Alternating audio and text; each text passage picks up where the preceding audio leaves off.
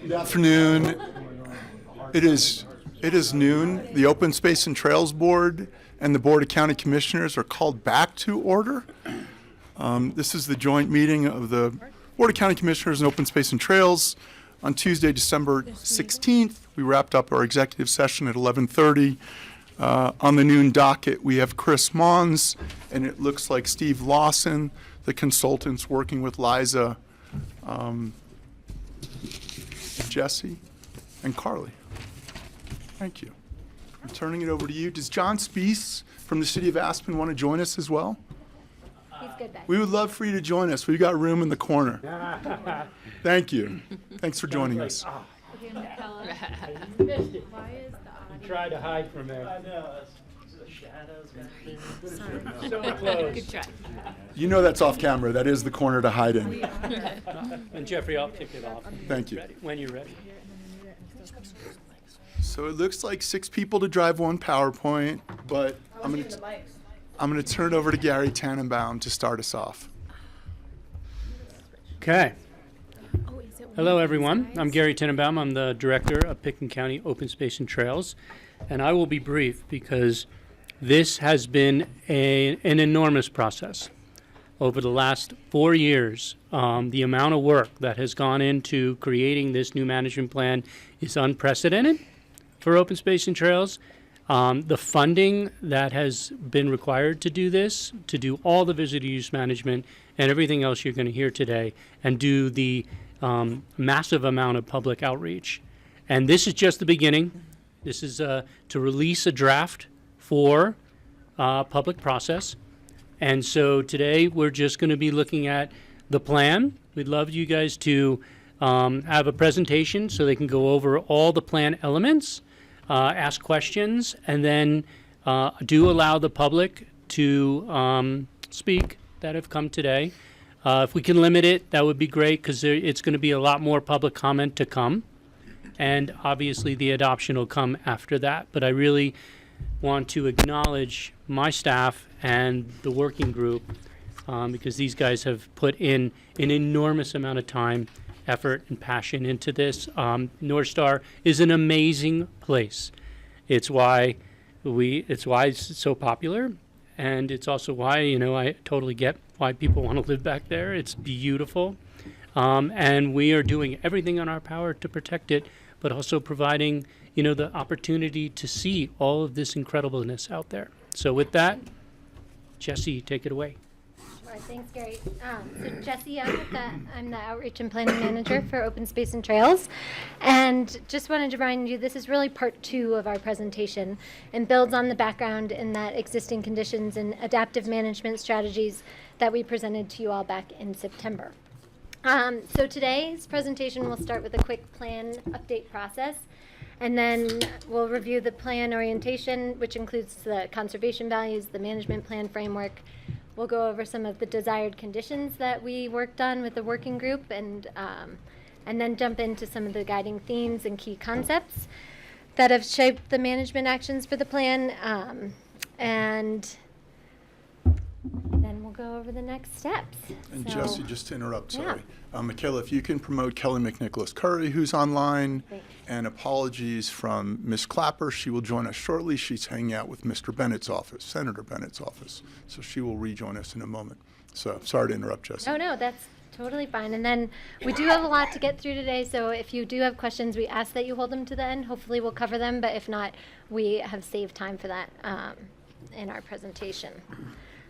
So jumping into the plan process and inputs, the upper right of this slide really shows all the inputs that have gone into this, this plan. And starting with the foundation of the laws and policies, a general reminder for you guys, I know we hit on this point often, but we don't control the wildwood put-in, which is on Forest Service lands and feeds a lot of the recreational river use. So we're somewhat constrained in what we have available as the levers to pull as far as management is concerned.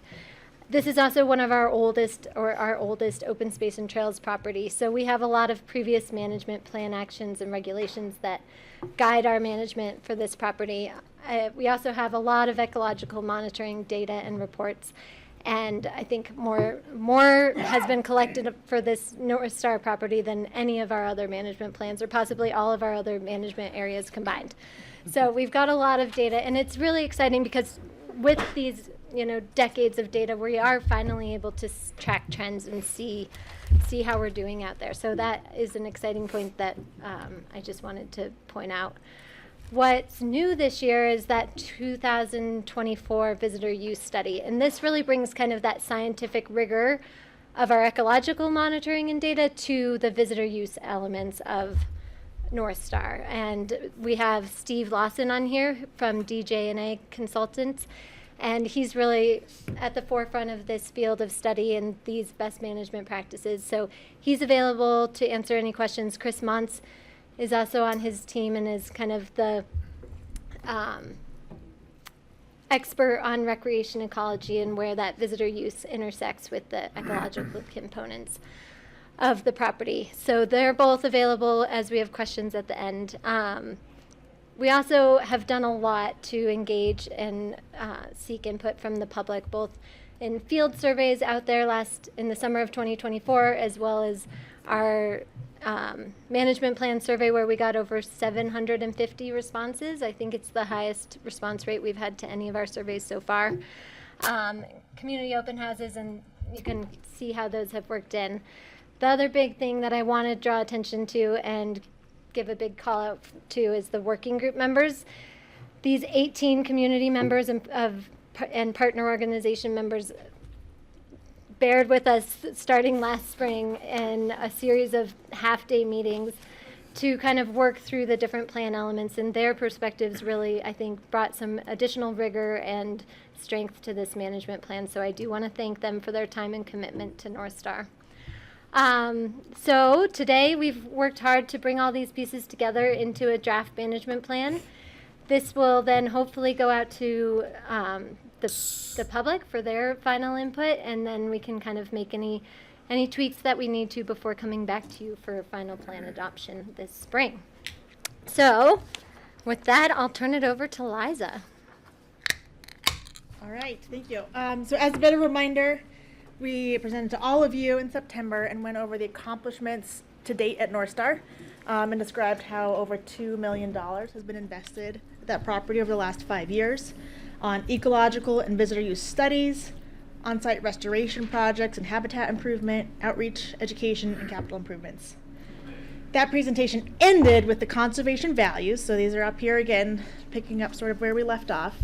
And these were informed by acquisition intent, history, experts, partners, and the community. So these conservation values, grouped into 5 key topic areas, serve as our guiding compass in the organizational framework for updating this plan to its current status, which involves a new framework for you all to see. So it refines and improves upon those previous plans, trying to focus more on clarity of how OST manages this property for nature, first and foremost. It's designed to provide long-term vision for the property and also improve the process for updates moving forward. So in 5 years, when we have to update this again, this plan and this framework should stay, and we'll just be able to go through this process and streamline that. So as I mentioned up top, the conservation values are the core of this plan. Those are the resources that define what makes North Star worth protecting. These values inform the desired conditions, the indicators and thresholds, and the goals, which collectively provide management direction of where we're headed here. Those are then translated into policies, regulations, and management actions. Those are 3 different strategies that define how we'll move towards those desired conditions. And this framework then also clarifies the adaptive management process that OST has sort of naturally done, but it's the process of monitoring conditions, implementing actions as needed, monitoring the effectiveness of those actions, and then course correcting in response to those results. That is an iterative process that can happen in between plan updates. But this framework also establishes a durable, transparent process for updating the management plan, as I mentioned. It provides the guidance and accountability into the future as the framework both for evaluating our success and then adjusting those management plans in the future.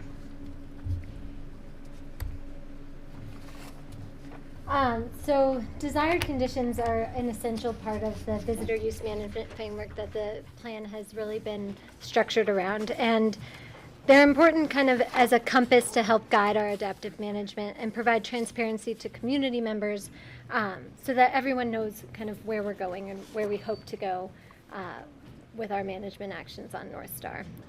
So I'll go ahead and just read the desired conditions for the overall property. Where are you, what report are you referring to? I'm trying to look at what you sent to us. So this would be on page, where's Carly? Would be in the management chapter? We jumped forward to the management chapter.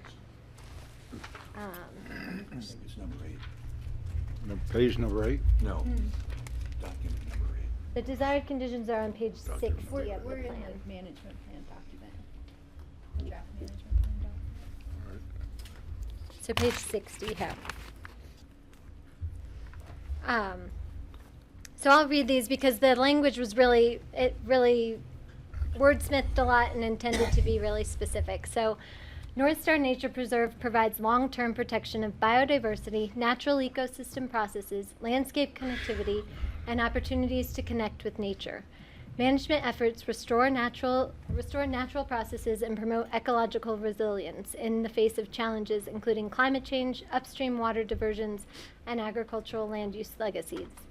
Habitat complexity exists across the property to benefit diverse wildlife species, as well as the continued provision of ecosystem services for the Roaring Fork watershed, including flood protection, hydrological function, wildfire fuel break, and air and water quality.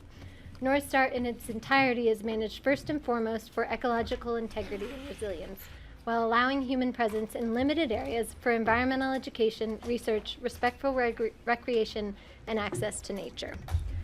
Back in 1989, under Tom's guidance, the property was originally divided into these zones, with the river establishing the boundary between really the wildlife zone, that protected wildlife sanctuary that goes up to Richmond Ridge area, and then the river zone and the limited use zones. So for the desired conditions and kind of the management It's impossible to follow. nuances within those areas, we have specific desired condition statements for each of these different zones. So for the wildlife zone, this zone is closed to public access. The area west of the main river channel, otherwise known as the wildlife zone, is managed for the benefit of native flora and fauna. Meadow, wetland, riparian forest, open water, and shrubland habitats are protected and enhanced to provide food, water, and shelter and support species richness and diversity for invertebrates, amphibians, mammals, and birds. Off-channel wetlands and water resources serve as best possible hydrological and ecological function given water availability and climatic conditions. So the uses that are allowed in this zone are limited to research that's approved through Open Space and Trails, maintenance and restoration activities for the ecological health, and very limited educational tours. I think 3 a year. Then we get to the river zone, which is really just that surface of water that passes through the preserve. So this dynamic river corridor supports floodplain connectivity and development of robust riparian communities to accommodate variability in flows. Beavers continue to inhabit the area, acting as ecosystem engineers to support ecological resilience. The river accommodates recreational use and river access, providing a peaceful, nature-based experience that is compatible with ecological values. River users arrive informed about the area's values and regulations through accessible pre-visit and on-site information. While on the river, users exhibit behaviors that reflect environmental awareness, community connection, and responsible recreation. The limited use zone is that area between the river and the highway. And so within this limited use zone, we prioritize wildlife habitat while accommodating low impact recreation in defined areas. That's pretty key here. Allowed low impact recreation refers to human powered activities that have minimal impacts on the natural environment and other users. Human presence is restricted to specific areas to minimize disturbance and maintain ecological integrity. Access points, parking, and trails are managed to promote safety and education, address congestion, and foster a sense of respect and stewardship among users. So that lists the visitor activities that are allowed within there, which is kind of parking and the essentials for maintaining safety. With that, I think I'll hand it off to Liza again. Or Carly, sorry. All right, so we wanted to take a moment to describe some of the key themes that we heard from public engagement and some of the research throughout this process. They inform the general management direction and support the desired conditions that Jesse just read. So I know there's been a little bit of confusion on where we are. So if you are in the plan, if you want to follow through or follow along, what I'm going to be covering are the initial points that are in section 4. Pages. What page number? Yeah. Page number. Do you have the page number? Jesse? 56. Page 56 on the plan. And this is in the AIS as well. So we all got the page numbers? So the first point we want to make sure is pulled through is that the ecological restoration and support for these natural processes will continue. So what we know is that the ecological benefits at North Star are greatest in areas like riparian corridors, wetlands, and biodiversity hotspots. So what we do through this plan is we continue to prioritize the rewilding efforts and resources in these efforts, and that all helps continue our natural process-based approach. Another key point is that to monitor the ecosystem at North Star, this plan relies on a diverse set of indicators to assess the ecosystem health. And this approach reflects both scientific best practices, the practical realities of being out there and managing this and stewarding this property, and an efficient resource use. So that's staff time, dollars. And the monitoring protocols that we have had over the years and that are included in this plan have been peer reviewed by Dr. Chris Mons, and he'll be on hand after this presentation to answer any questions you might have on our ecological indicators and monitoring protocols. Another key point is that this plan recognizes that when people experience wetlands, wildlife, and open spaces firsthand, we know that they develop a deeper appreciation for these open spaces. So a key component of this plan is that we will continue supporting programs for youth and adults, and also managed responsible recreation. So moving to recreational use, what we are trying to do through this plan is concentrate it spatially and temporally, really for the benefit of wildlife. So current river use through those zones that Jesse introduced really occurs on 5% of North Star's total area, and it occurs within a 3-month window. And as you can see on this slide, it also occurs during times of the day when the wildlife is least active, And those are time periods that are not critical to their seasonal or daily needs. And what we know from research is that predictable patterns of human use create benefits for wildlife through known timeframes and areas of reduced disturbance. So what this plan does is intentionally structures visitor use within these designated recreation locations. So the small footprint of where people can go during consistent timeframes, rather than the opposite, which would be dispersing it throughout the day, extending the use season, and this is really for the benefit of wildlife. So the critters know not to show up at 3 o'clock. Is that Yes. what you're saying? They learn that. They learn that, and it's also a time when it's not most critical for their daily needs. So, Wildlife are typically most active at dawn and dusk timeframes. Thank Yeah, there we go. Okay, so if we switch to the next point, though, here is that we know that by this concentration for wildlife benefits, it can lead to peaks in visitor use. So this is another thing we have to solve here. So what we see at North Star is that the biggest visitor use challenge, it's not everyday or total annual use. It's really these handful of peak days. So what we did through this process is identified a visitor crowding tolerance, and this was identified through field and online surveys and validated through working group and partner discussions. So this tolerance range was identified as 6 people per viewscape. So the photo up here shows what that might look like at any one time. And that was identified as an appropriate benchmark for identifying and for maintaining that high quality, quiet and nature-oriented experience. As far as the visitors are concerned. As far as the visitors are concerned. Not as far as the critters are concerned. Yes, and both Steve and Chris are both here on hand to answer questions following this presentation as to why that process was selected to establish the visitor use crowding threshold. So, like you said, for the river experience, this plan establishes this threshold. This is new in this plan. So what this plan is saying is that we are establishing a threshold of 6 people per viewscape for 95% or less of the day. So what does that mean? In basic speak, what we see in 2025 is river use was below this threshold on all but one day. So on this graphic here, you can see that on the day after the 4th of July, we exceeded that crowding related capacity for just over 30 minutes.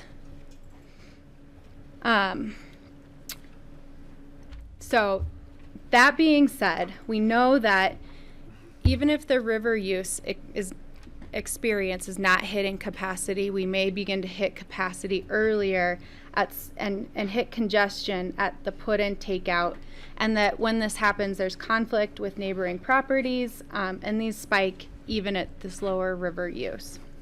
So what this plan does is focuses on monitoring crowding and parking relative to capacity and proactively implementing peak use protocols and response actions to specifically address the parking and put-in congestion. So what we hope that you're starting to see is that this plan establishes these indicators and thresholds for both ecological and visitor use conditions, and we've outlined clear response actions that we can take when these thresholds are exceeded. And these safeguards that this plan proposes ensures that North Star's management continues to advance the desired future conditions that Jesse mentioned earlier. So we're going to switch gears a little bit and walk you through the management actions section. So if you want to follow along, we'll be in the management action tables in the plan. But what we've tried to do, knowing that those tables are really, really dense, we've tried to take you out of those tables and present to you some real concerns, and show you how we'll address those key topics using some examples. So Liza's going to start us off with our first one. Okay, thanks for that background. And this is where the rubber hits the road. So This next section, we will walk you through what we're actually doing out there, how we're going to achieve all this. We believe, and we know the community also believes, that the natural ecosystem is the most important part of North Star. So how does this plan address the natural ecosystem? We have a large number of management goals defined in the plan that are related to the natural ecosystem. Those direct us as managers to prioritize work that supports those goals. Together, those are all listed out in the plan in a detailed table, like Carly mentioned, and that provides direction and a resource for us or future us to rely on. Again, we're summarizing it here for your benefit. So together, those goals basically try to address protecting overall biodiversity, supporting ecosystem services, sustaining a healthy and resilient river corridor, as well as off-channel wetlands and riparian areas. We're trying to maintain floodplain connectivity, good water quality, sufficient water quantity, as well as controlling invasive species and supporting native habitat types. Notable regulations and policies are in place as guardrails to address human activity in the preserve and act as that backstop to ensure natural resource protection is achieved first and foremost. These regulations protect nature through strict rules, enforceable rules like no dogs, no beaching, no loud music, no leaving the trail. And then we have policies that guide decision making when it comes to visitor use management related to limited access areas. For example, what do we do if a tree falls in the river? That's not an enforceable regulation, but there's a policy that then helps us and clearly communicates to you all and the public how we will respond in those situations. What we will do as beaver dams get built up, blow out, etc. And what we'll do in the face of rising stream temperatures or low flows and implementing closures. Now, how will we actually take action to achieve progress towards all those goals? We likewise have numerous actions explicitly laid out in that plan, but I'll cover a few ones here. Maintaining and improving North Star's diverse habitat is probably the most critical element to managing this property and ensuring that the ecosystem thrives. And to achieve this, we focus on the foundation. I think of that as the native plant communities and the hydrology. That is the basis of North Star upon which everything else is built. So actions like planting woody species, reseeding bare ground, and controlling noxious weeds protect and enhance those native plant communities. We do use a weed monitoring protocol to map and track the extent of weed infestations. That is an example of one indicator that we use to make sure we're on the right track. If that threshold is crossed, and then we see a significant expansion of a noxious weed, as we actually saw this year with the yellow toadflax, that triggers a response. That threshold is crossed, then we have then identified actions in this plan to take in response to those thresholds being crossed. So that's the indicator, threshold, and response structure to how we want to see this plan operate. So in the case of yellow toadflax, we respond and manage adaptively by changing our efforts, increasing the effort at North Star during midsummer when that particular species is out to control the weeds, and simultaneously exploring integrated tactics like working with the Palisade State Insectary on getting a biocontrol as another multi-pronged approach to control that noxious weed. We only know how to respond that way because we did the monitoring. So that's sort of the circular process here. We also include actions that help us keep our finger on the pulse of the hydrologic system, the other element of the foundational element I mentioned. And so this involves monitoring beavers, macroinvertebrates, water quality, groundwater levels, channel form, and stream flow. Indicators are set for each of those. So if we, for example, see that the channel has stopped migrating and meandering across the floodplain, we might embark on an evaluation of the channel incision and identify causes for that and possible interventions we can take to maintain floodplain connectivity. Again, monitoring is the key to knowing what changes are occurring at North Star. So this plan also identifies intervals at which we're going to conduct that monitoring for these different indicators, and that's included in an indicator table within the plan. And those intervals are based on recommendations from external consultants based on their realm of expertise. We're also committed to monitoring impacts from visitors. And we're doing that through the spatial extent of all recreation use, both winter and summer. You can see a little recreational footprint. And so we've established that as an indicator in this plan and the threshold that we don't want to see that footprint expand beyond like the minimum required area to provide that experience. And so if we surpass those thresholds, we've also identified and listed out some of those potential response options, including peak use practices, which you'll hear more about a little bit later, voluntary or temporary closures, as well as rehabilitation projects, like in the case of a social trail. And last but certainly not least, this plan also supports just the straight up investment of on the ground projects that rewild this special place and support natural processes, again, in the face of challenges like climate change. Okay, on to the next topic. How does this plan address wildlife? It's worth calling out beyond just the natural ecosystem because it ranks so high with the community and for conservation overall. So the goals listed here remind us all what we're working towards in our management of this area. We want effective habitat for diverse wildlife. We want to ensure the landscape is permeable, offering a migratory corridor and connecting valuable habitat on both sides of North Star.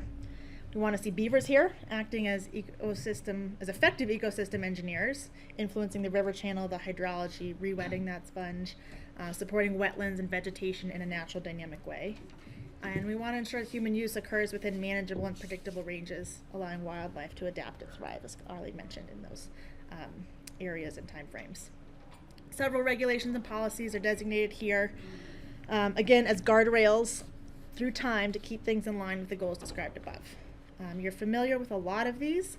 This plan does introduce a policy on wildlife closures that enables us, at least within our jurisdiction, to coordinate with CPW and implement closures in certain cases like elk calving near river, heron nesting, or aggressive moose behavior to protect both people and sensitive wildlife species. Beyond those regulations and policies, there's much more we can do to protect and support local wildlife here. We, as mentioned, have a robust monitoring program that was presented to you all back in September and reviewed by Chris Mons's professional review. And this plan continues all of that monitoring, plus some. And importantly, one of the big recommendations from Chris Mons is that it clarifies what is being tracked, how often, with what methods, and what are the thresholds of acceptable change to increase that transparency and the continuity in our monitoring program. For example, with our indicator species monitoring, if we were to see a significant decline in trends of the song sparrow detections coming out in our next monitoring report, that's a threshold that's crossed. We have the response options listed out in the plan. We would launch an investigation into the riparian shrublands. That is the habitat type for which the song sparrow is an indicator. So when we see a change in that indicator representing the riparian shrublands, we would then look at the riparian shrublands and see what can we do to support that habitat to improve its quality. And it may be, like we've talked about in red-ridden blackbird declines, the best we can do is create good habitat. What happens when these animals move on and off North Star is out of our control. So that's why we sort of focus on the habitat so much. Many of the wildlife actions are carried through from previous plans. One of the new ones I want to highlight is the protection of wildlife movement through the land use referral review process. And so this gives OST a chance to work with the Community Development Department on reviewing redevelopment and construction in the North Star area to ensure any of those impacts to the elk migratory corridor are minimized as much as possible. So is the fencing appropriate? Can we recommend or suggest construction during certain times of year is avoided, things like that. So it gives us a little bit more control, or at least input on what happens outside of North Star in that really important elk migratory corridor. We'll also continue the habitat improvement projects to develop healthy forage, cover, and breeding grounds. This includes vegetation projects to meet the diverse needs of diverse species at diverse times of year. Ecology is complicated. But this plan adds thresholds that relate to those various indicators as I mentioned. And so, beavers need resprouting willows, and songbirds need mature willows and thick brush. Raptors need tall perch and nest trees. So if we see through our vegetation report that we're missing one of those elements, we can step in and take action to change that. I think another example is like if we see species diversity declining overall, or a riparian assessment that we do identifies that age class diversity, we can take those actions like planting new plants, protecting trees that might be overbrowsed or being taken down by prolific beaver activity, and seek to reestablish that effective habitat. So I think those are some of the key examples. And you can start to see how it really depends on monitoring, implementing projects, monitoring again, and adapting when we're working in the very dynamic world of ecology. That also translates to the very dynamic world of humans. And so I'm going to pass it on to shift in that direction. Yeah. Thank you. So as Liza said, we kind of get into where the humans enter the picture here. And I think a lot comes down to that education and respectful user behavior. This has been something that we have really focused on since 2015, and significant management efforts have been developed to cultivate appropriate behaviors for a nature preserve, in an effort to both ensure a high quality user experience that we heard from the public, like they're looking for that kind of tranquil nature experience, and we want to protect that and provide that, as well as protecting the area's ecological resources. So humans, I think, can habituate to, animals can habituate to human presence as long as we're respectful of their needs, and, keeping in mind some of those regulations that are in place, like no loud music, no glass, no dogs, no off-trail access. When we're all kind of consistent and they can expect us on the river corridor in these specific designated access corridors, the animals can adapt. So those are key regulations. The goals that we have in place are kind of maintaining that seamless system of regulations, as well as serving as a living classroom and fostering and facilitating scientific research, community connection, and environmental education. So those are really important to this plan. We have updated a couple of policies that relate to this overall objective. One of those is the voluntary river use group size limits. So we've had mandatory river use size limits in place since 2015 for our commercial operators. It's a limit of 6. We are seeking to kind of spread the word amongst the public to self-limit your own river group size in an effort to kind of perpetuate that nature ethic. And that's similar to some of the regulations that the Forest Service has, maybe a different group size, but people can kind of self-regulate. Commercial use I will get into at the end of this presentation, but that's another way that we kind of look to educate people and ensure that that behavior is in line with the nature preserve. So as I mentioned, kind of providing that naturalist presence, working with ACEs at our access points to educate people about what they're about to enter and how to treat it is a really key thing. Supporting educational programming and volunteer opportunities. Developing education initiatives on wildlife behavior, respectful river use, and ecological sensitivities is key to this plan. And then doing some of that through signage and guiding respectful behavior is important. And that gives our rangers kind of the teeth they need to enforce when needed. And then our indicators and thresholds are really established to ensure that there's compliance with our regulations and that we're committed to tracking to make sure we're kind of trending in the right direction in those regard. I think that's all for that piece. All right, so we'll move into crowding, congestion, and peak use. And so the first thing to cover here is that there are 3 goals in this plan that relate to this topic.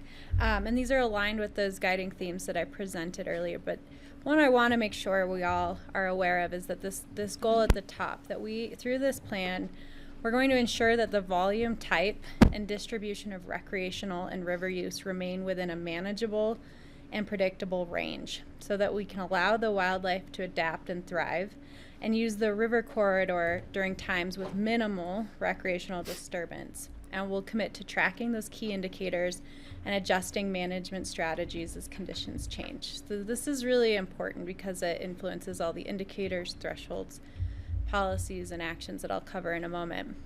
Another one is that we want to maintain limited but functional and safe access points, parking and trails, while minimizing those ecological impacts, reducing congestion, and promoting respectful use. So Jesse covered the seamless system of enforceable rules, but that applies here as well. Things we commit to monitoring are listed under that indicator tab. So what we have committed to in this plan is monitoring that PPV, that people per viewscape on the river, and we commit to doing that every 5 years. In addition, so that's a new one. And in addition, we'll look at the vehicles at one time. So that's another new indicator. So that's VAOT. And what that tells us is how many cars are parked in each of the lots and what percentage of the time are we exceeding the built capacity of those lots. And our threshold, so if you track to the other side, is that we want to be at or below parking capacity.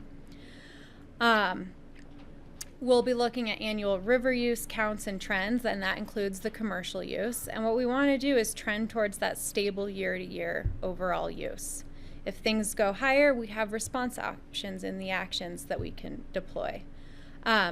We want to make sure that our peak use hours are remaining consistent. If we start to see them expand, if the whole day becomes a peak use hour, that's a problem. And we have response options here in this plan. So our threshold, right, is that we want to maintain the daily duration of the peak use. And then the perceptions of our visitors are really important. So this past year, 2025, and in 2020, we surveyed visitors to understand their perceptions of crowding and safety. And we heard this 2025 survey and in 2020 that the experience on the river generally relatively not crowded. It's the congestion at the parking and put-ins that we hear about, right? So our goal is that continues. We want to make sure that when we survey people, they're still saying, I don't feel crowded on the river. So these are things we'll be looking at, and we have now named thresholds in this plan. So what will we do when those thresholds are exceeded, right, is we have regulations, so we can now ticket. We have been able to ticket, but we'll continue to ticket when parking exceeds the designated lots. Loading and unloading must occur in designated zones. And then we have a couple policies that I want to point out. Jesse covered the voluntary group size limits. That's important here. But we have this peak use policy. So this peak use policy was modeled after Vail Ski Resort's Manage To policy, right? We all know that there's peak moments in a lot of recreation opportunities. So what can we do to manage that peak use on those days specifically that maybe doesn't apply to the entire season? So some of the things that we can do when we anticipate, based on weather, is it going to be sunny? Are the flows high or not too low so you're scraping the bottom? What day of the week is it? Is it the 5th of July? We have some mitigation strategies that we can deploy to alleviate pressure. So we can install signage at Southgate saying park here, Wildwood's full. That's an easy one. We can better utilize some established communication platforms to let people know, like, this is going to be a busy day, reconsider the way you get here and notify visitors of anticipated crowds. And a new idea that we have here is that we can enlist additional staff to manage the crowds, right? In past years, we've left it to our rangers, but their capacity is stretched thin on these peak use days. Can we tap other county employees? Can we tap you all to go to Wildwood? Can we tap you to go to the takeout and help, like we see on peak use days at Aspen Ski Area? So we're trying to think creatively here about how to manage crowds. And then if needed, right, if the thresholds hit a point where it's warranted, there are additional measures that we can deploy to safeguard the natural systems. So that's a really important point or policy that this plan brings forth, is this peak use policy. Some of the actions I want to make sure you're all aware of is that we'll continue to concentrate use, and we'll monitor that through those monitoring protocols that we have. And like I said, if we see the peak use hours of the day increase, right, like if that 2-hour time frame grows, or the full day grows, we have the ability in our plan to recommend that river use occur between 10 a.m. and 6 p.m. so that we don't get into those active wildlife periods. We have ranger enforcement actions in this plan, so that can ensure that our OST rangers, the City of Aspen rangers, our forest protection officers are adequately staffed. This plan gives them direction. Adequately staff on these days and prioritize peak patrols on peak days, so those Saturdays, Sundays, and holidays. And then we also are addressing the limited parking and encouraging alternative modes of transportation. So looking at docked and dockless bike fleets at North Star. Would shared wagons help? We could deploy temporary safety closures so that if things become unsafe, our rangers have the ability to shut down the parking area. We could look at parking duration limits and paid parking. And so some of these parking ones I want to move on to Wildwood because there's a kink here, right? We don't own Wildwood at this time. So this plan accommodates scenarios both where we don't own Wildwood and also a world where we may own Wildwood. So the two goals that I mentioned still relate to Wildwood. The indicators and thresholds here are very similar to what I just described. It's really this next page here that starts to differentiate the actions we'll take at Wildwood.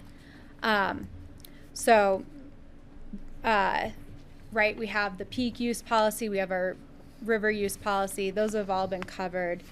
But we have these specific actions that start to differ at Wildwood. So the first, right, is that we'll continue to fund the U.S. Forest Service protection officers so that we can help manage the parking and access at Wildwood and encourage user behavior shifts. So that's not an insignificant line item in our annual budgets. That's proposed to be continued. We'll pursue the land exchange to transfer Wildwood to Pitkin County.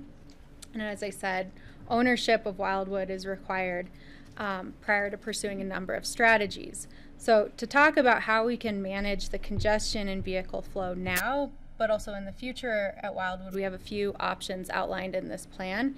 And I'll talk about them in order that require the least amount of change. So basically, we own it, or we don't own it to we own it. So we could explore a vehicle turnaround within the vehicle staging spaces at Wildwood. That's something we could look at with the Forest Service, basically changing the parking to staging only. That's allowed in this plan. We can coordinate with the Forest Service to close Wildwood to public parking on peak use days, so just no public parking on Saturdays, Sundays, or the 5th of July. That's a possibility in this plan. But what we want to make sure is we're monitoring impacts. Like, if we do this, do we see downstream congestion somewhere else? So this adaptive management approach plays in here. We could consider paid parking at Wildwood. That would require likely ownership of the Wildwood put in. That's probably not something that the Forest Service would be able to do. And then last but not least, we could look at a timed entry or a permit system for public use. This most certainly would require ownership of Wildwood. And at this time, it's not warranted, right? We're not seeing those thresholds being exceeded. And it didn't really receive broad community support, but it's included in this plan in case those relevant thresholds are exceeded in the future. So Jesse will tie it all up with how our plan addresses commercial use.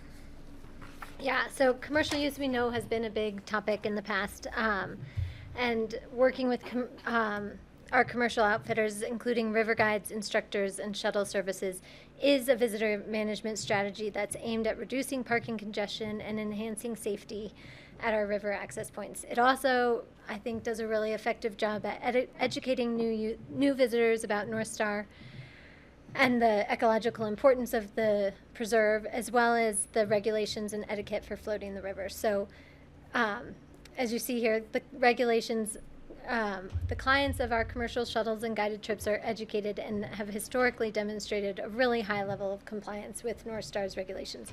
It's rare to never that we see those groups getting our ticketed, getting our Ranger tickets. So I think that there's evidence that this has been a really strong way to ensure positive interactions at North Star. We do, back in 2023, we limited, or I guess stepping back a minute, we did make some changes in this commercial use policy in this plan update that I want to call out specifically. Some of these were kind of started in 2023 as a test, and we're carrying those forward. I think limiting the amount of permits to 5 commercial use permits for river outfitting and shuttles has proven really helpful from a management perspective. We can really develop good relationships with those operators, and they can understand our needs, and we can understand what they need so that we can really effectively manage those access points. We're proposing in here for the river access permits and that we would allocate those 5 permits through a request for application process. So we're proposing here that it would be carried out every 3 seasons. So the request for application process would take place. We would choose those 5 operators based on the scoring criteria outlined here, and then those permits would be good for three seasons, and then they would need to be renewed. And this gives us, the annual renewal allows us to make any required permit changes so we can adapt throughout that permit period, but keeping those same operators in place. So some of the scoring criteria that we would look at when choosing these outfitters is compliance with regulations and permit terms, and positive interactions with staff and other people around the preserve. Excuse me. Their operating plan, which includes kind of their ecological or environmental awareness and any initiatives they have to minimize their impact on our climate. Knowledge of and commitment to advancing the management goals and desired conditions for North Star. So if they have creative strategies that we haven't thought of that they want to propose to help us achieve our goals out there, we're open to those, and that would weigh heavily in their scoring, as well as completion of annual training, which has taken place since 2015 with our rangers and the Roaring Fork Conservancy. So those are some of the scoring criteria that we would look to when we're kind of choosing these 5 operators. We're also kind of looking, and it says it in the plan, I didn't put it up here, for a diversity of offerings. So we want the shuttle operators because they are the ones mitigating those vehicle trips, but we also look for kind of unique or guided experiences, that instructional offerings, so that people have can get on the preserve in ways that we are compatible with our management goals. So that is the basics of our updates to this commercial use policy. And as far as actions are considered,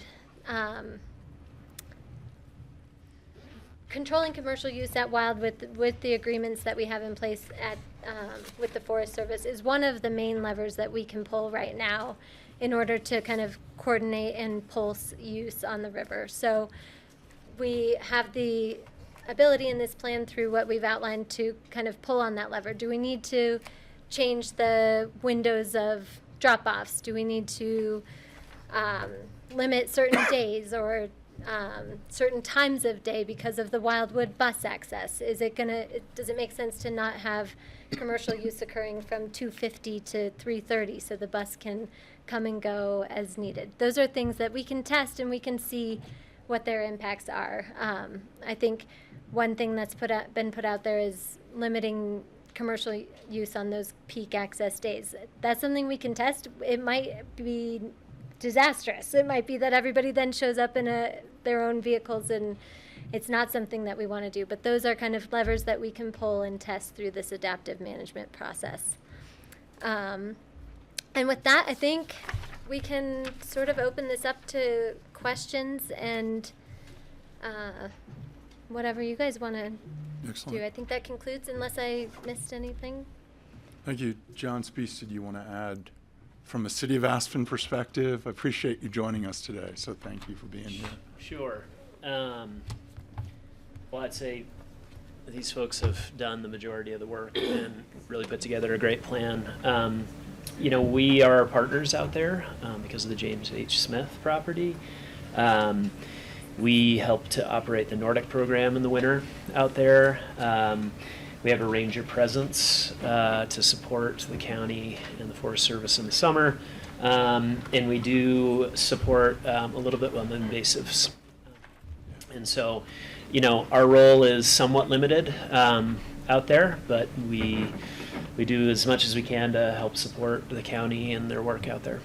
So, yeah. Thanks for joining us. Good to see you. Yeah. Dr. Mons or Mr. Lawson, any additions, anything we didn't miss from an ecological value standpoint? Sorry, the best we got are cheap mics from Radio Shack. I think these two are on hand to answer case. any questions as they come up. Excellent. So at this point, we're going to turn to board comments. Michael, and then Patty, and then Greg. Just one quick acknowledgement and then two interrelated questions. Acknowledgement is that none of this would be happening if it weren't for Joe Edwards. He made the initial purchase happen. He was on the Board of County Commissioners at the time. It was his baby.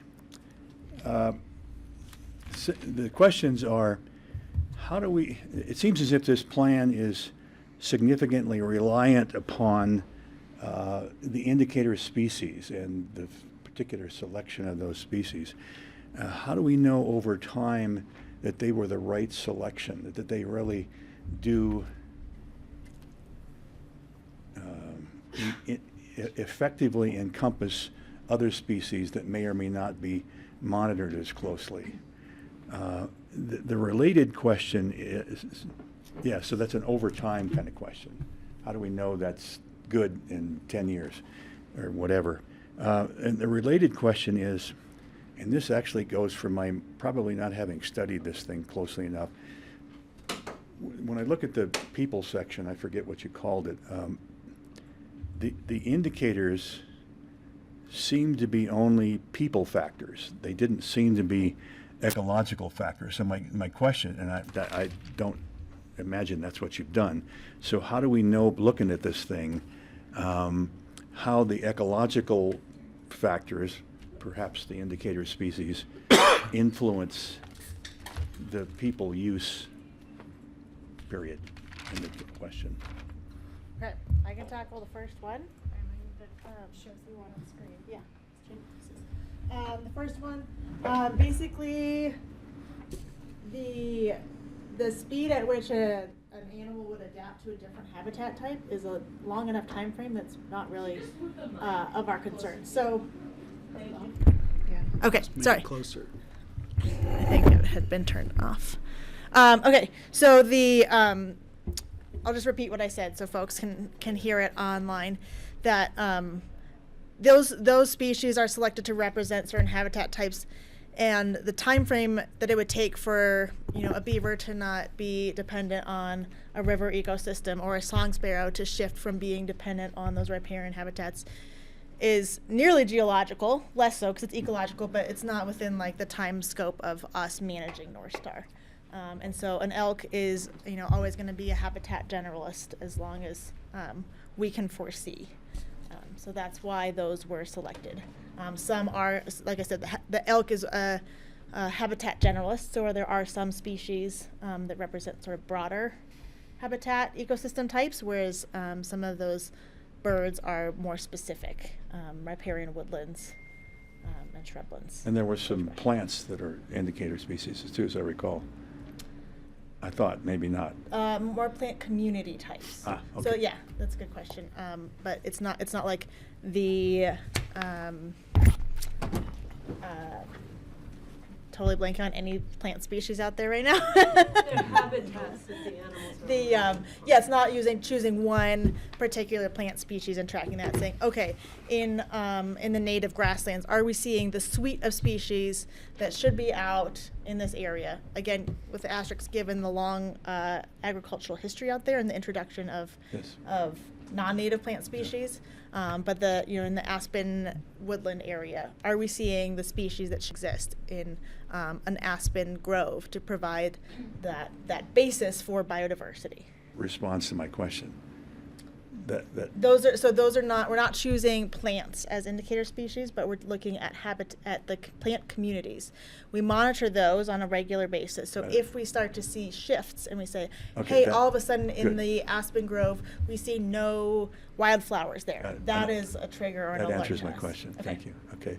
And then the other one. Second yeah, question. Yeah.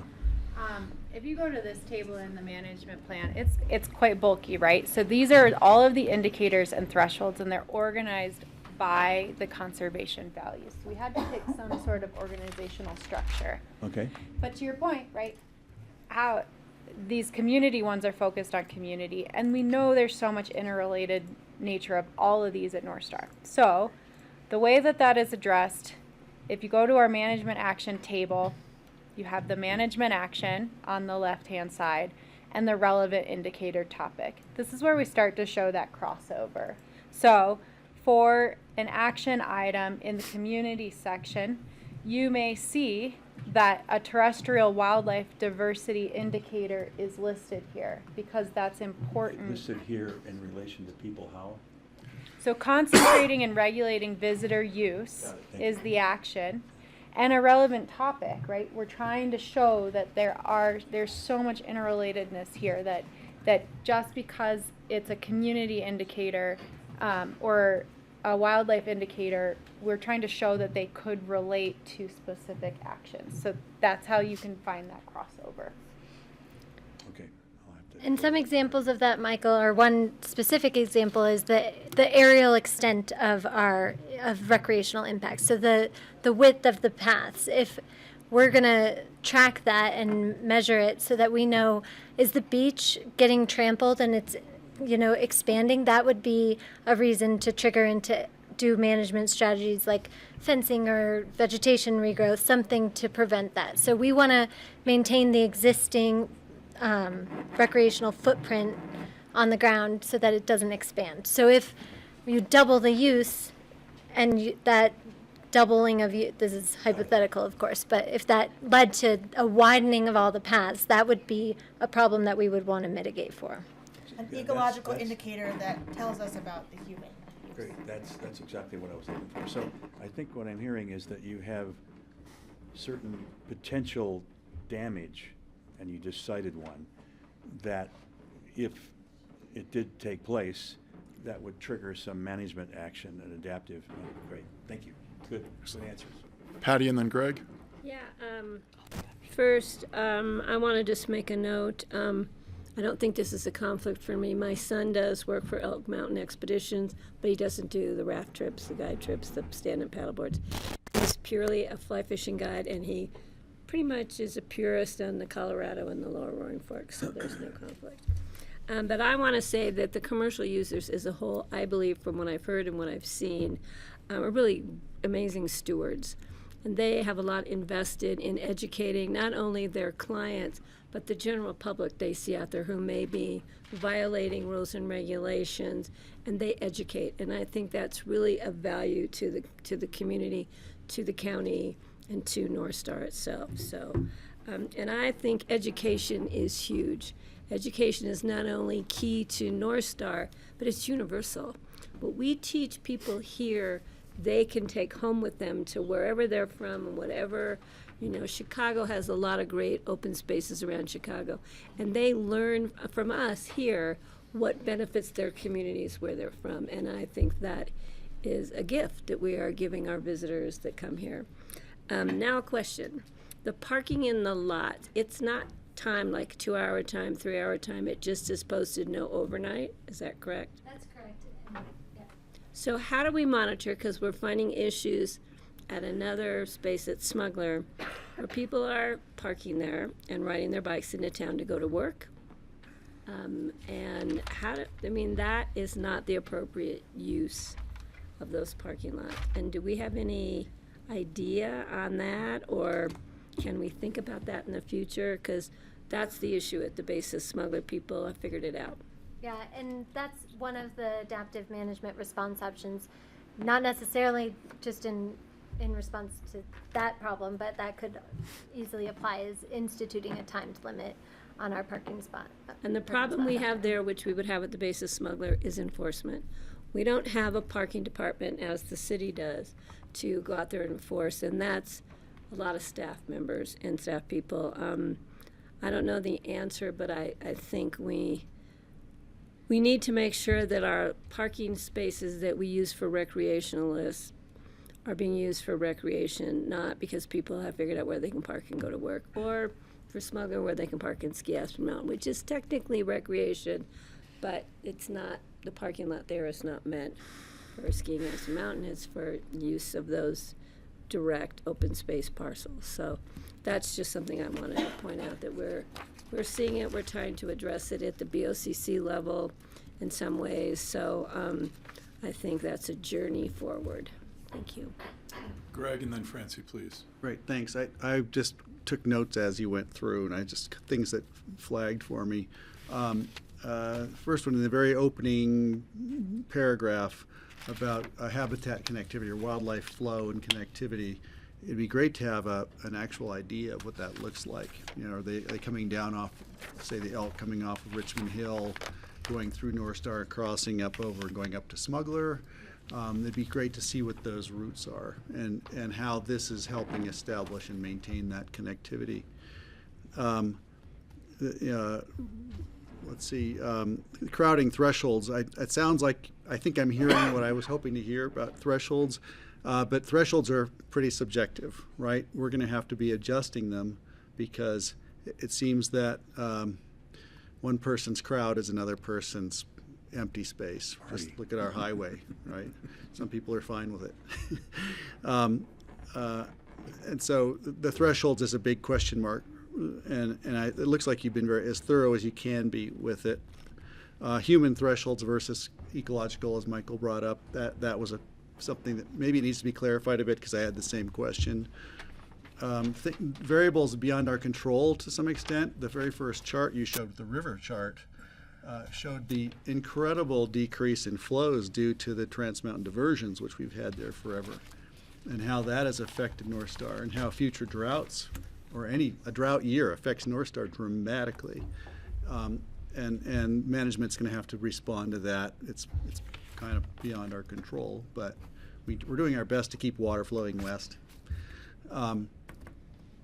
Regarding intelligent trail placement, as well as the trails that are existing might not be in the ideal spots, so I could imagine having to adjust things.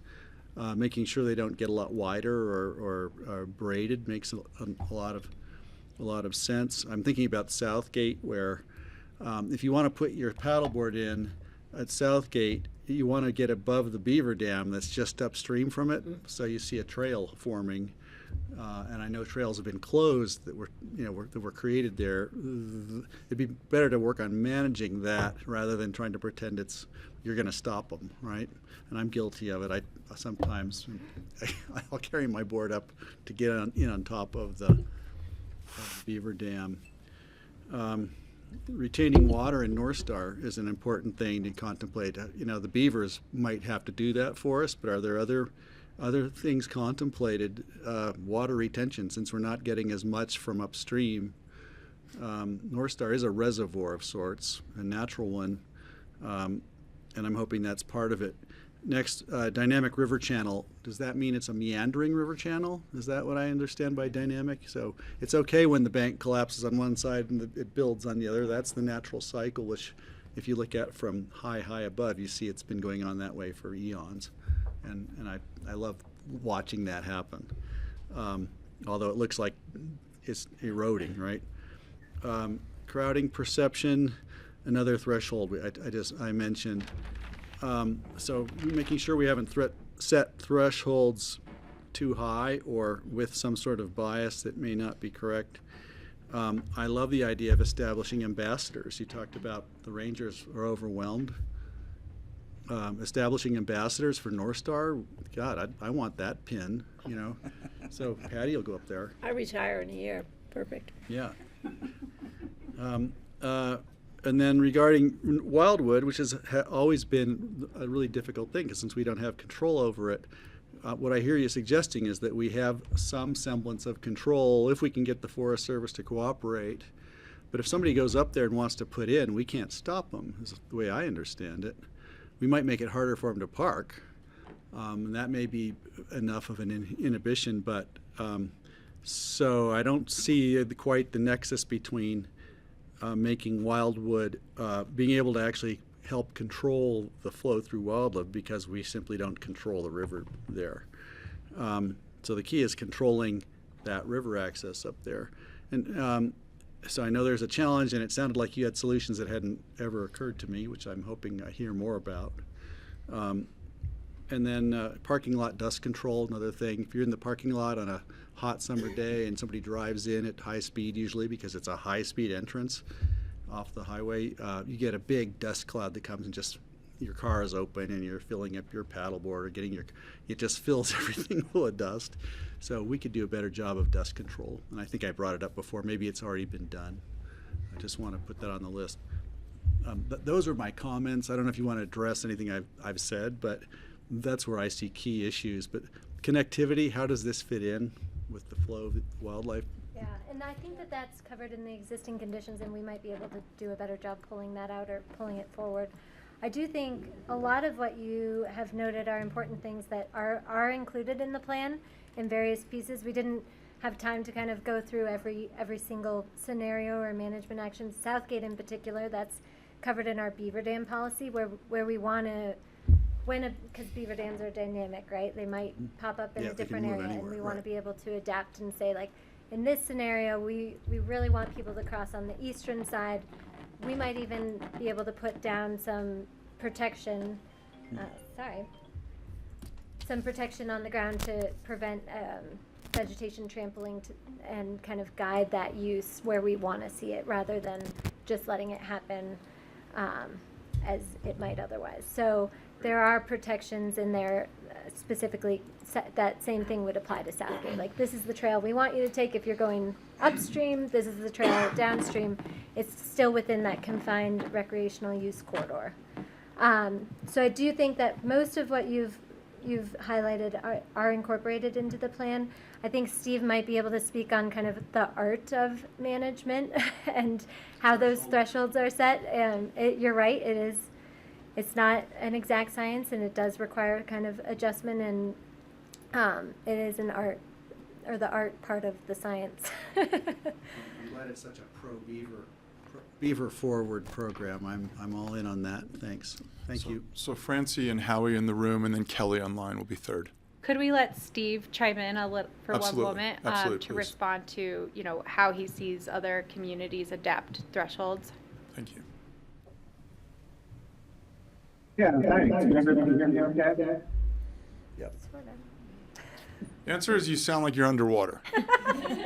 Okay, well, the good news is, my audio is not better.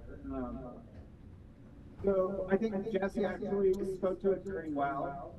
Thresholds ultimately are a Not working. Hey, Steve, can you hold on 1 second? We're going to adjust some controls in our big audio room here. Can you have him keep talking, though? Sorry, but we need a test. And who is Steve? Steve is our consultant from With DJA. DJA, and so he's the visitor use management expert on our team. Hot mics. No, I just think this is what's making Our bad mic. naughty. You need to keep talking so they can do the adjustment. So you can just talk and she'll try to adjust. So, Forest forward 7 years ago today. Can you hear me okay? Oh, that's It's better. much better. Is that better? Great, okay. Yeah, so, again, I think Jesse really spoke the point well. I don't have a whole lot to add to that.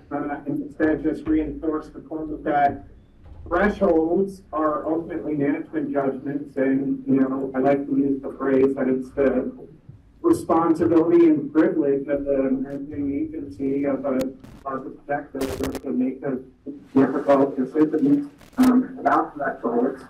And that is important thresholds, that those judgments are informed by management guidance, law, policy, engagement, data, and professional expertise. And in this case, every one of those boxes has been checked through the process to really think about what those thresholds might be. So I'll leave it at that for now. I'm happy to speak more to it as the conversation goes on.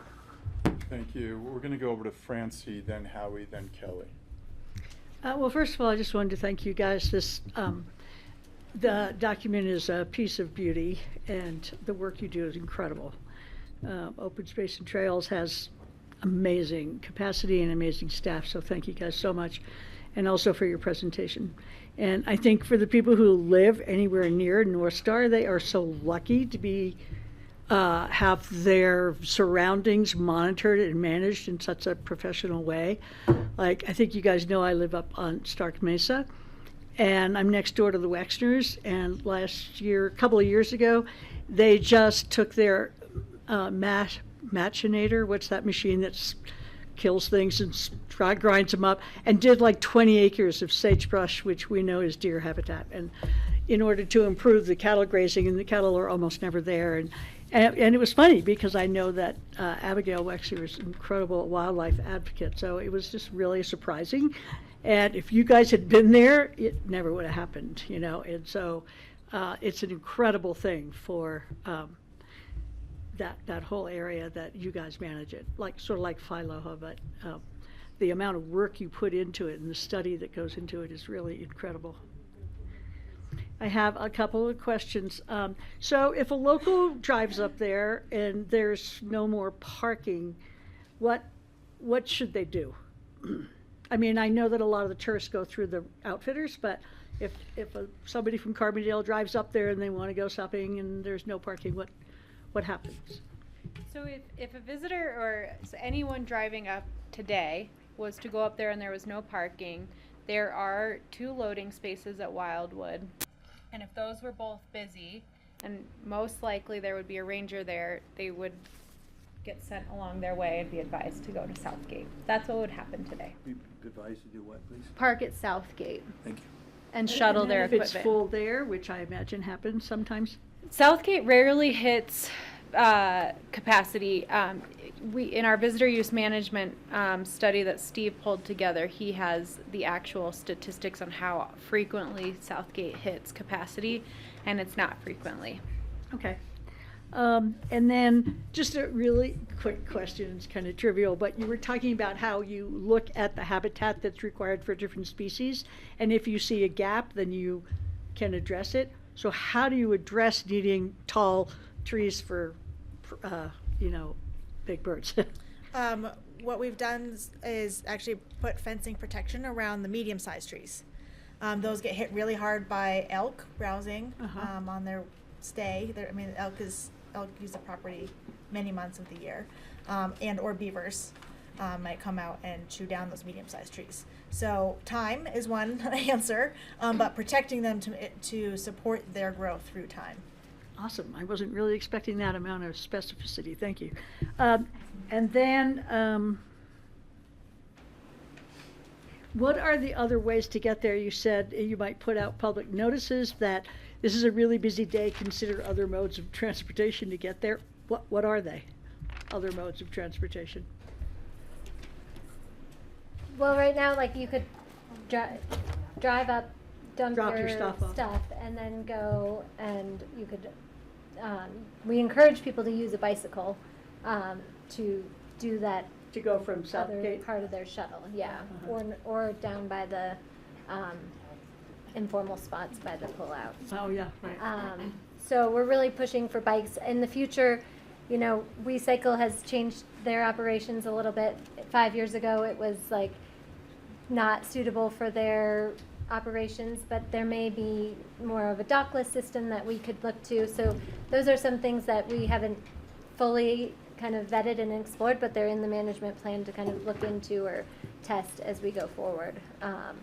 And so that, I think, has potential to help alleviate some of those vehicle trips. I see. Okay, great. Thank you.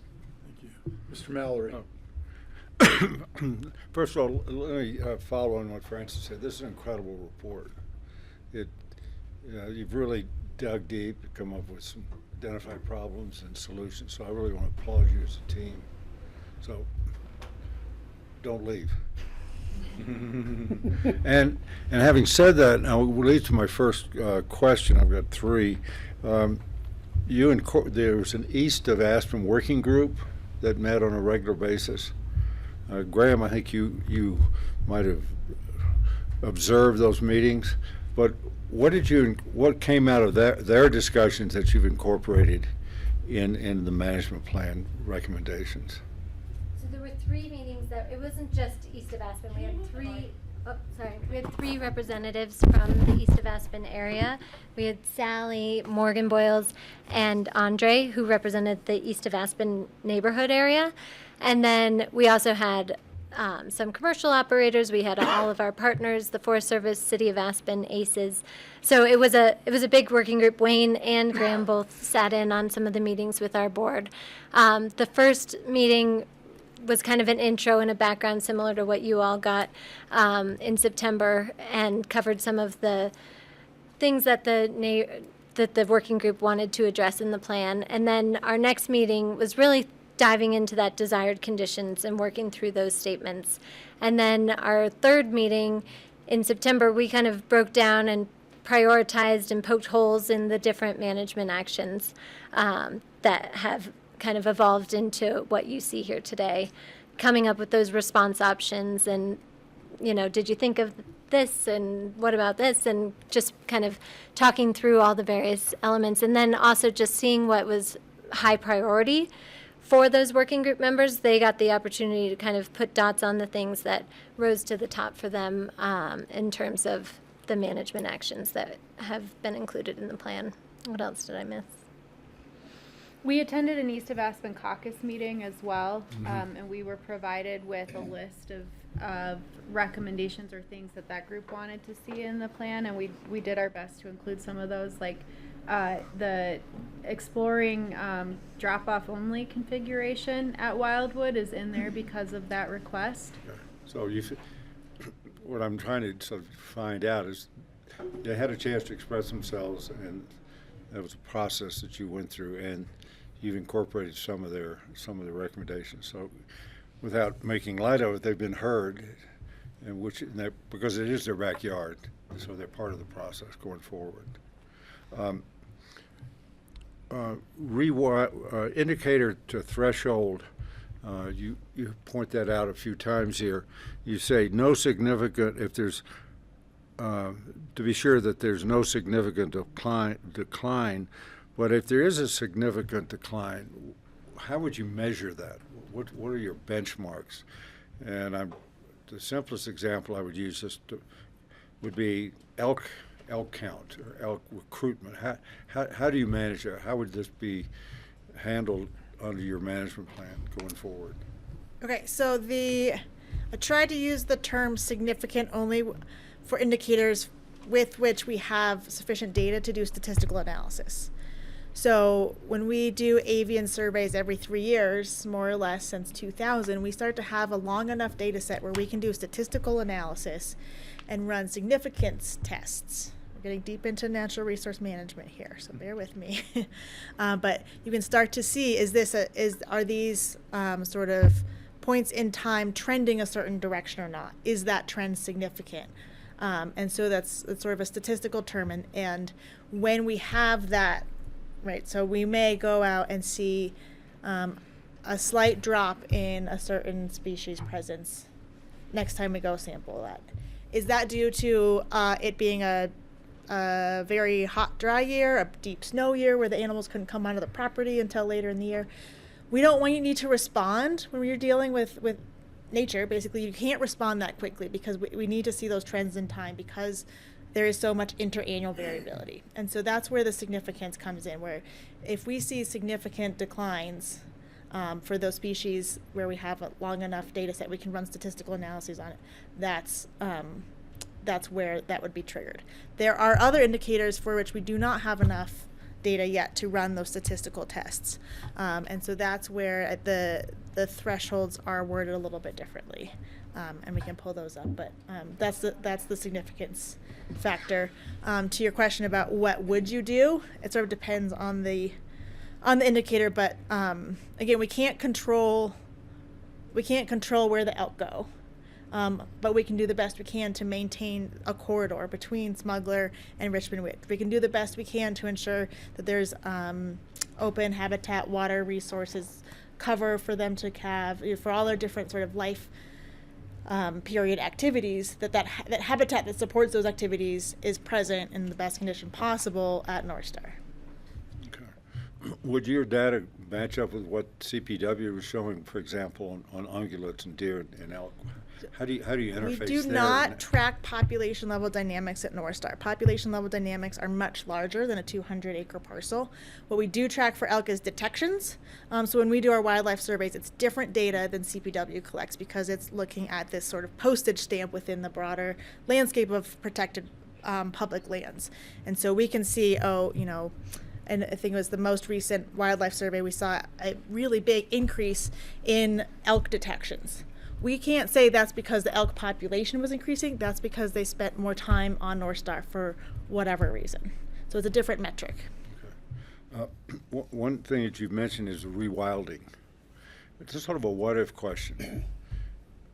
What would happen to the river if you? Well, let me rephrase this. How did the beaver fit within the rewilding of the river itself? In other words, do the beaver really want to build dams up and down the river? Are you planning to let them just build dams wherever they want to build and as many as they want? How would that impact the river use? It's been another major factor in this study. Yeah, so the beavers do impact river use. They also impact the ecosystem. This plan is trying to be very clear that we want beavers out there. They are really effective ecosystem engineers. They will have their way and build their dams where they want to. We cannot control that. And ask any farmer or rancher who has dealt with beavers. Like they will have their way, and so we can't control up and down the river where they build their dams. They do build upstream. What happens to those dams on private property, we cannot control either. But we do want to protect them as much as possible within our jurisdiction. That's where we have the beaver dam policy that is, very clear, like people shall not dismantle dams. We are monitoring to make sure that doesn't happen. Spring flows those peak flows often degrade or completely blow out some of those dams. And that's a natural process that happens up at the Maroon Bells, wherever beavers are. That's part of their annual cycle. So they're there, we want them there. That increases the hydrologic function, and like I mentioned, the rewetting of the sponge. So they're there. And would that be an example of letting the beavers rewild? yes. Okay.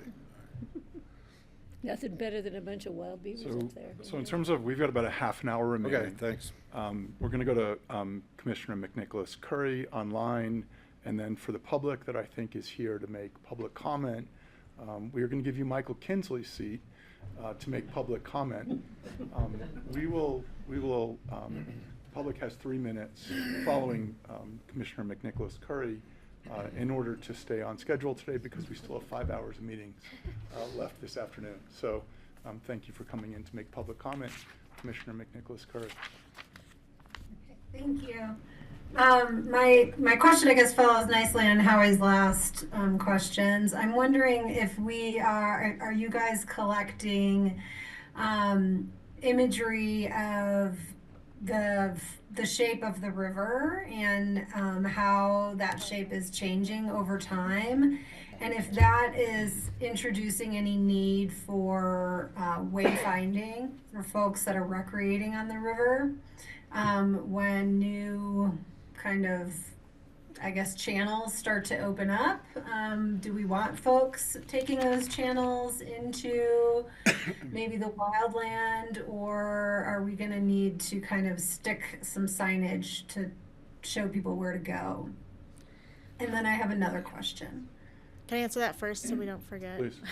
Yeah. Okay, please. thanks. So we're showing the screen here of how we have in the past tracked how that dynamic channel migrates over time. And it is worth pointing out, like people float and they see erosion happening on the banks. That is a good natural process. That sediment goes into the water, gets deposited downstream and creates those point bars where willows then land and establish and vegetation and sort of increase that riparian habitat. So this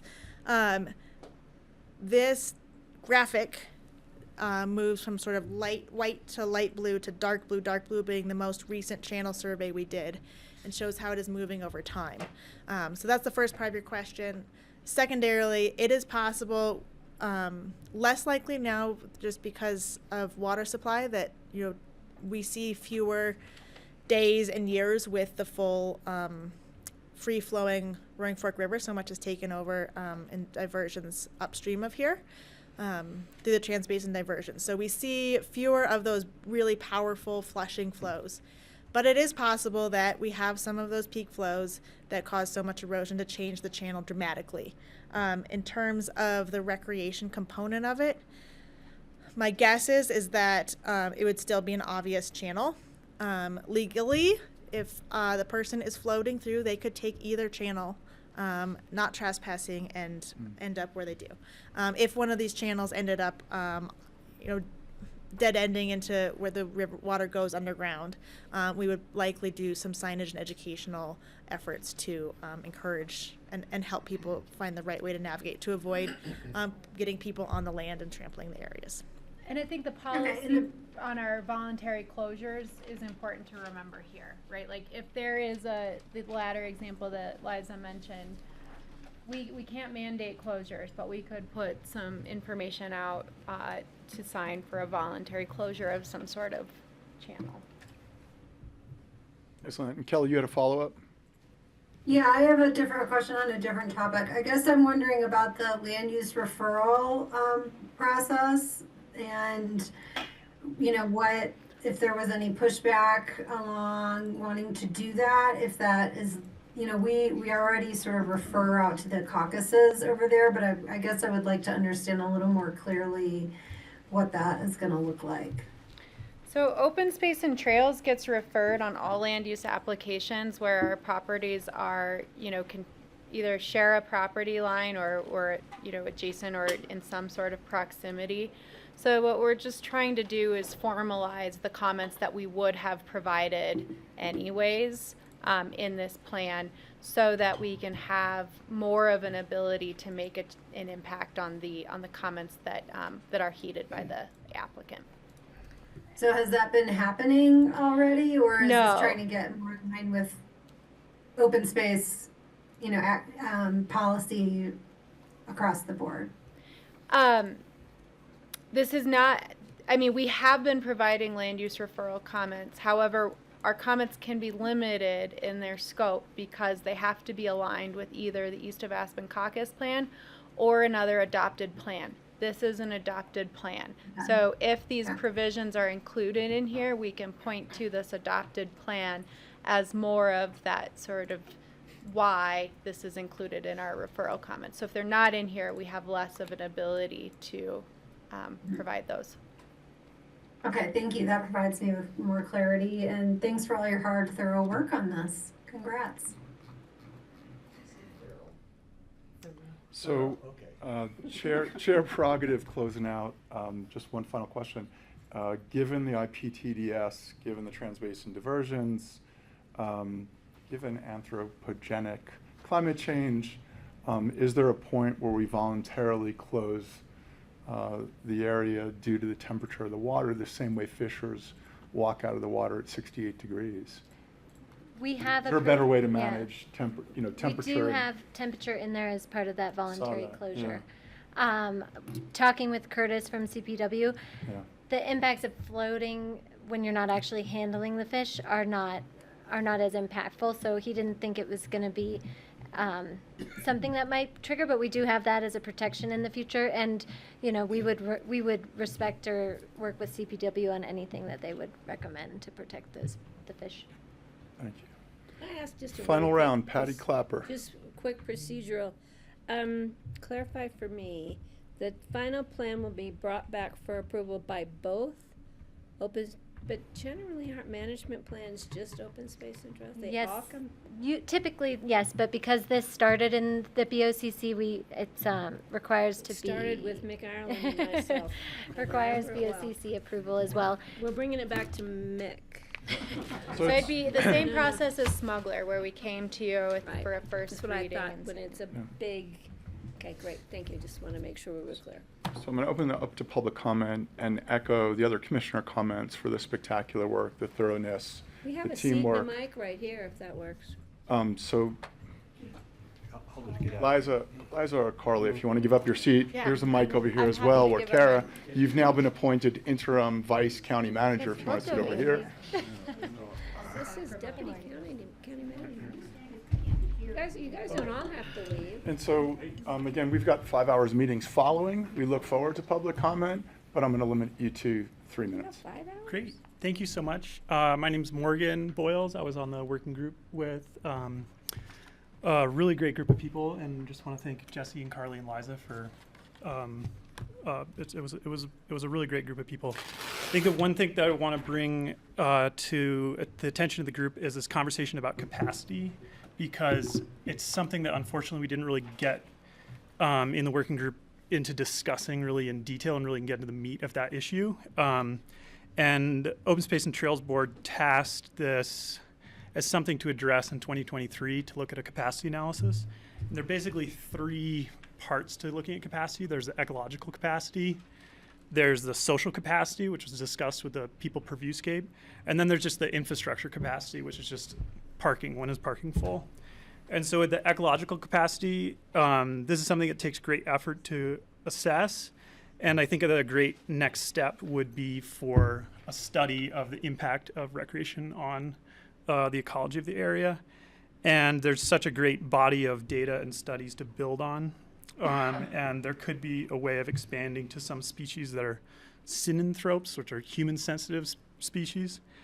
And then look at ways that this could inform seasonal wildlife closures, because the ecological capacity changes with the season. So there are different times of year that North Star is particularly sensitive with calving and nesting seasons. And seasonal wildlife closures that can be voluntary for the public are an excellent tool to have in the toolbox for that.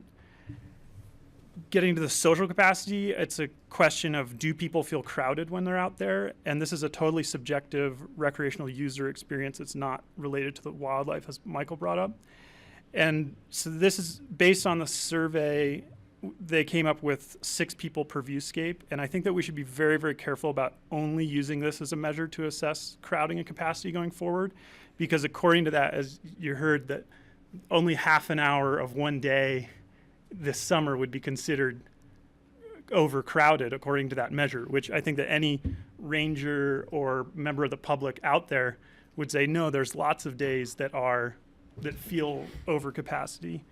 And we really have to be careful with getting this capacity conversation going, because, the White River National Forest is the most visited national forest in the nation. We have 12 million annual visitors.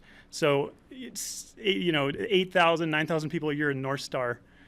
That could easily, and we did see with COVID, though it was a unique event, we could easily get to greater numbers.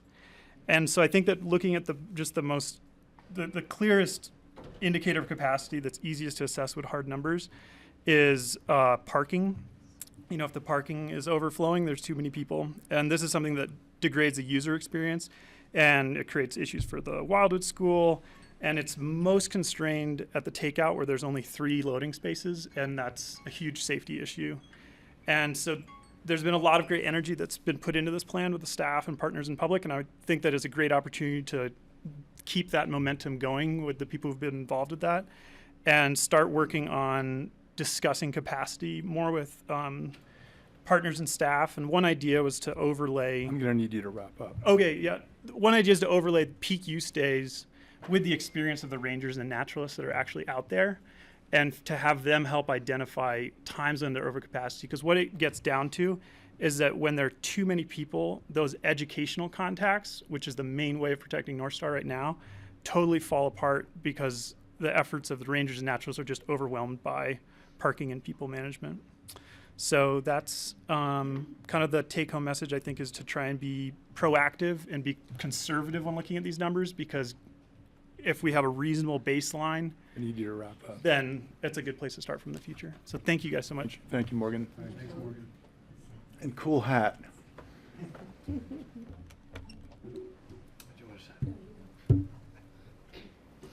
Good to see you all. Good to see everybody paying so much attention to North Star, which ACE has managed for maybe a decade in that last century. And I did participate in the working group more recently.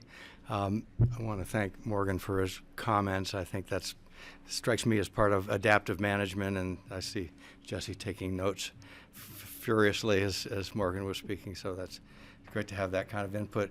I wanted to recognize, really, as everybody has at the table, I think the value of expertise that you have sitting in front of you in open space leadership and staff.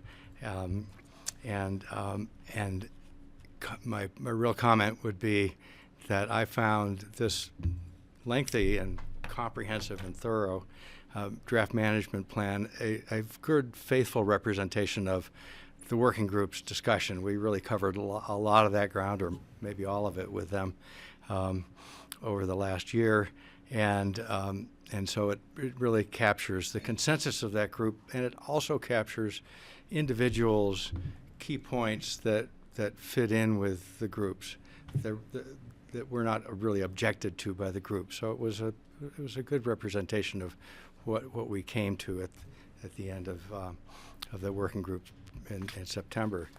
So thank you all, and thank you for all this great attention to North Star. Appreciate it. Thanks, Tom. Thanks, Tom. Thanks, Good to Tom. see you, Tom.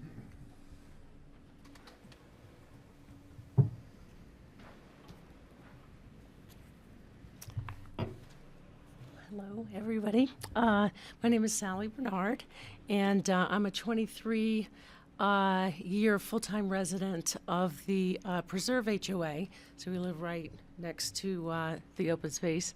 And I am a member of the Management Plan Update Working Group. And I'm very grateful to have been invited onto that group. It was a great effort, and I really appreciate the work and the thoughtfulness of OST in managing the update process and creating the draft. The homeowners in our HOA are united in their desire to see wildlife prioritized in the management plan. This sentiment is shared by our neighbors in the wider East of Aspen area. The updated draft reflects an increased attention and direction of resources to wildlife, which is commendable. There are several areas of the draft which could be strengthened to realize the potential of North Star as a nature preserve, which is its intended use. Given the importance of riparian habitat to wildlife, my comments today will focus on just two sections in the draft that pertain to beaver management, okay? Because beavers are a keystone species, and concerted efforts to foster their expansion, not just make sure they're not declining as a threshold, but expanding, at North Star will lead to restoration of the hydrology and habitat for the 90% of Colorado wildlife which rely on wetlands, ponds, and channels to survive. Additional benefits of expanded beaver activity recognized in the plan include raising the water table, cleaning the water, providing a fire break to the town, and naturally eliminating invasive species. Beavers can massively extend and enrich the riparian areas at North Star quickly and at no cost if they are allowed to do their work unimpeded. The two sections of the draft that pertain to beaver management primarily are on page 68. The first section is down trees. Okay, down trees and other large woody debris are crucial for beaver dams, serving as the primary structural framework that beavers anchor with mudstones and smaller branches to create deep ponds, braids, and side channels for protection, food storage, and habitat. The draft allows OST to equally weigh the benefit of a down tree for wildlife against the needs of human river users.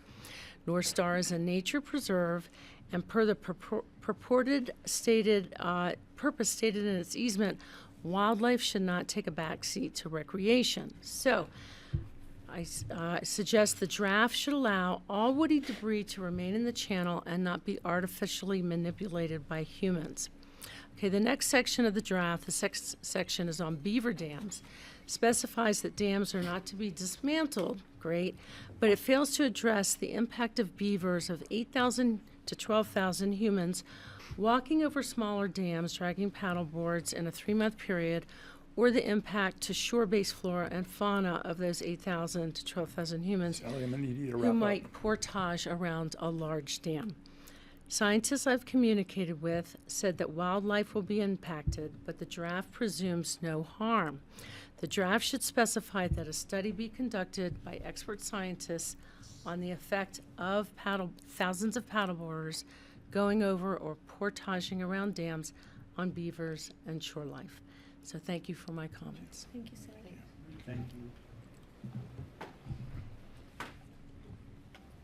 you. No. Sorry. Kara doesn't get to give comment. Hello, I'm Jane Poss, and Howie, thank you for asking about the East of Aspen neighbors and neighborhood. I did want to let you know that East of Aspen Caucus did put together a desired conditions statement and also did put together their tangible solutions. And if any of you are interested in that, I would like you to see it. And some of that has been incorporated has been put into the draft plan. But we're happy to share that with you. And thanks for thinking about us. So I'm Jane Poss, and I'm a member of the Mountain Valley HOA. And there's an immense interest in the North Star Management 2025 Management Plan, which the 770 responses to the North Star Preserve online survey attests to.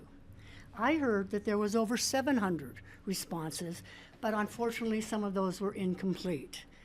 I understood it is one of the largest responses to a public survey in many, many years. The draft presented to you today summarizes the public survey key findings, but I'm asking all of you to read the whole survey so you can hear all the community voices. There is a community outcry of what has happened in the past 10 years to the nature preserve. Its original intent was focused on wildlife and habitat and hydrology with passive and limited recreational use. With its current data of 8,591 users, up approximately 400 from last year, in an 8-week period of time in the nature preserve, yes, it has become a recreational water park. And with increased visitations, population growth, and impact of climate change, the ecological ramifications will only intensify to a sadly diminished presence of the nature preserve. The adapted management approach is central to the draft, but the one question that I keep asking myself and others ask is why are we asking the wildlife to adapt to the growing recreational use? Excuse me.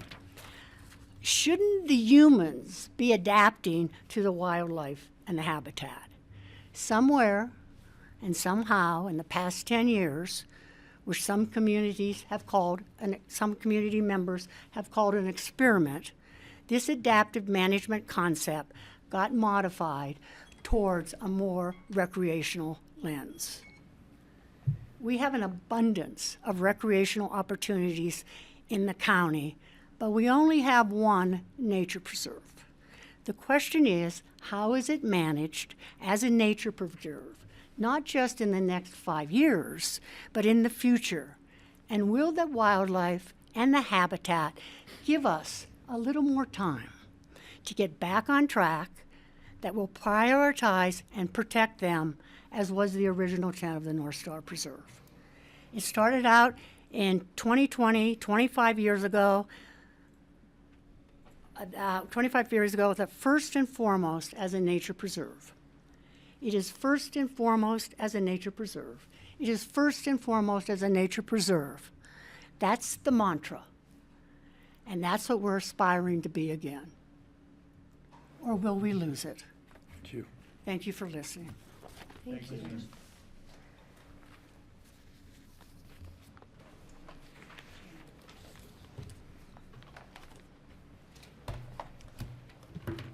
My name is Elizabeth Boyles, East of Aspen Caucus. Chris Muntz, I would like to thank you for the ecological review that you did, particularly because you asked all of us who read it to review Jefferson, down in Boulder and Jefferson County. They have many parks, and they have a whole way of determining how to manage a human-centric area or how to manage a wildlife area. And it's a conservation value argument that's been going on for a long time, since Gifford Pinchot and John Muir. And Chris Muntz had a whole way of analyzing this.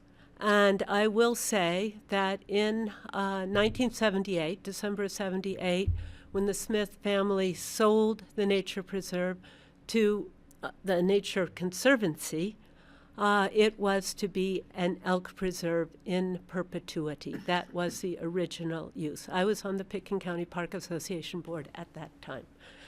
And I have watched all of this denigrate into a park for people rather than a nature preserve for wildlife and habitat.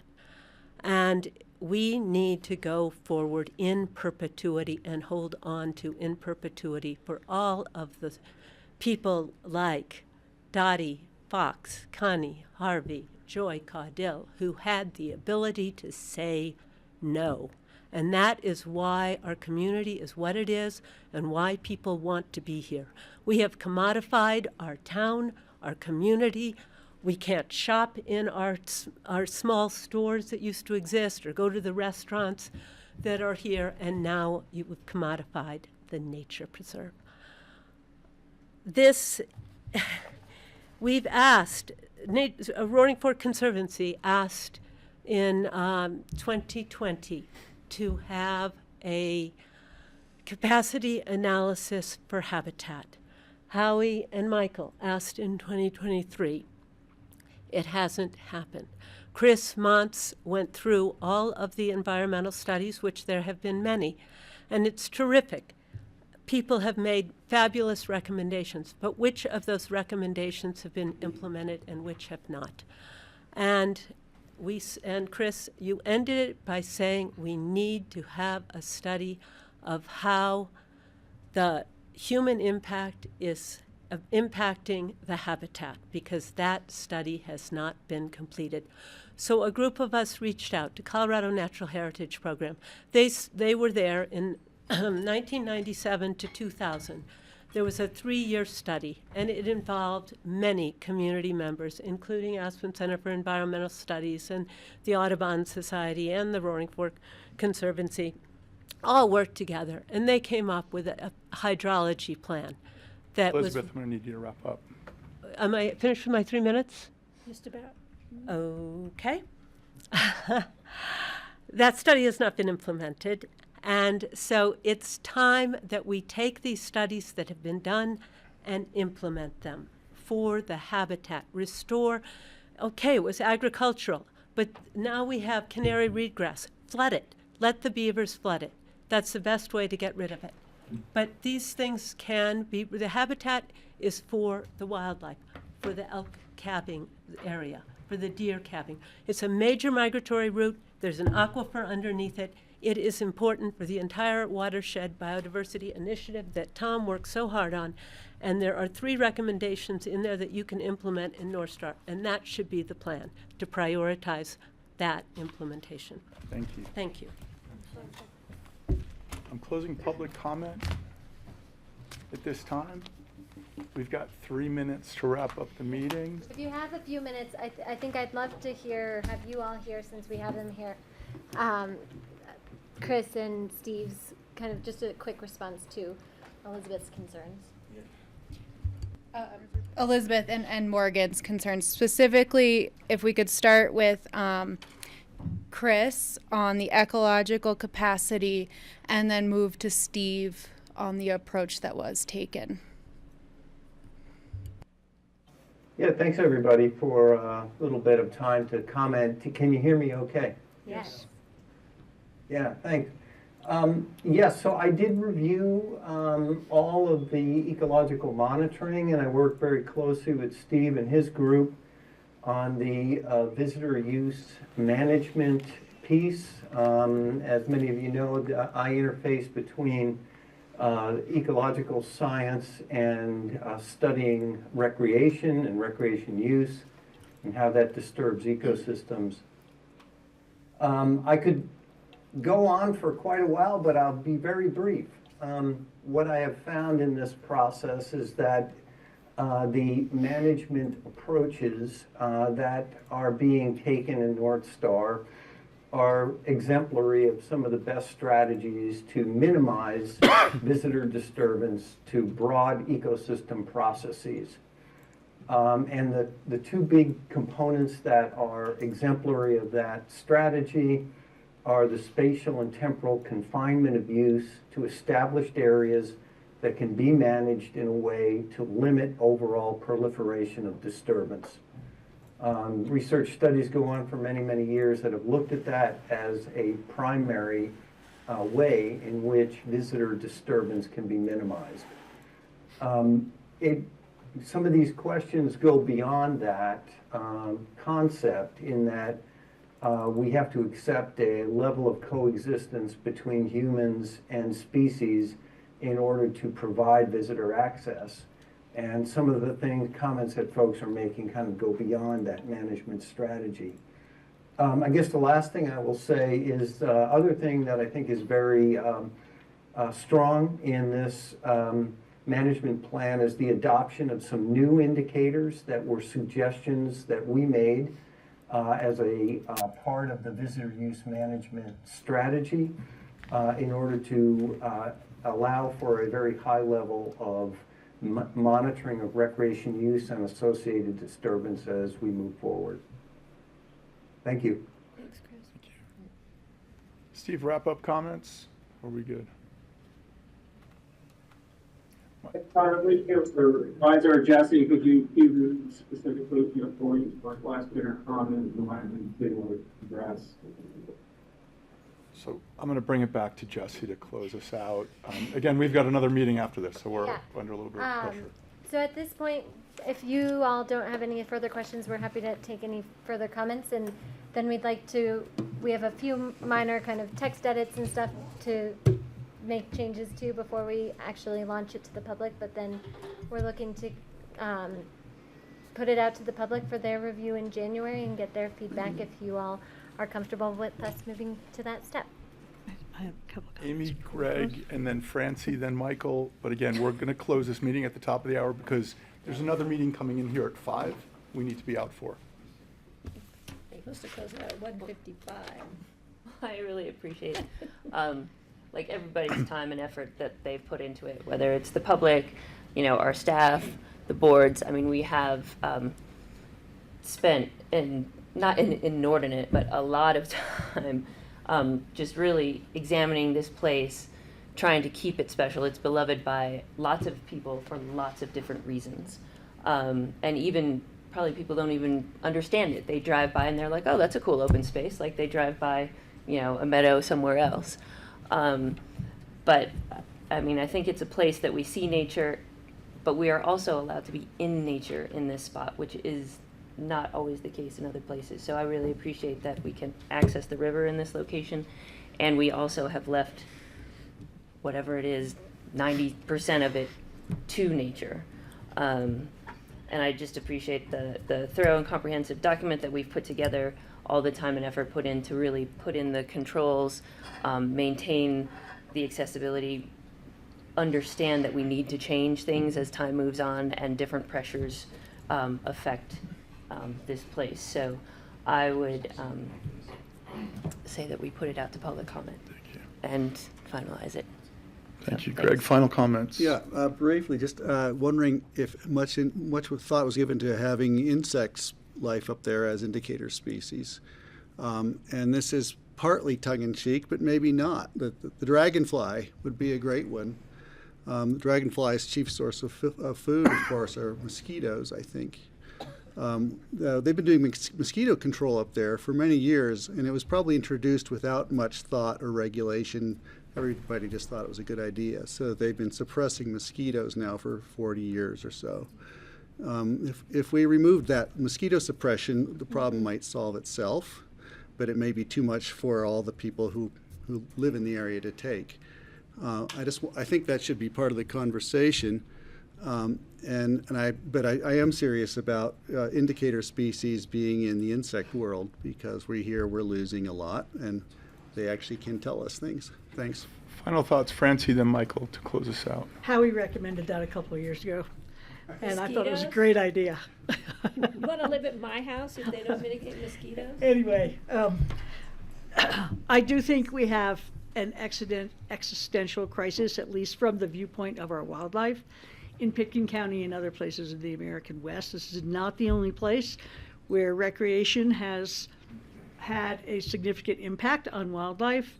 Where I live, it has fractured the avalanche elk herd. However, they seem back together right now. They're like 200 the other day together, which was awesome. First time I've seen that in a while.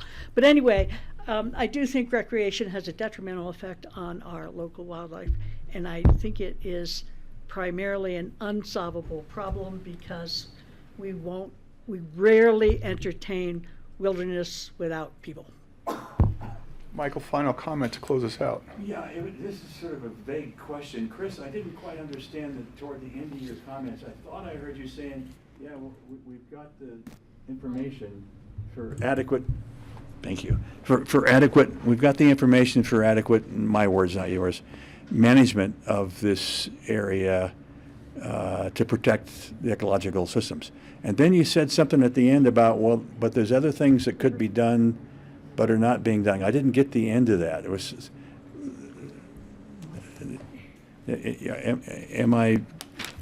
are you getting what I'm saying? I'm saying this awfully vague terms. I heard a number of comments that seemed to question the coexistence of humans and in a nature preserve. Yeah. Right, and so that's a philosophical question, and that can't really be addressed by management. I think what we're suggesting here is that in a visitor use management strategy, the ultimate goal is to protect the resource condition to provide opportunities for people to experience it. So right away, there's an element of compromise there. You all have to decide whether you're okay with that compromise, and if so, that's where the best available science and the management process can come in order to try to maintain that coexistence. Okay, thanks. Yeah, and we can't stop people from going down the river, so... So the best thing to do then is to manage them appropriately with indicators, thresholds, and associated management actions. And I think you all should be really proud of the plan that's in front of you, because it's exemplary of some of the best plans that I've seen in my 30-plus years of doing this stuff. So is it perfect? No, but no plan is, and I think that's where the adaptive strategy goes in. Commissioner McNicholas Carter to close us out. Yeah, I just have a point of order. I don't know if we need to get a recommendation from the open space board, or if we need to give some direction for releasing the draft for public comment at this point. So to close us out will be Gary Tannenbaum. Hey. Well, usually at this point, are you guys okay with us releasing it for public comment? I mean, that's really it. It's just a direction. It's not, when it comes back for adoption, yes, the Open Space and Trails Board needs to make a recommendation to the BoCC to adopt this plan. But right now, I just need thumbs up to go because you're not adopting anything today. So, okay, that's it. Thank you. Well Awesome. done. You did it. It's 2:02. Excellent At this job. point, I need a motion to adjourn Sine Die, Open Space and Trails and BoCC meeting. So moved. Okay, I'll make a motion just to make Joe happy. But we also should recognize the Olympian on the staff. They're amazing. So Liza. Grassroots will return at Liza. 2 p.m.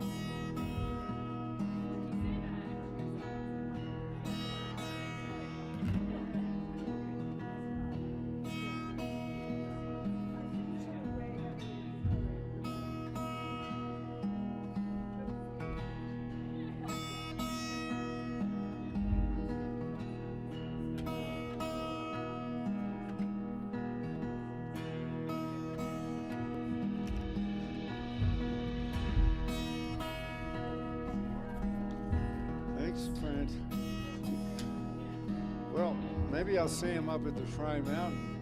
See your family up at the Shrine Mountain. Are you going up? Well, I've been invited a number of years and always been conflicted. I'm trying to squeeze in as an alternative this time.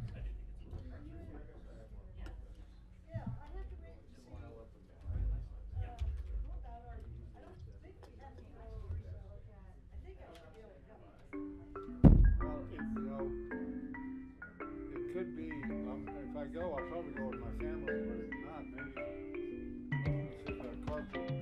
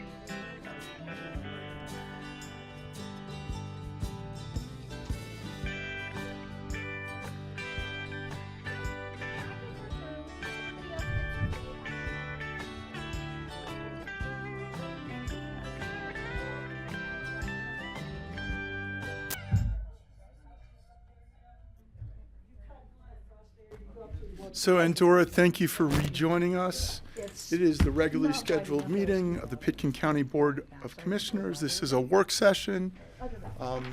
It is 2:15. On the agenda is the Pitkin County Property Tax Rebate Program. We're trying to stay on schedule today because we still have 2 hours and 30 minutes of meetings, followed by 2 hours of planning and zoning this evening. So we'd love to give them the room back at 4:45 p.m. Do you need help from Michaela? If we could get some help to set up. So Michaela's here, and she's willing to help you set up. So for those of you online, we're figuring out how to use PowerPoint. So I can present. You'll have to join Zoom. Oh, I have to join Zoom.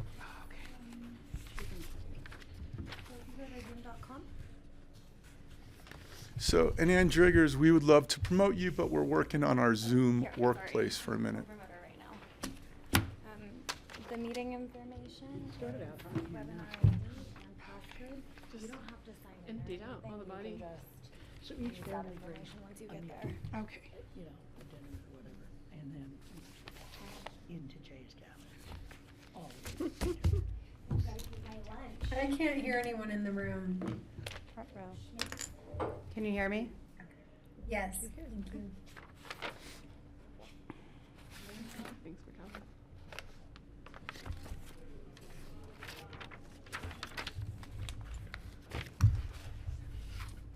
While Roxana is getting set up, I'll go ahead and get us started. Lindsay Mase, Director of Human Services, and this year, with an extension from last year, we ran the Pitkin County Low Income Property Tax Relief Program.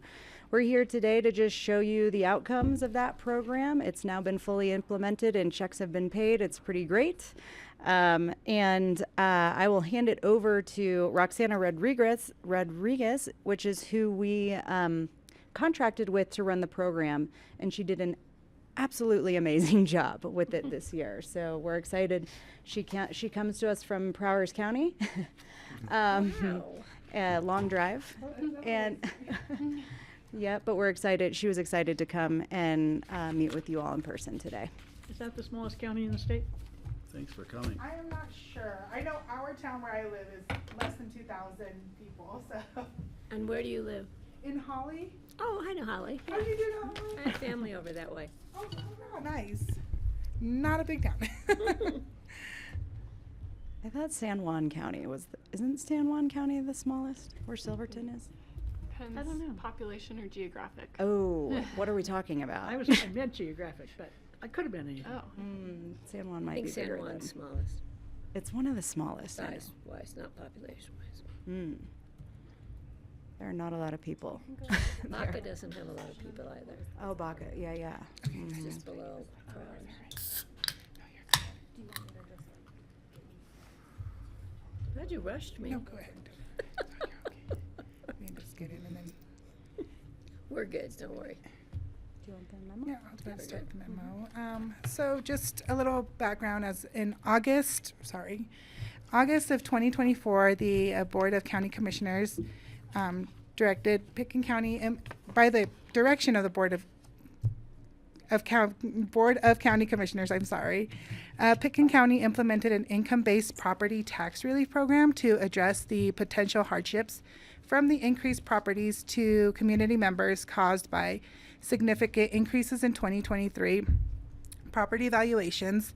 The purpose of today's meeting is to review the outcomes of the 2025 property tax relief program and to discuss with the Board of County Commissioners whether to A, continue the program again in 2026, and if so, B, recommendations for modifying the program based on learnings from 2024 and 2025. Get the, there we go.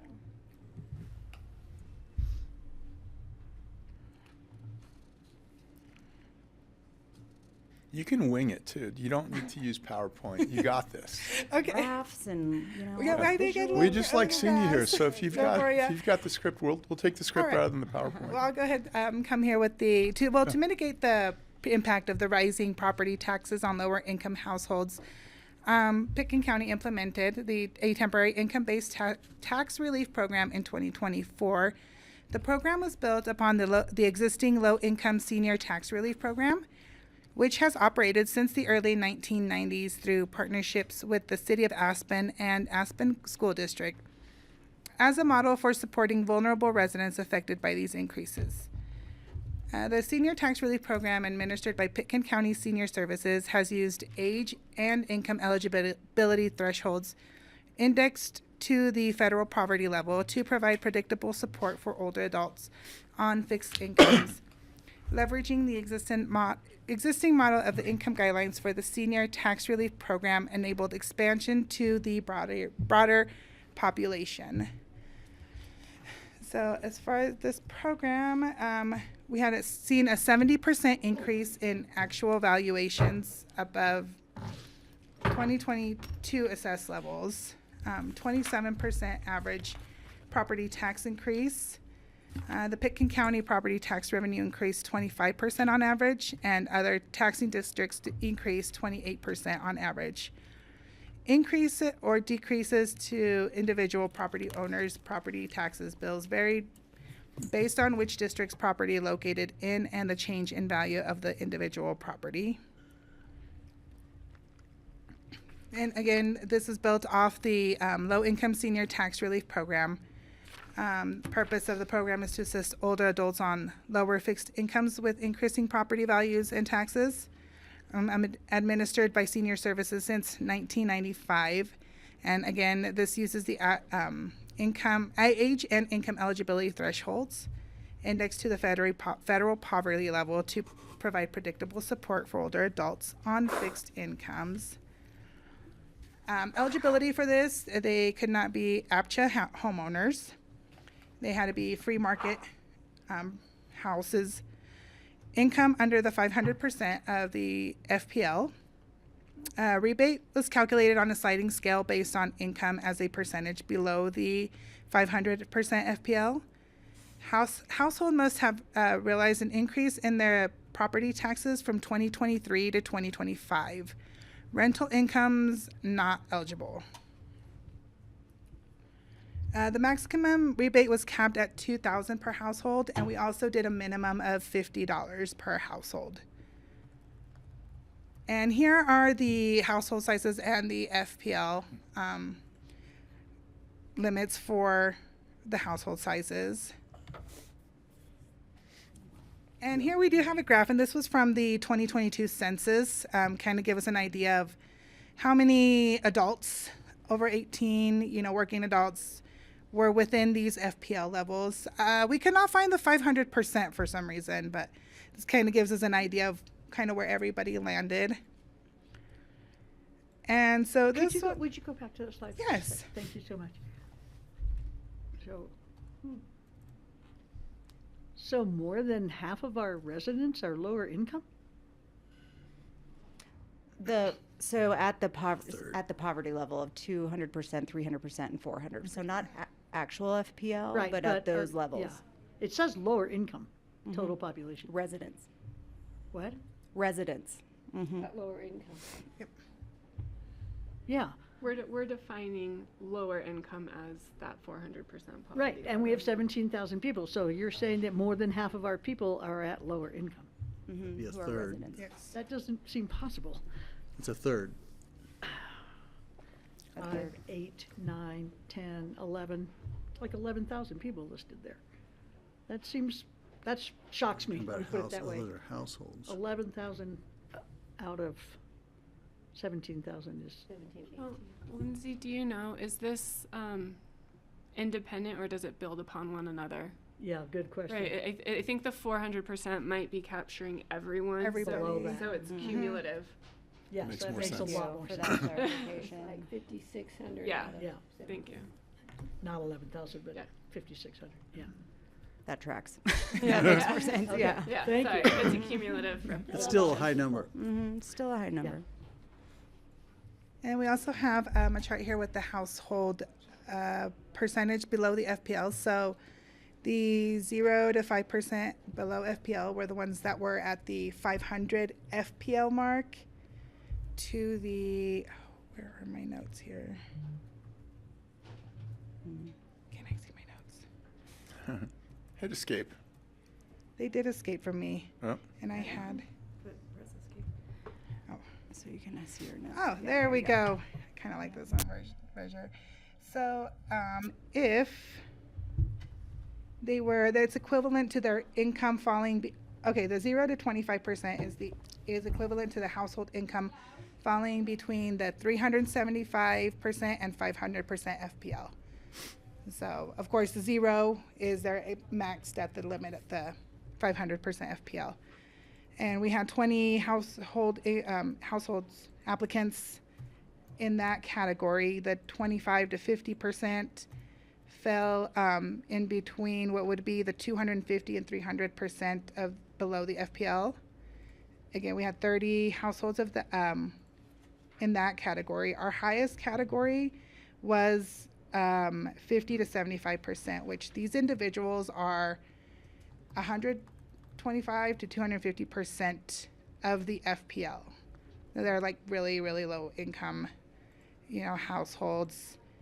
And we did have a few that were at the very least that had 8 in-house applicants that fell within the 75 and 100%, which they were at the 125 to 0% of the FPL. This is all the households in Pickett County, or just the ones who applied for them? Just the ones that applied. Okay.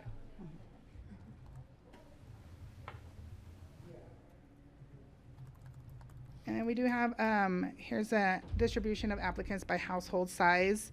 72.1% of the applicants were just a household size of 1.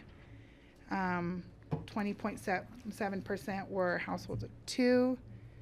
3.6% were households of 3, and 2.7% were households of 5. So the majority were of just one-person household.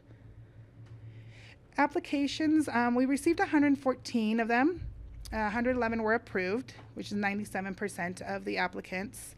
78 of these applicants were from the senior program, and 33 were not from the senior program. As far as percentages go, 70.3% came from the senior rebate program, as opposed to 29.7% were just regular applicants. The total distribution between all of them were $121,677.60, with the average rebate being $1,180. So the challenges and lessons learned. This was an additional administrative burden. Contracting with an independent contractor, handling payments outside of the usual system for finance, communicating the program to the public. There was a lot of communication put out there, and then it just put additional stress and capacity constraints on internal and human services. Limited new reach. We did not get too many since, we saw that the majority were from the senior program that they already received. So it's not like we're getting a lot, and I can't remember off the top of my head how many new applicants we received as opposed to last year. If I remember correctly, it was like 6 or 8. Wow. So it's not like it reached, a lot of different people. I saw ads for it several times. Yeah. Yep. And I did get, phone calls like, hey, I, saw this on ad in the newspaper, which is, the main effective, communications for the individuals. And the majority of them were from the senior program, which I just had them like, oh, you're already applied for. Oh, wow. So looking ahead for the 2026 program, we can either discontinue the standalone low-income property tax relief program and roll it in with the senior tax program. This just enables the staff to use the existing 2026 applications for property tax program. May maintain the same eligibility requirements, example of the 500% of the FPL with the max of 2,000. Budget-wise, calculating with this year's for the 2026 program appropriation, it would be about $132,000. And then we just like direction for future budget planning, 2026 and beyond. Staff can bring back in, the 2026 budget process. And I think if I could make a clarification, this was at this time included in the 2026 budget process based on discussions that we all had with you during the third quarter supplemental. I think the broader question is we brought this in during the third quarter. We want to make sure we're planning well for next year. And I think the discussion, what's in the memo is this is a limited benefit program as far as the time and the staffing that's required. And so the question for you all is continuing this program would require some changes. I think staff would want to look at what that baseline is. Do we continue a 2022 baseline? And I think the other piece that would be a recommendation is moving this into the senior property tax, or sorry, not the property tax, the senior tax program. I have a question. So I got Francie was first and then Patty. Do we get reimbursed by the state for this? No, this was the board's direction. Okay. So this is different than the other abatements that we do get refunded to us. This is basically the board is choosing to refund property owners for the property taxes charged by the county. I've got Patty and then I see Kelly online. So if we were to discontinue the standalone, what would happen to those people that didn't qualify for a senior? They would be out, right? So we would be taking people that still need some funds and taking away their opportunity to get a tax rebate. Yes, I did have a small handful, and I mean small, and I think it was about, I really cannot remember off the top of my head. I think the number was in here, yeah. A few individuals were like, they were of age, but I think they didn't qualify for the senior program, but they were of the senior age. So that's where 33 why didn't they non-seniors. qualify? What did you say was why they didn't qualify? What did you say? They were of the senior age. I don't know if they didn't apply for the senior program or they just didn't qualify for the senior program. I'm not sure what, FPL, what income guidelines they use. But could they apply for the senior program? We don't know. I'm not sure. So there's 33 people that were non-senior applicants. So we would be acing out 33 people in our community from getting any tax rebate through this program, through a low-income property tax relief program. We'll come back to that. I had Kelly and then Ann. Patty asked my question. Ann Driggers. Good afternoon, and my apologies for not being there. I'm sick, and I'm sure you didn't want to enjoy all of my germs. So, I think one of the bigger questions is what is the base that we would use going forward? Right now, we have been, for the last 2 years, reimbursing the difference between the 2022 property tax paid and then the current year. And so everybody is basically being reimbursed and they're stuck at 2022 amounts. In 2026, we expect overall the property taxes, the valuations have gone down 2.5%, which of course is nowhere near as large as the increase that people have had experienced since 2022. But I think that's a conversation that would be worth having if we're going to continue moving forward with 2022, or if we kind of tag it to current year, in which case it's gone down, and so there wouldn't be any refunds anyway, if that makes sense. Thank you, Ann. I was going to say the same thing. Our property valuations, as I understand, stayed pretty flat this year, and next year they're supposed to go down. So with that, I think I'll just echo what Ann asked, which is if we're continuing to do a low-income property tax program, there wouldn't be any refunds. unless we're basing it on 2022's increase to 2022 to 2023. So then it becomes a question of, is this a low income tax program or is this a continued to be a property tax program? Right? Mm-hmm.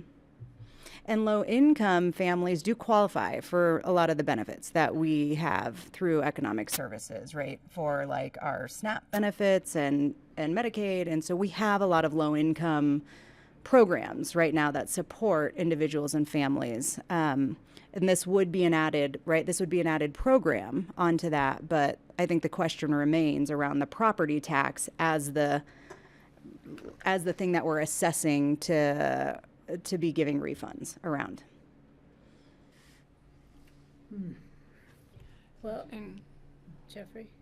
Patty. Well, I think we had kind of a scant explanation, or I don't know how to describe it. I can't quite hear you, Patty. From the assessor's office that didn't think property values were going to go down next year. So I think we should continue the program, adjust it accordingly based on where property values actually are in '26. And if we need to come down a little bit in our rebates, I still want people, until we see a kind of a status quo or a normalization in today's world, that's funny to say, of this program. And I know there's a burden to having to issue an additional, how many checks, different from how we usually do checks. But I think finance can probably figure out how to do that. There's things called computer programs. And administratively, we need to decide how we want to deal with that.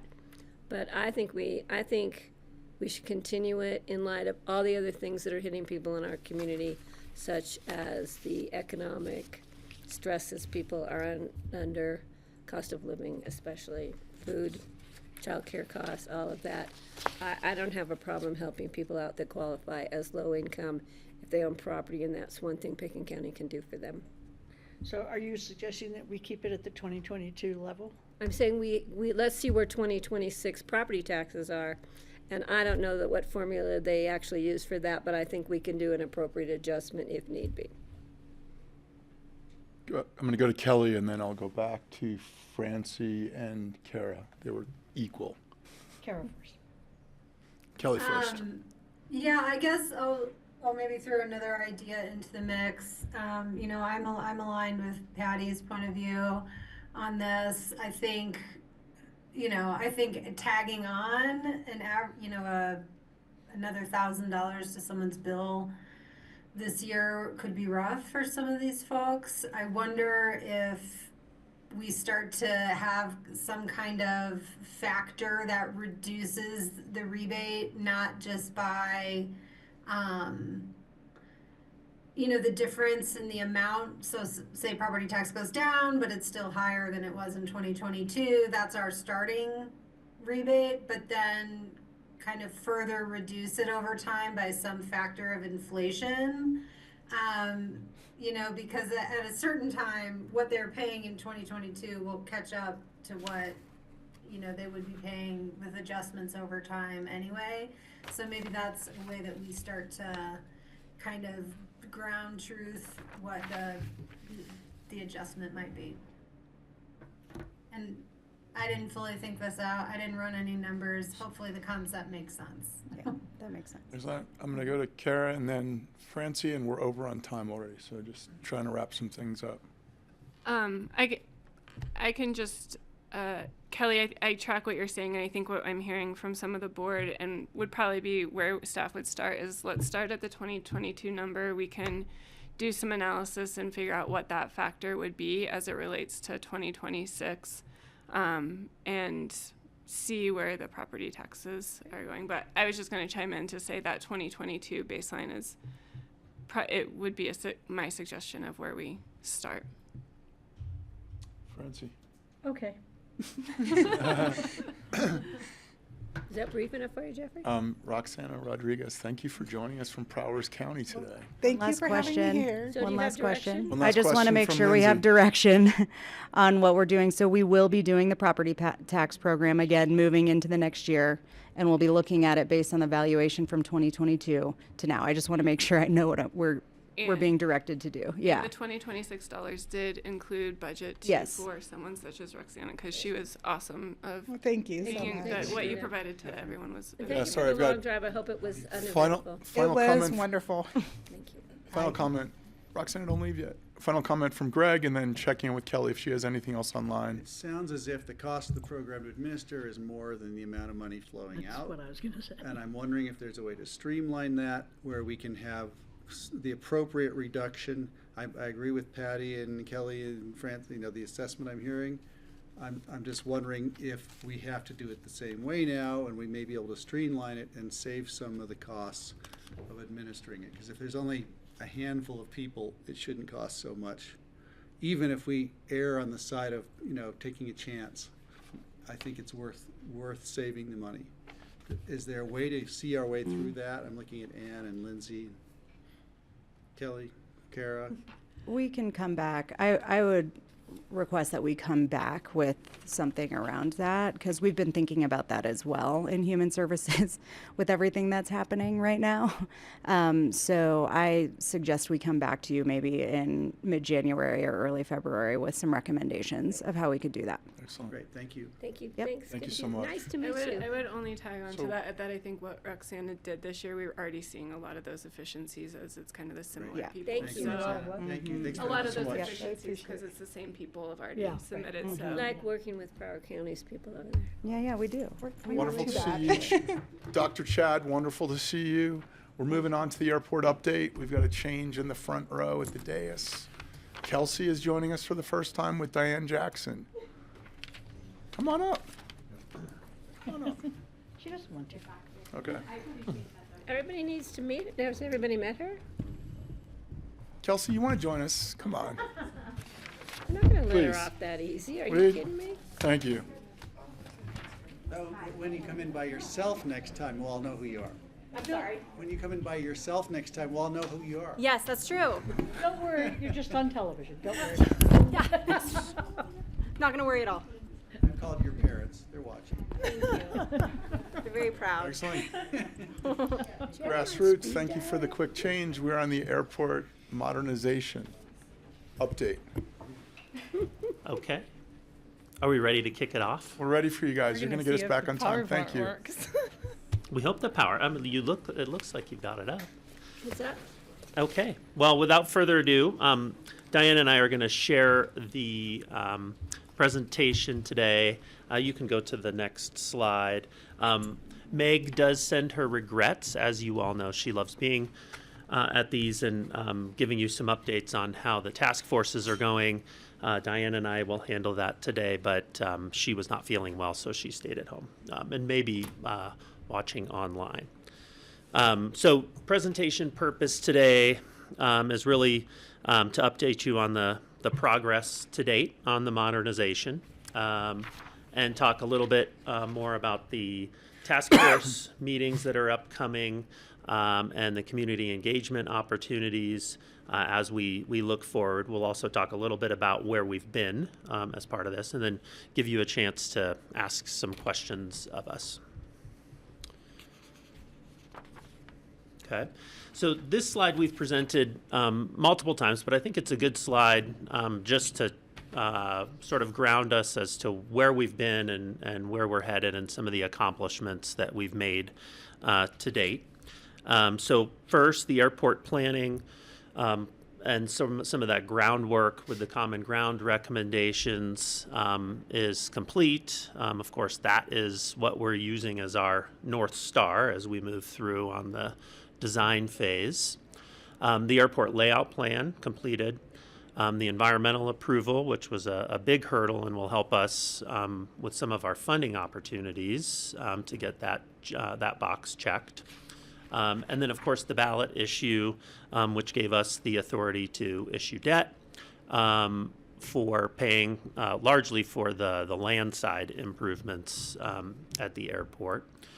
We continue to pursue project funding, so working with the FAA on the airside improvements. So that is going well, and we'll be reporting out on those as we make progress there. And then we also have notice a funding opportunity that came out recently. I know all of you are mostly aware of this. Patty's very excited about this also, but it's the airport terminal program. So it could fund a portion of the airport terminal. This is the final year for that grant, so we'll be pursuing that with vigor, I would say. And it has a tight turnaround, so I think it's January 15th that is due. So we're already working on that, and of course we'll be keeping you all in the loop on that. Burning the midnight oil. Yes. So we'll hit that date for sure to get that submitted. And then just last few things. We are in that design phase now, so that'll last through 2026. And then, of course, the airport construction begins in 2027, right after for the first quarter. That's when we anticipate the closure of the airport. And just a quick reminder, I've been inserting this detail as at the sort of end of first quarter of 2026, we will be doing that month-long closure, but with the aim of being open for Memorial Day, and that's to do our annual maintenance on the runway that's just required. And this should be the last year that we have to do that. That's not something that we have to do going forward. And then, of course, we'll be heavy in construction with the terminal, hopefully finishing that by 2029. Before you turn the page? Mhm. So you saw the thing from Delaney, from Bennett's office? Isn't Yes. that part Just of the this morning, design I'm very phase? excited. Yeah. So that's a portion of our grant from the FAA for the runway. So that's But this it's just year's the design portion, right? Isn't that The runway. It's Yeah. engineering and design. Can I add to that? Please. Yeah, I think that was great news, but I also think it's going to be beneficial for our grant application for the terminal to show we are moving forward with the runway, that's what FAA wants to hear. So they're kind of helping us along by giving us that grant money, which makes it even more exciting. I appreciate you saying that, Patty, because that is our general conversation and consensus with them too. That See, we we're are working committed on to it. You this gave as a us money to work community. on it, so we're going to do the runway definitely. Therefore, we need to move forward with the terminal. That shows our commitment. I would agree. One Thank you more for bringing that interruption, up. Kelly. Sorry, just while we're talking about that point, so it's $10 million, and we're expecting more tranches of similar funding for the paving project to come through? Yeah, if I Go may, ahead. Kelly. That's the first of our, I would quote, buckets of money that we're looking at. We're looking at a possible another $30 million in discretionary funds that should come through later in the year. This is just the first round of that. Whatever we can do to help to get it. Yes. Quick Thank you. question. Quick Yeah, question. I'm going to ask if they can run through fully, and then we'll stop for questions. Sorry, we're not going to get through otherwise. Okay, keep going. Sorry. Okay. We've got P&Zs following us at 4:45, so we're Great. 5 trying to see- o'clock, they're here. We can. They can wait a Great, minute. keep going. We'll be quick. Okay. So you've seen this before, but just as a reminder, this is our decision-making process, and it is both for decisions and updates as we're bringing the various groups that have an interest in the airport up to date. We have been doing a lot of community outreach, so Diane and I have done several road shows. Those have had some starring roles from Patty, as well as Meg, and so those are always open for folks. Those are kind of typically more organized groups, but those have been effective. We'll continue to do those. Our open houses, different focus groups, so the design team has been working with groups that are specific stakeholders on the airport, and so gathering that, and that's helping to inform their design decisions. And then, of course, community surveys is another example of checking in with the community and design. And Diane has a few stats on how those have been going. And then, of course, we have our task forces, the two task forces. We've got our terminal design task force and our multimodal task forces. They've been helping to give feedback, not only in person, but then also through follow-up surveys with them on this programming design effort, which is where we are today. And then they will help to inform the AAB, who's going to make a recommendation to you all. And you all are the decision makers sort of at every milestone. And there's a decision coming up in January that we'll talk about here in just a minute. You can move to the next. And then this was a slide we had for Meg, but we are taking it for her today. Just the touch points that we've had to date. We've had 3 joint task force meetings so far, and then we've also had 3 open houses. So typically our cadence has been we get with the task forces, and then later in that week we're doing our open houses to the public. And so that way we've got the design team in person. So we found that that's been pretty effective, and we've also been moving those. The first one was in Aspen for that community outreach, and then we moved it down to Mid-Valley at the Hoffman, came back up to Aspen for the third, and on that one we actually had 2 throughout the day, so we could hopefully capture people whose working schedules might be different and not available in the evening. And then the next task force meeting we have, we'll move it back down to the Mid-Valley. Is this, did you switch? Oh no, this is still mine. And then stealing my thunder. Right, sorry. And then we have had these 2 community-wide surveys. So the first survey, we did have over 300 responses, so we felt that that was a good response, and we got some good information back on that. And then we have this second one that is live now, so we want to continue to encourage people to fill that out, and we'll show you in a minute where you can find that.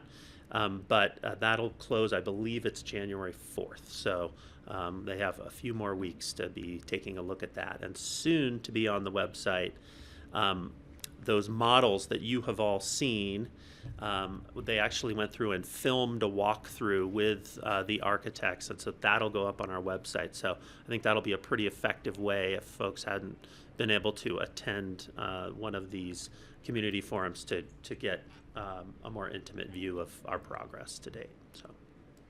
And I'd like to add to that they're short, so people aren't going to have to watch a half an hour. Jean, one of the partners in ZGF, did that, and it's a 2-minute walkthrough, so it's manageable for anyone to watch and really get a high-level overview of the differences in the 2 concepts. So to kind of go on what we had already gone over with you, we do have that survey open till January 4th. We are trying to push that out. We have the QR code at every presentation at the open houses. We're extremely excited that people are really taking the time to do that. We're encouraging them that these are listened to, they're accounted for with architects, and also discussed with us. So if people are taking the time to do this, we have really taken the time to review and summarize what those results are, which you'll see in our joint meeting. We, in addition, have that frequent flyer update. I love that. It's something more than our newsletter that people can get alerted to. Our partner outreach that Ryan had spoke of, that we've been doing, and we're happy to continue to do those. If somebody has an idea that we haven't presented to, we're happy to do that. Ryan and I have our presentation down pat, and I'm happy to invite any of you to share with us on that.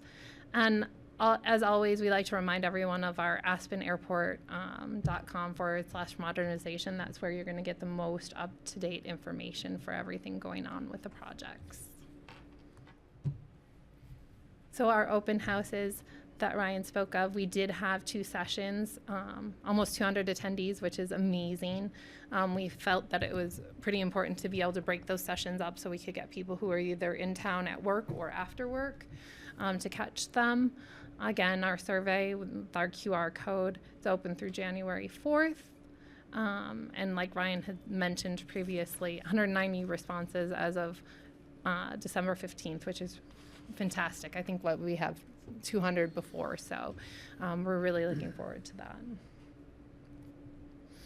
The next two slides are what you all have seen at the open houses. We went down from 3 concepts.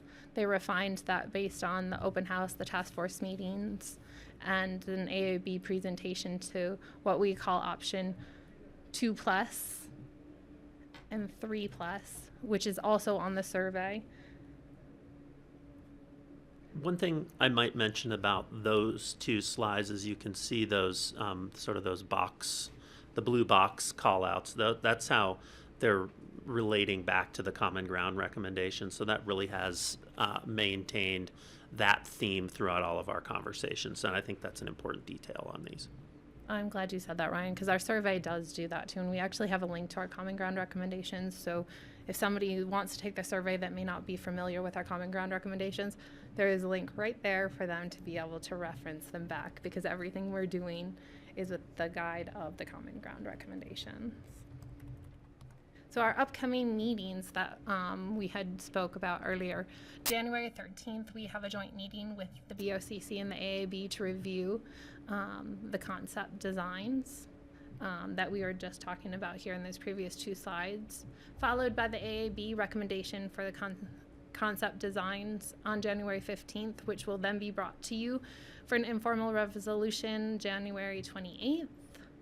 And then we take a bit of a break for the design team to get into that for schematic, and that takes us to March 3rd for a joint task force meeting with those multimodal and terminal task forces, followed by an open house, which will be back at Mid-Valley. We've been trying to balance out Up Valley and Mid-Valley for everyone, so we can try to capture the most amount of people. And I want to point out, there may have been an error in your packets. We are not in schematic design yet. We are still in concepts. So we put a little star here to show that we're just finishing up on concepts and programming on that, and then we'll move into the schematic design in January post our meetings.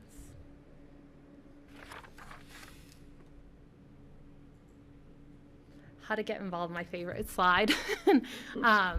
Again, our frequent flyer would be a little more frequent than our regular newsletter monthly. Now that we have Kelsey joining us too, we will try to beef up some of our content with that, which will be really exciting. But should somebody want more information than just that monthly newsletter, our frequent flyer program is a great way to do that.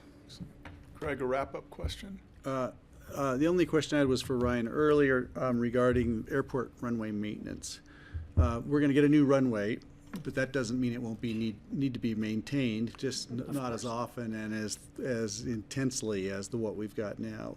That's right. What can you estimate as a typical maintenance program, and does that involve closure? It's crack seal, and I'm sorry. I would just say, I've heard you mention, a lot of it can be nighttime work, so it won't require closure of the airport. Copy That's that. crack At least sealing for work that can be done at hopefully night. decades. Mm-hmm. Just wanted to clarify. Thank you.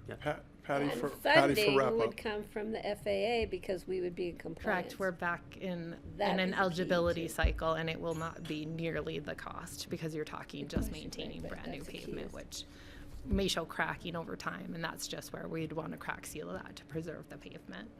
Copy. Great. Thank you. Chelsea, Diane, Ryan, any final comments? We thank you for your time and your support. I Likewise. know this has been a lot on the BoCC's agenda, so we truly appreciate the support of not only you and the community to move this project forward. And I'll follow up with the 2 of you on my idea and then bring it back to the board, but I know if it's crazy or really crazy. If the board could leave you with a happy holidays, is what a wonderful team, what an amazing group of people, and it's been truly a joy to sit in the firehouse and hear the feedback from the public, but also hear the design professionals and their take on the program. So thank you so much. Thanks, guys. Thank you. And happy holidays Welcome to all. again, Good work. Kelsey. Thank you. I'll see you tomorrow.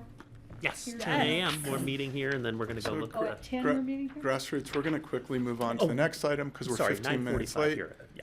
Mr. Mahoney is going to give up the dais and Yes, give sorry. it to Charlotte Anderson at the top of the That's hour. Amy. That's Amy. Sorry, who did I say? Charlotte Anderson? You don't look anything like Charlotte. Charlotte's home on the couch going, I'm not Yeah. there. I'd be And happy to have Charlotte thank you, take and this. ignore the texts and the emails saying thank you for bringing printed copies, I think, about what you're going to pass out to us. Oh, Maybe not. okay. You were print. It's in I our was supposed to packet. print something for you. It's all Yeah. good. It's Sometimes all, it's, just keep you going. know, it's a little hard sometimes. He Oh. uses a shorthand method of speech sometimes. Okay.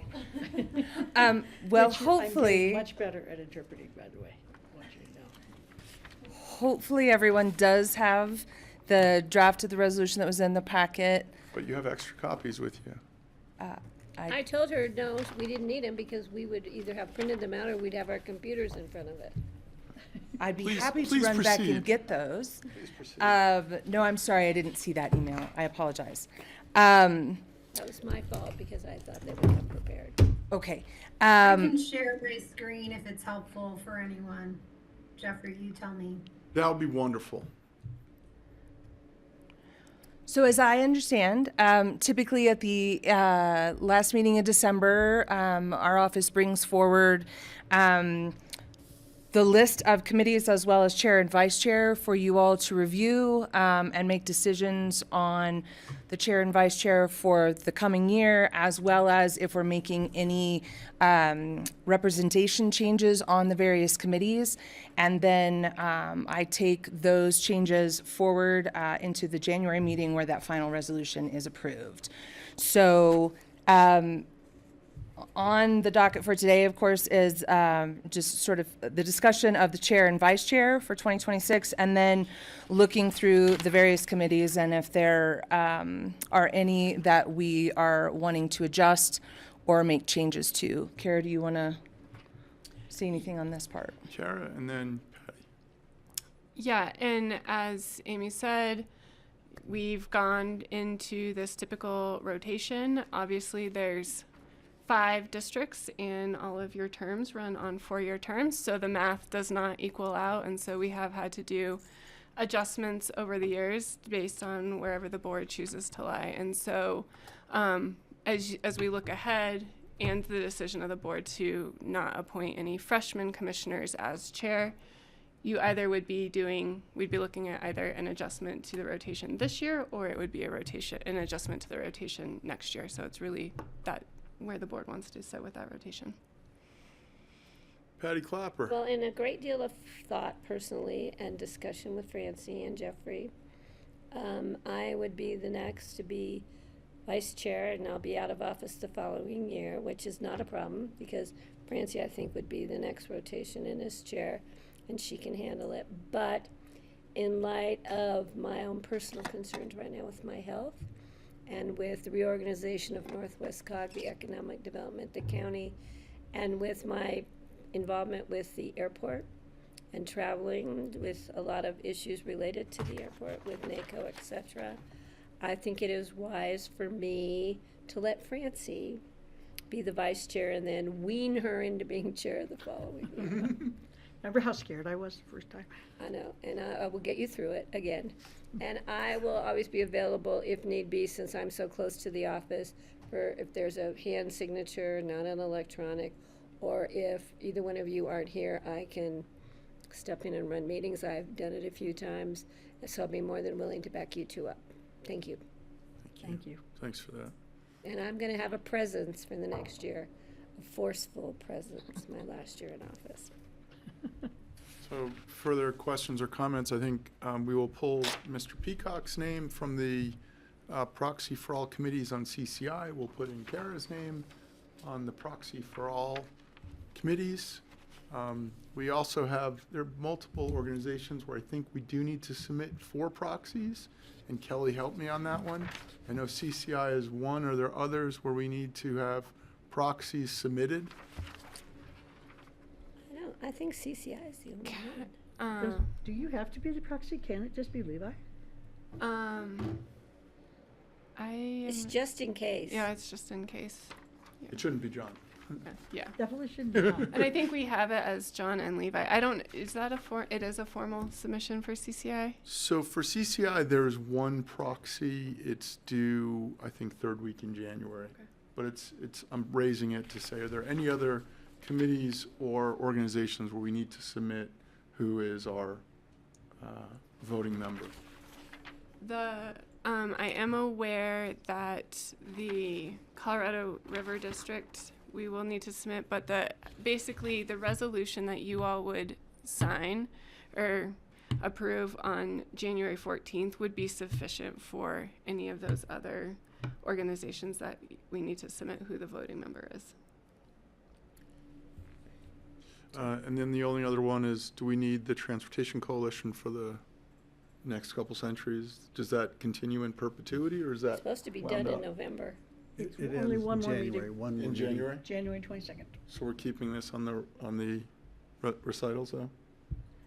Yeah, there may be committees that go on after that, but I don't know where Greg and I would be with that.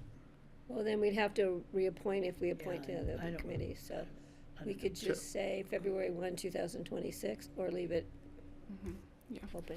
Kelly, sorry. I wonder if we have to have it on this list. That was Yeah. my point, is like, is there just one more meeting and we could strike it from the recitals? Yeah, let's do that. So, Good idea. You okay with that, Greg? Yeah, that's Amy's fine. already struck it. Kelly, any other updates? Anything else we've missed? Care of the River District.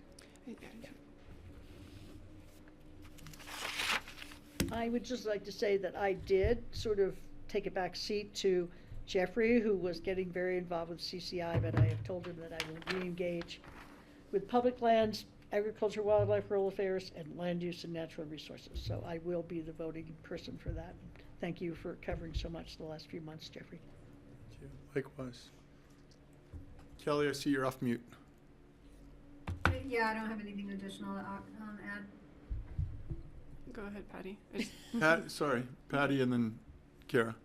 I just want to make it, the Aspen Chamber does not acknowledge an alternate. They don't have that in their process. Sorry, Greg. They don't have an alternate position, so we don't need an alternate on that. And as far as my committee appointments, I will continue the ones that I've had in the past. You know, the NACO, Northwest COG, and I don't know if NACO I didn't know if Greg, you still wanted to be, or maybe Jeffrey might have an interest. I don't know. That could be something to discuss. And I also do the regional transportation planning and the TPR. And I keep in touch with Brian on that, so I think we're good. What's down for at the me. bottom? I would just object, and I would love to keep Greg's name in ACRA, just to, the same way we all could cite. ACRA, they do not acknowledge It's an not, alternate. it's our own alternate, as in someone else could go in your absence. They're not voting, but couldn't he just go? They don't Public meeting. acknowledge an alternate. It's a public meeting. You can go as a member of the public, but their board does not acknowledge. Just whatever you want to do, but Kelly, anything we missed? the city does not have an alternate either. Cool, thank you. I only have a phone-a-friend from Miss Charlotte Anderson. Yeah, she is listening. Just to follow up on the proxy question, those are mailed as is, and so we just handle those as one-offs. It's separate from this resolution, so Excellent. we don't Thank need to you. address Lindsay it. and you. Sorry, the proxy question that Jeffrey was asking, those are mailed to us as is, so having this resolution, we can then solve or address those as they come in at the staff level. So this Oh, I see. resolution Okay. addresses any requests that might come in from any of our organizations or your organizations. Okay. I guess So I've I'll got go after Greg and then Yeah, Francie. I had pretty much left CC4CA to Jeffrey this year, but now he doesn't want to do it any longer. And I can do it, but the problem I had with CC4CA, which is one of my favorite groups to be part of, is that I simply don't have time. The meetings fall on the exact same days as Board of Health and RAFTA. And so I pretty much monitor CC4CA from a distance. And it's unfortunate because I think it's a worthwhile organization, but I can still keep doing that. But those would be the conditions of my taking that back from Jeffrey. So I'm a little concerned that I'm not sure it was necessary for you to leave CC4CA, Jeffrey. It doesn't sound like you have a legal issue, but it sounds like you just don't want to do it. And so that's one of my concerns. The other is the Opioid Settlement Governance Committee is something I've only monitored peripherally through public health. Sometimes we have our names on things and we wonder why. There are others here. RWAPA I'm on twice on this list. We can just strike in either the initials or the spelled out Root Eye Water and Power. It's the same thing. But I'm okay with, and this fall I stopped going to QQ. I couldn't manage it any longer, and I'd prefer to leave that. Jeffrey, if you're still doing QQ and you seem to be enthusiastic about it, I want to transfer that over to you. But if not, we need to sort that out. Do you want to be the alternate if he's the regular? I could possibly be the alternate. Because we need an alternate for QQ. I'd gladly accept toes in water somewhere, so thank you. My turn? Yeah. Well, I've been the alternate at APCHA for 5 years, and if somebody else would like to do that, that would be fine with me. If nobody else is interested, I'll continue serving. But if somebody else wants to step up and do that, and in addition to that, if somebody did that, I would be interested in CC4CA. And I did used to go to the APCHA meetings, but I've been quite absent the last few months. Sometimes I zoom in and sometimes I don't go. Kelly is incredibly involved and very knowledgeable about it, and sometimes I'm there when she can't be there, but she's a very powerful force on APCHA. Can I just, and I just want to make note, on the roster for APCHA, when we're doing our APCHA board appointments, it has Francie and Kelly, doesn't have Francie as the alternate. Looks like we have 2 members, same thing with the city, and I don't think we have 4 elected officials sitting on that board, so we need to clarify that. I am not interested in doing APCHA, but I thank you for your commitment to it, and Kelly does do an amazing job on that committee. She's the powerhouse. Yeah, but we need to have an alternate at some level. That's one Wednesday, twice a month. I'll do CC4CA. So traded. Okay? Okay. Okay with you, Kelly? Jeffrey will be your alternate? Totally up to you. I'm sorry, what? It's totally up to you. So Francie, you're stepping in as the lead for CC4CA, is that correct? Is that what you want me to do? In place of Greg? Yes. Okay. Thank you. I also, just on this topic of CC4CA, sorry, I can't seem to raise my hand while I'm sharing, but I would maybe just check in with Levi and Michael Port, who I think that board allows for staff representation. And so if it makes sense to formally acknowledge that on this appointments list between now and January 14th or whenever we do this. But them as an alternate? Might be helpful. Liaison, something. So, all right, let's see where that goes, but you'll still be the alternate for APCHA? I'm happy to. Thank you. Thank you.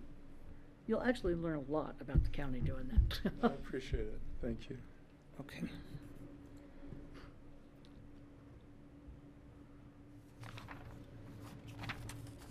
And Kelly, you are the alternate for CC4CA now, but you're not attached to staying there? No, I haven't been super participatory because there have been conflicts for me as well. I mean, I follow some of it, but again, I think because staff has been pretty engaged, I've relied on their participation. Okay. Everything that we missed?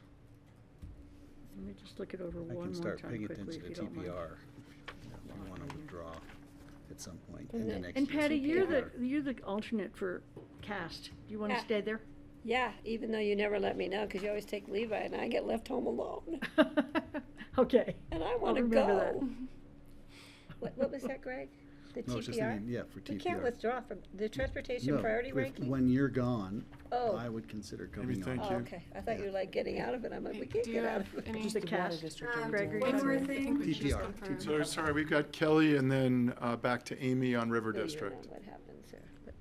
But We may need to communicate with RWAPA. I think I still am getting all the meeting invitations and things as if I was sitting on that board, so I don't know if everyone I don't know if Jeffrey and Greg are both getting those, if you guys are covering that. I think I So can do just- too. I'm covering We it. may need to clarify that with them. I'm covering RWAPA. I'm the chair of RWAPA presently. And there's a lot of turnover, so I'm happy to be there in the mix doing that. And whoever wants to come, feel free. It's a quarterly I meeting. get all the notices too. Where are those meetings? Usually Basalt. So, and Amy and Kara wanted to go to River District for a minute. I think just a clarification, because we had it up here and I just want to confirm that Francie would be the appointment to the River District. That was the one outstanding. I'm okay with that. I just have a suggestion that Anne Marie go with her on occasion, just to start getting Anne Marie's feet wet with the River District Board, in case it comes back for some legal challenges, which may happen in the next year or 2 or 10. I do communicate with her, and Yeah, I think through it'd be the great board, to have yeah. her have a presence on occasion. Yeah, So if that's okay with the little board. awkward. They don't like it. They don't want a for lawyer open from meetings. Picken County. What? They don't want a lawyer from Picken County. No, they didn't say that. Well, I know They've they never didn't say that, but I've known them for long enough that they don't want a lawyer from Picken They County. don't have a lawyer from anywhere. Any, There are no lawyers. so any further questions about committee assignments? I think I have my direction. And you, would you Charlotte. like me to bring copies for the discretionary funds portion? Yeah, I have a spreadsheet that I started. I have a hard time computing in Word. Okay. But yeah. I'll bring it down. The spreadsheet would be great. We're talking about it right now, right? No, we're talking about you have something in agreements that between. work. Oh, A Working spreadsheet session. would be amazing. I'll be right back. Thank you, sorry. Future agenda? Or I can mail you my You wanna just spreadsheet. copy mine, right down here? Working agreements. Oh, no packet. I have to go to my email to look at that. I had them open just a minute ago. Where'd it go? So Working agreements. is it working agreements or Here it is. future That's where we agendas? Okay. So you all should have a copy. I believe you've all given input through John and Kelly of the working agreements. And I think we're just trying to see, is this the working agreements that we can land on for the next year ahead? It's the one that you sent on November 3rd? Or Amy sent? Is that the most recent one? Yeah, I looked. I can yeah. pull it up. There's 10 items on it, correct? Yes. There's the most recent one I got on Yes. working agreements. Yes. Would you like me to pull it up? Please, excellent. yeah. What's up? Kelly pulled it. For some reason I don't have it here. 1 second, sorry. And there's no signature line on this one? There is one on the one I'm looking at. I've got That is the most October recent version 30th. I have. We've never signed working agreements before. We've never identified who's chair and vice chair. I have worked on working agreements for many, many years, and fundamentally, they don't work. But I don't have a problem with having something in front of us in case we need it, but I am not comfortable having to sign my name to, attest to follow these. It's pretty simple when you think about them. How we need to behave and be prepared and be on time are pretty basic. So I'm comfortable with the fundamentals of these agreements. And we'll see how they work. I would say they go a little bit beyond being prepared and being on time. I don't mind signing it, but I don't think we need to recognize who's chair and vice chair on it because that makes it sort of Everyone's equal. unbalanced. Everyone's equal. Yeah. We've never signed them in the years I've been in office. I don't know why we're signing onto them now. And I do not want a laminated copy because all it does is give you paper cuts. I'd like to show you how to handle a piece of Would you show me? laminated paper. Thanks. So I'm not hearing any edits at this time other than do not recognize titles. I think whoever shortened lose the them and made them signatures. like this did a great job. I'm all for, what Patty's suggestion was fine for me. I'd say certainly lose the signatures. I felt awkward with those, so just ditch it. You don't need them. And I didn't, yeah, I'm fine with not including naming not chair or vice chair. That's not significant as long as people recognize the chair. Whoever that may be on a good day. And there's no sort of content edits. We're fine with the top 10 list here. Yeah, good job coalescing them, I Yeah. thought. David Letterman would be impressed. Good top 10 list. Kelly, any edits from? Oh, saw the nod. Thank you. Further discussion? Working agreements, I'm seeing a bunch of nods. Ready to move Clarification, forward? we're removing the signature items or the signature lines and holding these as. I don't care. I'm not I would just signing. say, you know, I am willing to sign this. I think it's my promise to you all. You know, so I'll leave it at that. I'm willing And to you sign. guys can sign them. So I think we have three, maybe, I don't know if that was a tell for a fourth. In terms of signing, Greg, are you in favor of No, signing? I said ditch the signature lines, it's not necessary. Hearing 3 yays and 2 nays. Okay, we would, 3 of will course- sign and 2 don't have to. I mean, I think what Kelly's coming from is that the signature is representing the commitment that you To are each other. holding to one another, right? And so, whether or not you choose the signature line, the most impactful piece is, are you committing to these working agreements in this meeting, however you choose to do that, and committing to one another through these working agreements? And there's no follow-up if you don't commit. If you commit to these and don't follow them, what do you do? Well, there is A hold pa- each other accountable on here. You give them a paper cut with that laminated piece of paper. The last one is hold each other accountable. I know, and that should be happening. So Those are just, anything further on the working agreements, we will use the auto pen for Mr. Poshman. No. And Ms. Clapper, just kidding. will not That use was my- humor, that was sarcasm. my And auto pen is Boston. spelled Jeffre. Anything further on working agreements this afternoon?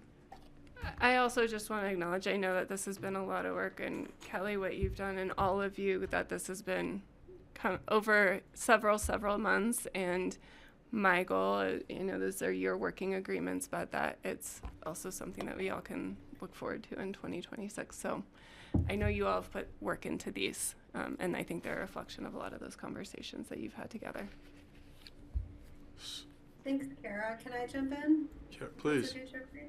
please, Kelly. Yeah, I just want to sort of acknowledge openly and honestly that I think we have struggled at times this year to maybe function at our highest and best, and and that's okay. I think that that's not uncommon, and I think we're all human.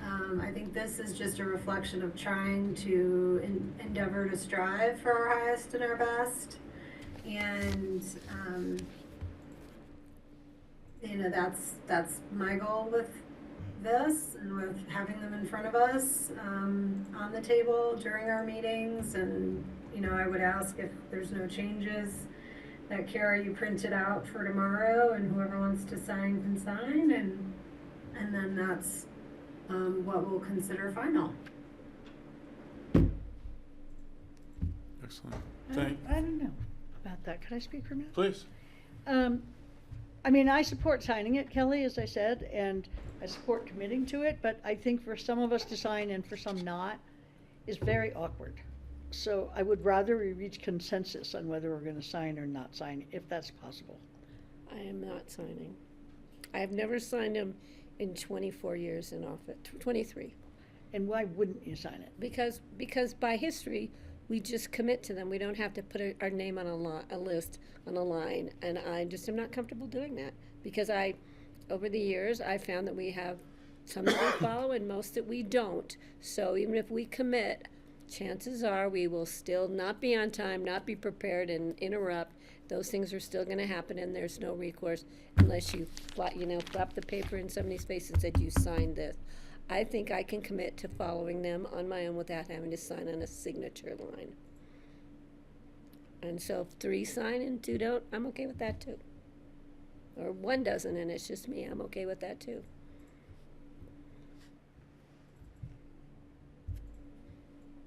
You don't have a consensus. No, we don't.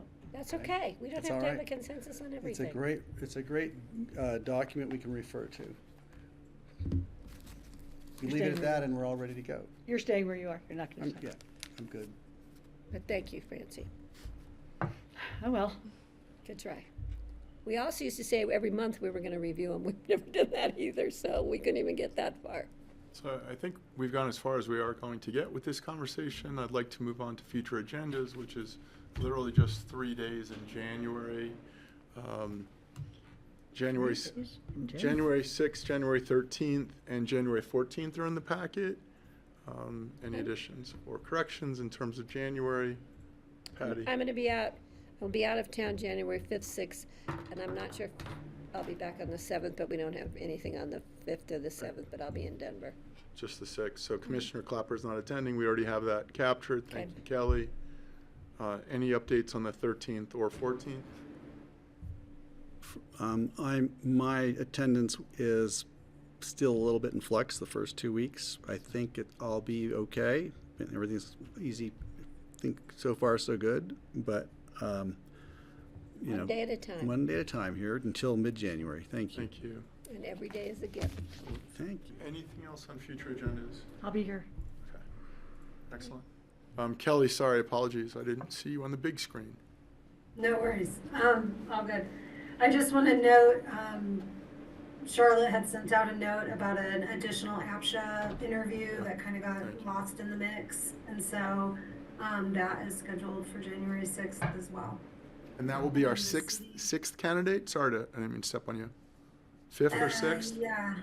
Yeah, fifth or sixth. And then the city is not doing their interviews until I think that week they're starting. So we're kind of running ahead of them for that appointment anyway. Okay. Thank you for that. Yeah, it's our 5th. Anything else, future agendas? So just the question about the forest-wide update. That is Gary and Brian on White River, I'm assuming, but is it also going to include our role in the Maroon Bells? You know? This is just a big overarching for Brian to be able to share what is kind of the state of the state as we look at it for the White River. So it's mostly a Brian presentation? Yes. Okay. Is that the new guy? Brian? Say again? The new gentleman? Yeah, Brian Yeah, I Glasspool. don't an opportunity to meet and greet. No, we did meet him. He came once. Yeah, that's great that he's coming. I'm delighted. We're going to move on to board updates and board membership reports. Succinct reports would be great because I know we're getting to the board discretionary conversation, and again have a sort of 4:45 stop this evening. Okay, Patty. Accra. Just did winter school. I have not heard the results of the successes of winter school. The icebreaker thing at the new Jazz Center was pretty interesting to see the interior of that space. Accra does an amazing job. They continue to do an amazing job. And they'll be partners with letters of support for the airport, which is terrific. NACO, lots going on in the NACO level. Me going back to talk about the reauthorization of the surface transportation bill. I've got some ideas we might want to put in there. Also, our policy will need to be reintroduced with no changes. And then I'm following up with the Western Interstate Region Group. Northwest COG and the Economic Development District are in flux right now. Lots going on there with trying to figure out staffing issues and management of the Economic Development District. So that's going to be pretty time consuming for me, at least the first part of the year. The TPR, the Transportation Priority Region for our mountain region.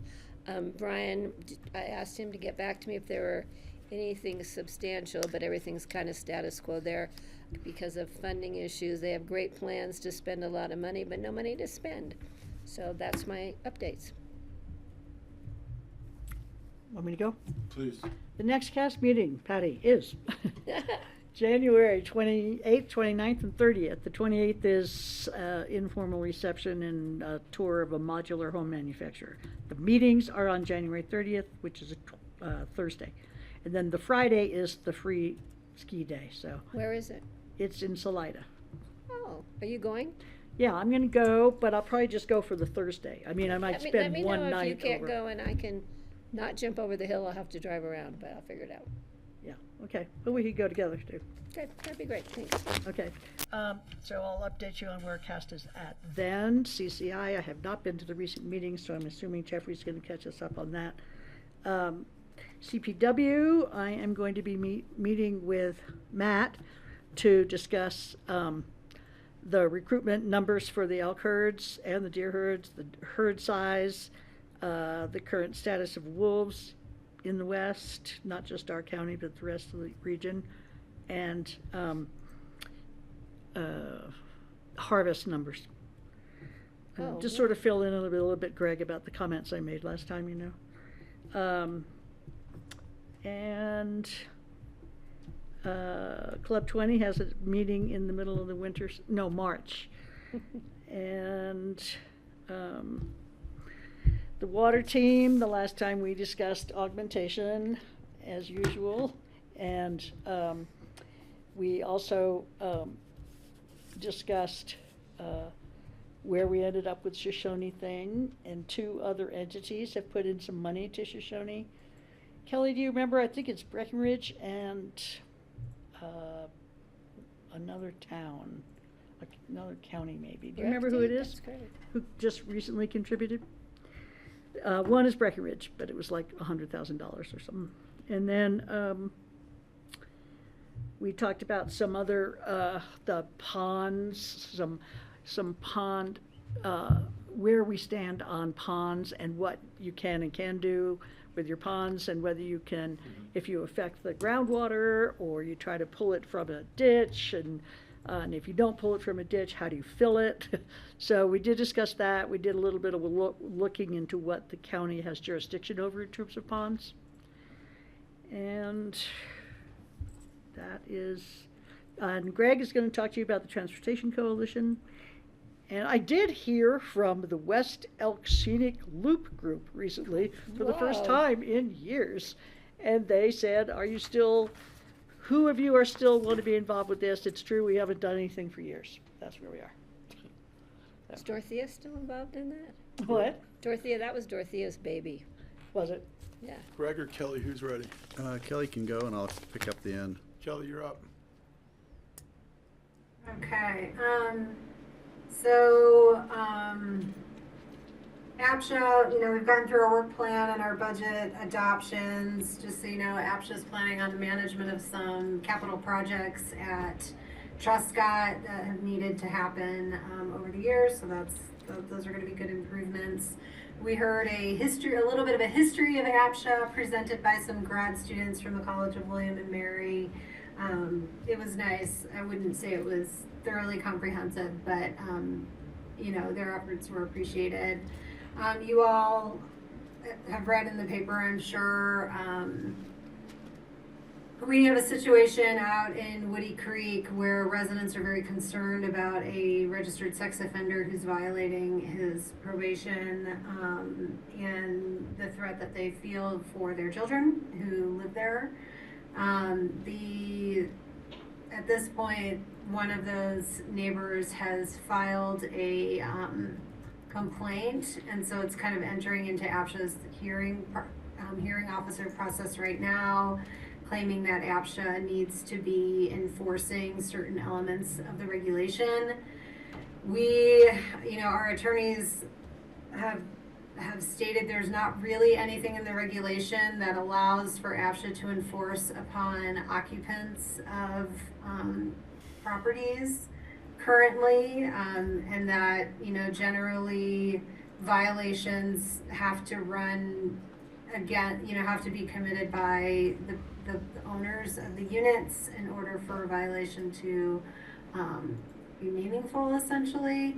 You know, the board is very sympathetic to these concerns that the residents have about having a violent offender in their neighborhood, and, you know, has directed staff to consider what policy options might also exist. So we're kind of in the process of letting the legal process play out, and then also considering if there are, you know, this isn't the first time in APSHA's history where there's been concern about violent people living in APSHA, and whether we have some authorities to prevent that or remove the people.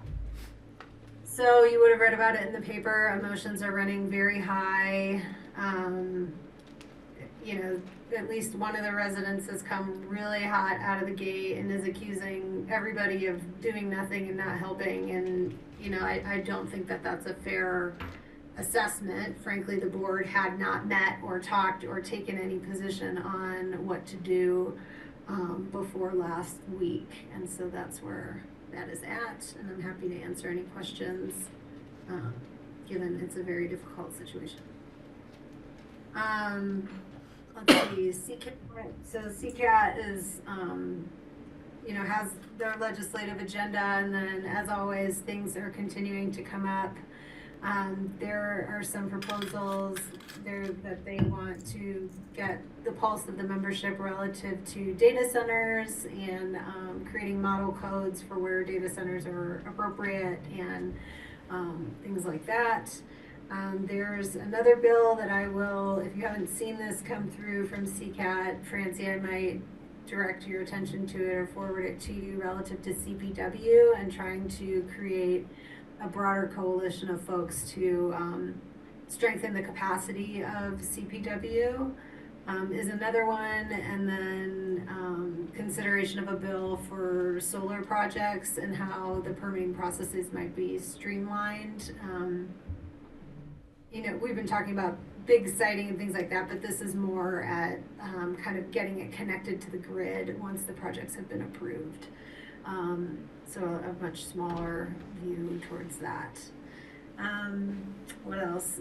CCI, so we've talked a lot about human services. We got a large, report out last week from our human services staff. Jeffrey had forwarded information that I think is worth everyone taking a glance at relative to the Human Service Directors Association's position and CCI's kind of follow-on support of that position, which is essentially saying, hey, we now have all these benchmarks we're supposed to meet and penalties that we will have to pay as a state and counties if we fail to meet those benchmarks for SNAP and Medicaid performance. And now you want to combine all of these programs and completely reorganize how the state implements those programs without being very thoughtful. You're risking, the entire state having to pay lots of money in fines at a time where we don't even have enough money to pay the benefits. I would say that's the fair summary of the big concern. And they should slow down. Other states that have done some of this reorg in human services have taken many years to do it, and the governor's trying to do it in 3 to 6 months. So it's problematic and will get a lot of attention legislatively, I think, this year. There's not anything to report for justice and public safety or what's the other one? Tax and finance at this point at CCI. And then I think I recently reported on the roundtable, and so don't have anything on that. And the CJCC, Kara is trying to pull everybody together for a reconnection and discussion of some pretrial services and how the group, how the various providers that are on the CJCC have touch points with the pretrial services program. That's my update. Questions for Kelly? So thank you for covering the healthcare services. I think the critical one is, you hit it, which is the bureaucracy-laden state government is looking to shared services and districting to be performed in 6 months when it's taken other states 2 years. So at the same time, we're seeing federally mandated changes to healthcare and shared services. We're seeing the state bureaucracy kick in. Sorry if I wasn't as elegant, Kelly. The only other one I think that's important for this board is the vulnerable road user protection is resurfacing. It will not be on the CC4CA docket because there is no climate nexus. It is a level 2 priority over at CCAT. So if folks are looking to do a vulnerable road user protection bill, it will only include animals. It doesn't provide for cyclists or human safety. And the way I think Senator Roberts thinks he could get it through this administration is by making the fee an opt-in. And so it will not be considered as negatively as it was in the last legislative session. So that is making its way back. We haven't seen a draft bill from Senator Roberts, but again, CCAT would be the advocacy point there. And stay tuned on, CCI did draft a letter last week that went with the Colorado state administrators, the health service administrators. So sort of Kelly Flanagan, along with the administrative letter, back to Governor Paulus, basically, arguing from CCI's perspective that this is too fast at the same time, we're facing federal changes in human services. So any other department updates, board updates? Cool. I see multiple journalists in the room. What about Greg? Sorry, Greg, I apologize. Okay. QQ haven't been. I haven't been to a QQ in a quarter, so I have nothing on QQ. Board of Health meets January 15th. There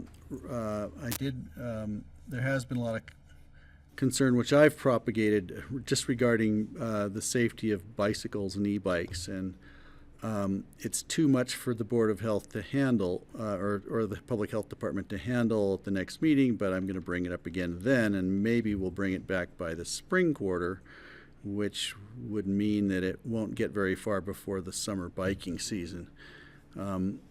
The RAFT is on track, doing well. We still haven't got the final numbers. We did have an increase in ridership from the free fares, but there's a lot of discussion about how maybe perhaps rather than funding free fares, we try to put that and keep charging fares and put the funding toward increased service, or more frequent service, or maybe even working on the extension toward Rifle. So RAFT is working on what's appear to be necessary expansions, and we did have a representative from Rifle City Council joined the RAFTA board informally last week. It was really great to have her. Alicia, last name I don't remember, but she's great. She's really a dynamic person. She's going to be doing great things down there. So stay tuned for RAFTA. RWAPA, we are toward the end, but we should have an announcement soon, or at least at the next RWAPA meeting. That's all I've got. What about the Transportation Coalition? No, wait. What about the those guys. opioid settlement? What's happening with that? Is that done and gone? Jenny Roeder at the Public Health is pretty much the lead on that, and I have not been contacted or participating. So do we much need at to all. leave that on here, or We could strike it off as far as I'm concerned, unless they need a name, but honestly, I don't have much connection with that. Yeah. Which one? The opioid settlement. Is Let like- us- I was wondering about that. Yeah, let us follow up, because I know that definitely has been kind of transitioning. Okay. Right. So we'll follow up winding before the down. January 14th So I resolution. apologize, but I don't know enough to say anything about it. Transportation Coalition met and reached a consensus, and I'll just read, this is the best thing quickly to do, is to recommend a phased approach that begins with a new suite of incentives and mobility options. Will create multiple ways for commuters and other travelers to avoid paying a fee at peak hour. Having these mobility options fully in place before what's called a hot lane or congestion reduction fee is implemented would be critical to a success. The plan is basically to do the easy things first. Let's create apps which exist and carpool programs, promote RAFTA more, and try to create a goal which makes riding for free up valley easy for everyone. Guiding principle on this would be do no harm to RAFTA and RAFTA's service levels, which is the sticky wicket, because any use of the HOV lane, could eventually end up impeding RAFTA's free flow, which is necessary. There's a lot to this. RAFTA has to weigh in still. RAFTA is the elephant in the room, and their contractual obligations with CDOT play a huge role in what actually can be done with the HOV lanes and who has to be asked permission. The permissions may go all the way up to the federal level, So there's still a lot to work out. So the Transportation Coalition is going to meet again in January, I think on the 22nd. But the idea is to create an approach that's adaptable, reversible, changeable, flexible, that will give people options not to drive, more options and more incentives not to drive. But the consensus really has been that unless there's a stick involved, including a cost of driving, it's going to be pretty hard to get people to take a chance on a different form of transportation. So I think it was a worthwhile endeavor, and I'm glad that we've been involved, and I'm glad we participated. You know, we're going to see more come to us in January. Anything we do is going to have to require a huge public outreach, so people understand. You know, if they really want to solve this traffic problem, it's going to take all of us pushing together. And I can't. The acknowledgement from the entire group is that doing nothing is not acceptable. So what we're all trying to do is worsen the congestion, and we have to keep that goal in mind. I think I'll stop with that. Thanks. Thank you. I'd like to just put in one little addendum about Please, traffic. yeah. So last night, I was going to meet someone for dinner, and I was leaving Carbondale. I got from my house down to the roundabout.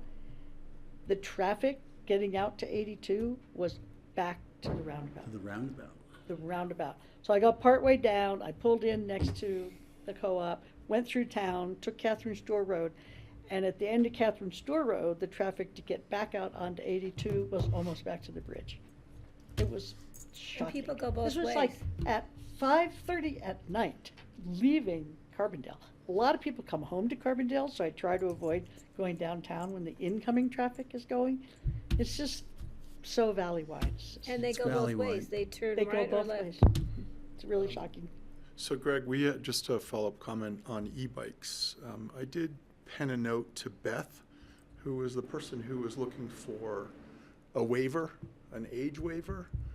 For mountain biking. You're talking yeah. about e-mountain bikes. Yeah. Right. So yeah, That one I from saw that. BLM? So I penned a note which included, here is the open space and trails policy, and here's the BLM policy as per SILT.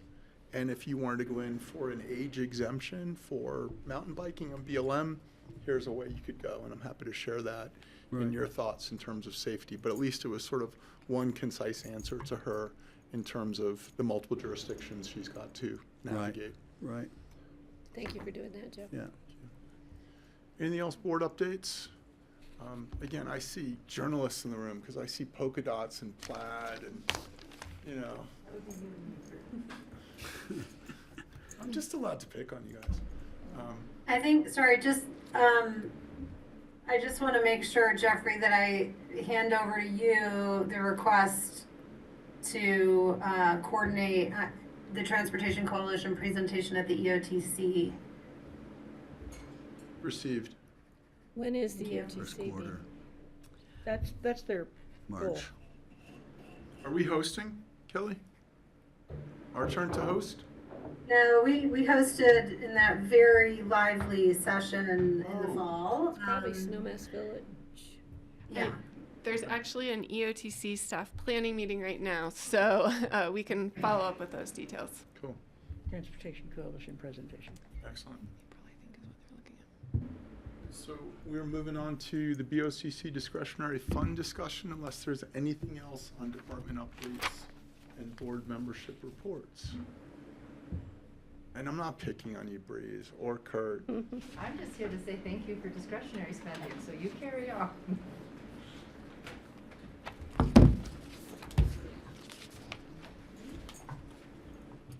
I have mine. Thank you. And I have it highlighted and lined and thoroughly read. And you guys are in the room, so. Thank you. If we need you, we're gonna call on you. How's that? Fair enough. And Lindsay, the same goes for you, Lindsay Maish. I know you're hiding behind Breeze. You can join me anytime if you print out. You can join anytime if you print out the memo. I will kick this off. So at the end of every year, we bring requests forward to the board for their discretionary spending. This was a coordinated effort as Charlotte left, and with Amy and Ashley and myself, trying to work through the very requests that have been coming forward to the board for consideration. So just to give some context, last year was the first year we increased the fund to $200,000. Otherwise, it was typically pretty small. It was for really, you can see from the attachment, really just some minor one-offs or a space for the board as things come up over the year. Beginning in 2024, we increased that to $200,000, and it's $200,000 again this year. In 2026, we have really taken that and shifted it more into the BoCC stabilization fund. And so we'll be looking more at more of a process for you and for all of our community members to be coming through for that consideration. So as we looked at bringing what we were aware of from the staff level to the board, the chair and vice chair had asked us, in addition to what requests had already come forward, to reach out to any of our human service and public health core partners to see if there's any emergency backfill funding for 2025. And so that is the list, among others. I would also just reiterate, as we did this, we really are looking at, this is closing out 2025 dollars, and so what we put out to the organizations and others is, where is there a funding gap for end of year this year, acknowledging that there's a whole process that we're looking for as we move into 2026. So with that, Ashley, do you? Can I make just a point of procedural? We do not have to spend all of this money in 2025. We can roll over amount of money into 2026 and reevaluate as need be because of the uncertainties around the country, state, federal. We can hold on to that money for 3 months or 6 months or whatever. We do not have to spend it all in 2025. We usually do, but this last year and the next year are a little bit different than what we've been faced with before. We've never had this much, that's for sure. Yeah, and I myself don't have a problem putting some aside for what we don't know is probably coming. We do have the $243,000 in the community, healthy community fund. Yeah, but this is. Yeah, I know, this is separate, I'm just saying Yeah, that we do yeah. have that. Did the Little Red Schoolhouse come back with incentives for Pittman County in terms of what funding would look like vis-a-vis participation? We can hand that to Ashley. So they have not come back. The direction at that meeting in which Snowmass presented to all of you was, let's wait until Healthy Community Fund come back at this meeting as part of the discretionary. And so I know Ashley's been working with staff and can speak to those incentives as far as what that discussion has landed on. Shall we jump in? Please. Great. Good afternoon, Ashley Pearl, Resiliency and Housing Director for Pickens County. I reached out on the county's behalf to a number of folks who are listed in the AIS and others who aren't, and got 4 clear 2025 requests. There was a lot of conversation about, in 2026, I'm sure we'll need something, and again, reiterated what Kara said on the county's taking a kind of a different approach in 2026 for some of that. The one that you were aware of, and you have been for the last many months, was the Little Red Schoolhouse request. They came in I want to say September, the fall, and requested the full $200,000 to go towards the Little Red Schoolhouse. We have already contributed $208,000 from the ARPA funds towards this project, and there was a thought that this is similar to the county's participation in the Stotts Mill Child Care Facility. So as a reminder there, the town of Basalt built the Stotts Mill Child Care Facility with a $800,000 grant from the State Department of Early Childhood, a contribution of $500,000 from Pickens County, and then some money from town of Basalt. In exchange for Pickens County's money, we got 10 spots for children of Pickens County employees, 11 spots for children of Pickens County employees for 10 years in exchange for our money. So we had thought, okay, could we do something similar if we contribute more funds to the Little Red Schoolhouse? When I sat down with Snowmass staff, the numbers equal, we would get about 1 spot if we use the same percentage kind of calculation that we used with Stotts Mill. Stotts Mill, we took the total project cost, we took our contribution, and then we said total number of spots, and then the same percentage of spots ended up being 11. The total cost for Town of Snowmass Village is $8 million on this, and if our contribution ends up being, we said 400,000, that percentage is quite small compared to the total one. So they were open to having that conversation if that is really what the board wants to set as a contingency of their funding. But I did want to let you know it's much smaller than the other project that we had considered this on. It's still almost $500 million though. Maybe a smaller percentage, Yeah. but, so it's like 1/16. It's not that small. Yeah. And we have never in the past given all of the discretionary funds to one entity. We like to diversify our support. And so that is the direction we received when Town of Snowmass Village was here in the fall, was they had put in a request for the full amount, and you had said, wait a second, we need to see what else comes in. Especially after Healthy Community Fund funding was awarded, you wanted to see if anything wasn't funded or wasn't funded at the full amount. And so we did reach out to public health entities, human service entities, the media, and some other contacts through the administration manager's office. We heard from Community Health Services. I know they're here today if you have any questions. We heard from Aspen Public Radio and from Aspen Journalism all about needs that they still have in 2025. So those are in your memo. I know the board has other things on their mind as well. Happy to answer questions here, or I think almost everybody in this memo is represented here today and could probably answer The question questions. for the manager's office, I don't know how to turn off an apple. The question for the manager's office would be, probably the highest thing on the board's mind is really around food security. And while I appreciate where we are today, there's not much here in terms of food security on the docket.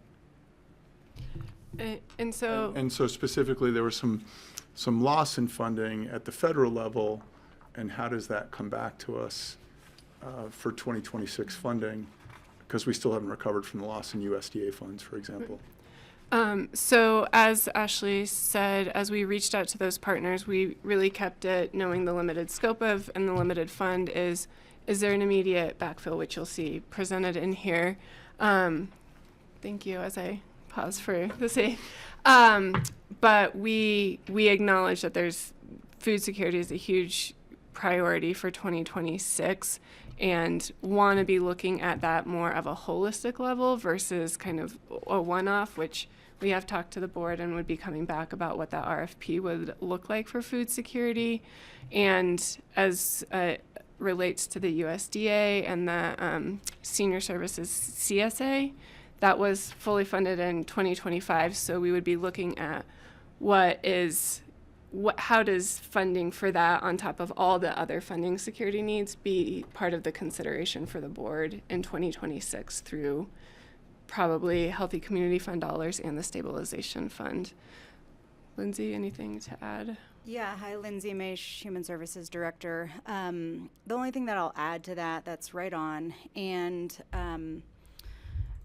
so with this, when the government shutdown happened and we had the SNAP gift card program, we funded that. We did fund that, not through. Was it through the discretionary? Okay. Oh no, it was through a different fund in the manager's office. Yeah, so we were able to help fund that, and then our food partners regionally also.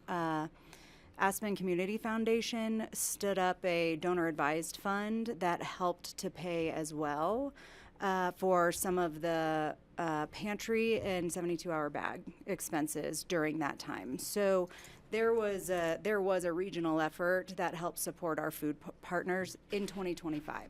So as we move into 2026, we'll look through we're going to be coming back with recommendations on an approach locally and then potentially regionally as well. Cool. Thank you for that. I appreciate that. Patty. Yeah, real quick, as far as the community CSA, I'm still planning after the first of the year, now that the government is open for, hopefully will be open, to go down and meet with Sally Clark, who's the USDA rep in Denver. I know her from lots of things. She was very involved with NACO, and she was a county commissioner out of Colorado Springs. And I talked with her at NACO and said I wanted to talk to her about getting that funding back.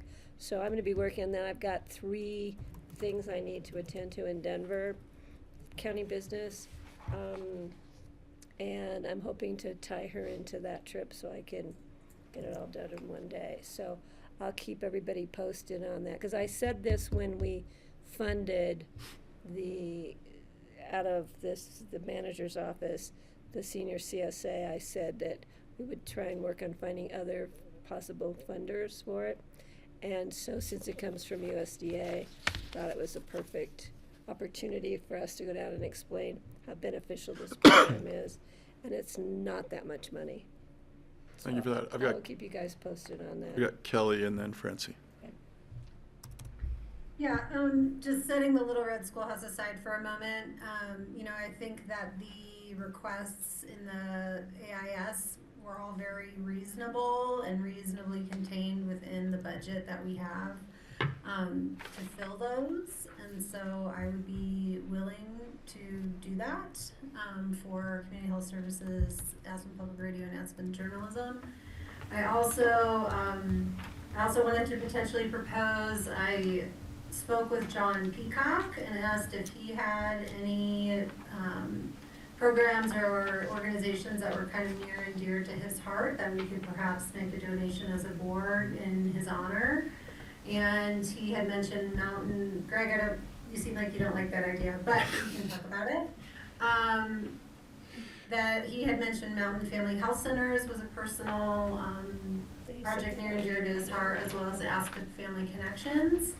And so perhaps a token donation to those organizations could be meaningful. And then finally, as I do with you all every year, the reproductive health landscape has not improved over the last many years. And Planned Parenthood continues to be the only abortion provider for many surrounding states, as well as in our valley. Anyone who needs an abortion cannot get it at Aspen Valley Hospital or Valley View. They need to go to Planned Parenthood as well. And so I would like to continue our annual contribution to that organization with support of the board as well. And then based on any other consideration for funds, I was expecting Patty to maybe mention CPs, but any remaining funds I would consider a donation for the Little Red Schoolhouse as well. So, did you have a number in mind for the Little Red Schoolhouse? No, I just would come back to it after we figure out this incremental smaller donations and see if there's a level that we would like to contribute to that project at or not. Francie and then Patty. So in terms of the Little Red Schoolhouse, I just did a little math. Our contribution would be 5% of their overall cost, which is 1/20.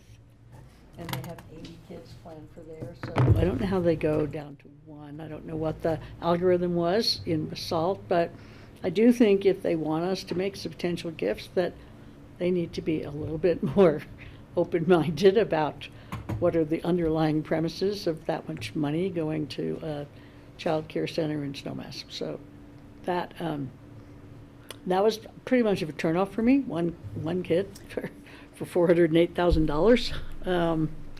So I am surprised, given that food shortage is a problem, that Harvest for Hunger and Lift Up said they had no funding caps. I don't really understand that.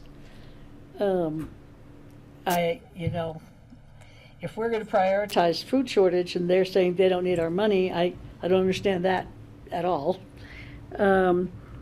And then I agree with John, Mountain Family Health, I think is going to be hit really hard after January 1st. So even though they might say they don't have funding gaps, I know they're going to need support. And right now, I believe our support is an in-kind for rent, and and then the hospital provides support as well. Is that right? There's other part. I'm coming up to So- speed on it, but we fund them in a few different ways, and I'm sure Yeah. whatever those shortages are, we'll be coming back in a much larger conversation.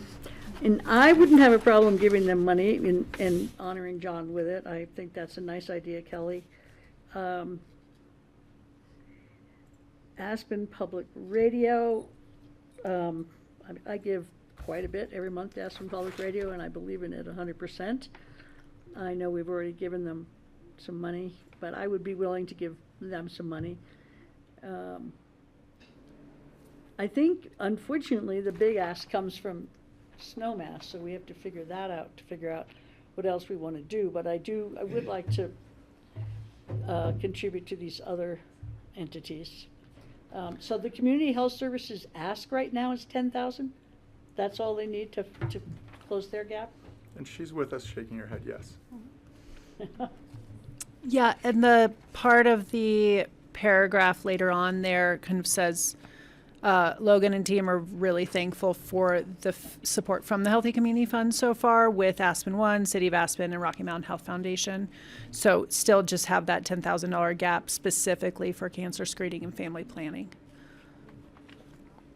I'll respond also to the surprise around Lift Up and Harvest for Hunger. I think when Aspen Community Foundation stood up their donor advised fund, they were able to help fill those gaps for them. So though we're not filling them, there are other ways that they are being filled through the community. So it's not a mystery that there will be gaps for those services, but for 2025, for the rest of this year, I think the government shutdown actually stood up some resources to help them get through the end of the year. So we don't have a food shortage problem, or we do? Well, we do. We don't have a funding shortage for 2025. So this money is meant to be spent for between now and 2 weeks, right? The end of the year. So between now and the end of the year, the food programs are okay. So can I just take a poll of the board? It seems to be the one outstanding question at the board table is funding for Snowmass Village's Little Red. So can I poll the board, and then I'm happy to. Yeah, I just have a Start on correction. the easier ones. Yeah, I think there's more questions than that one to start with. So does the board have an appetite to include the Little Red Schoolhouse in year-end funding through the board discretionary fund, or is it something we can leave unfunded and revisit in 2026? I have a suggestion. Please. I'm suggesting $25,000 for the Little Red Schoolhouse, the $10,000 for $20,000 for public radio, $10,000 for community health services, $8,259 for Aspen journalism, and then I would support $5,000 going to Mountain Family Health, $5,000 going to Planned Parenthood. And Kelly, thank you. I think the opportunity we have right now for behavioral health and mental health issues in our valley and beyond for farmers and ranchers is in need of support through the Casey's Fund for Farmers. I think $5,000 would go a long way in providing voucher programs for mental, physical, dental, eye, hearing, but the key thing is mental health services for farmers and ranchers because of the high suicide rates we're seeing in that population. So that's where I am, and I hope somebody kept track of adding it up because I'm trying to keep track right now. Patty's math would bring us to $83,259. Thank you, Mr. Wackerly, for not letting us go 3 zeros. And then the rest of that money, I think, would be key to rolling it over to 26 because of the issues coming up with food supply. And I think they're going to need funding as we move forward because it's the unknown of SNAP programs and requalification, et cetera, et cetera. So that money we can revisit in 3 months, in 6 months to see what the needs are at that time. I want to just have that fund there because of the unknowns. And As you can tell, I'm passionate about it. So I'll and go I'm not back even to a Ashley Downey and Lindsay and just say, are you comfortable with that? Specifically Mountain Family, does that get them a little healthier between now and the end of the year? Again, that would leave us with a nice chunk going into January and February. It's just a little Yeah, I bonus for can't Mountain speak on Family behalf of those organizations, but I think if you're turning that towards direct client benefits, where it's helping, like you said, as a voucher program, that's only right now the social safety net is being challenged, and so the people in our community are going to need the help the most. So I wouldn't disagree with that Every little bit recommendation. helps. So just checking in with you, so 5,000 for Seed Piece, 20,000 for APR, the Aspen Public Radio, 10,000, let's go to 10,000 for Aspen Journalism instead of 8,500 and whatever, and. So, I like And it. then, So we- 5,000 for Planned Parenthood and 5,000 for Mountain Family Health, and then 25 for the, is that it? Yeah, and then the rest Just roll over to checking. 26. I would need to clarify, there's 5,000 for Casey's fund. Yeah, Seed Piece. Oh, I said okay. it. Seed piece. Okay. It's the same. I can get you. the It's not really Seed Piece, it's the mental health component. It's Casey's Fund for Farmers. Yeah, so Casey's just- Fund for So Farmers. for the record, Or Casey's Farmers Fund. For the record, it's Little Red Schoolhouse at 25,000, it's Community Health Services at 10,000, it's Aspen Public Radio at 20,000, Aspen Journalism, sorry, we can't deal with 5s and 9s, we're going at 10,000. Community Health, Perfect. For Curtis, for John Peacock's Mountain Family Health Center, it's 5,000, Aspen Family Connections, 5,000, Reproductive Health, Planned Parenthood, 5,000, Seed Piece, 5,000, for a total of $85,000, which will leave a funding balance going into 2026 of 115,000. Yeah, I didn't know we were doing what was the other one? I thought we were just doing Mountain Family Health. I Doing heard two for I John? heard Kelly's list. So and there I were two for, incorporated those were Kelly's both list. of John's choices, and we're gonna do both? John's list was Mountain Family Health, Aspen Family Connections, Planned Parenthood, and Seed Piece were my sort of 4 additions at this meeting. So we're gonna do 2 in John's honor? I thought we could pick 1 or 2. I'm focusing on where we're going with the money. I'm asking you a question.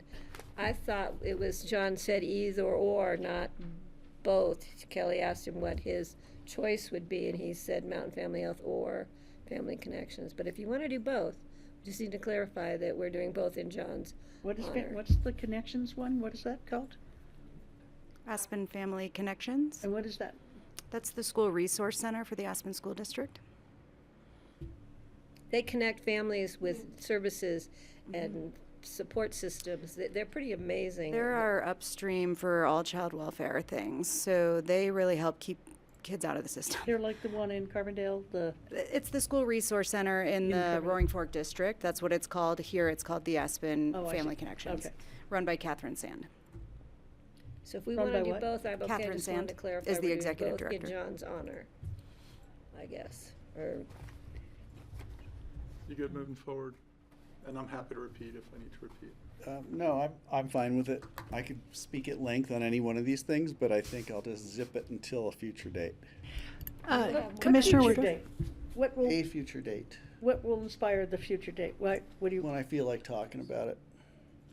well, okay. well, in 3 months, we can have it come back if there's a need for food. Or we can come back if there's a need for more support for affordable health care or for something. We can do it in 3 months and 6 months after the first of the year if we roll money over into our fund. We'll still have 200,000 in our discretionary fund for 2026. This will just be that cream of that topping, right? Is that correct? Let me clarify. So there is not $200,000 in your discretionary fund for 2026. How much is there? That is essentially the 1.5 million over 3 years. So you can think of it as 500,000 is set up next year as your stabilization fund. There is no discretionary fund. So the clarification I think would be helpful from the board. What I'm hearing is we'd roll over 115,000 to 2026 as the board discretionary fund, keeping that separate from the Yes. stabilization fund that was included in the budget. And what who was, and sorry, I'll go Francine in a second. What was articulated to the board was that the board discretionary fund, the stabilization fund, sorry, in 2026 wouldn't kick in until March or April. So rolling over funding into 26 is just a smart move, given food insecurity and any questions and pressures we may have in January, February with the state or federal government. Yeah, and just, we can look at when to spend those dollars. I think the recommendation is we want to give a little bit more infrastructure around how those stabilization dollars are being spent Guardrails. as we see more things come to light. Francie, and then I see Kelly.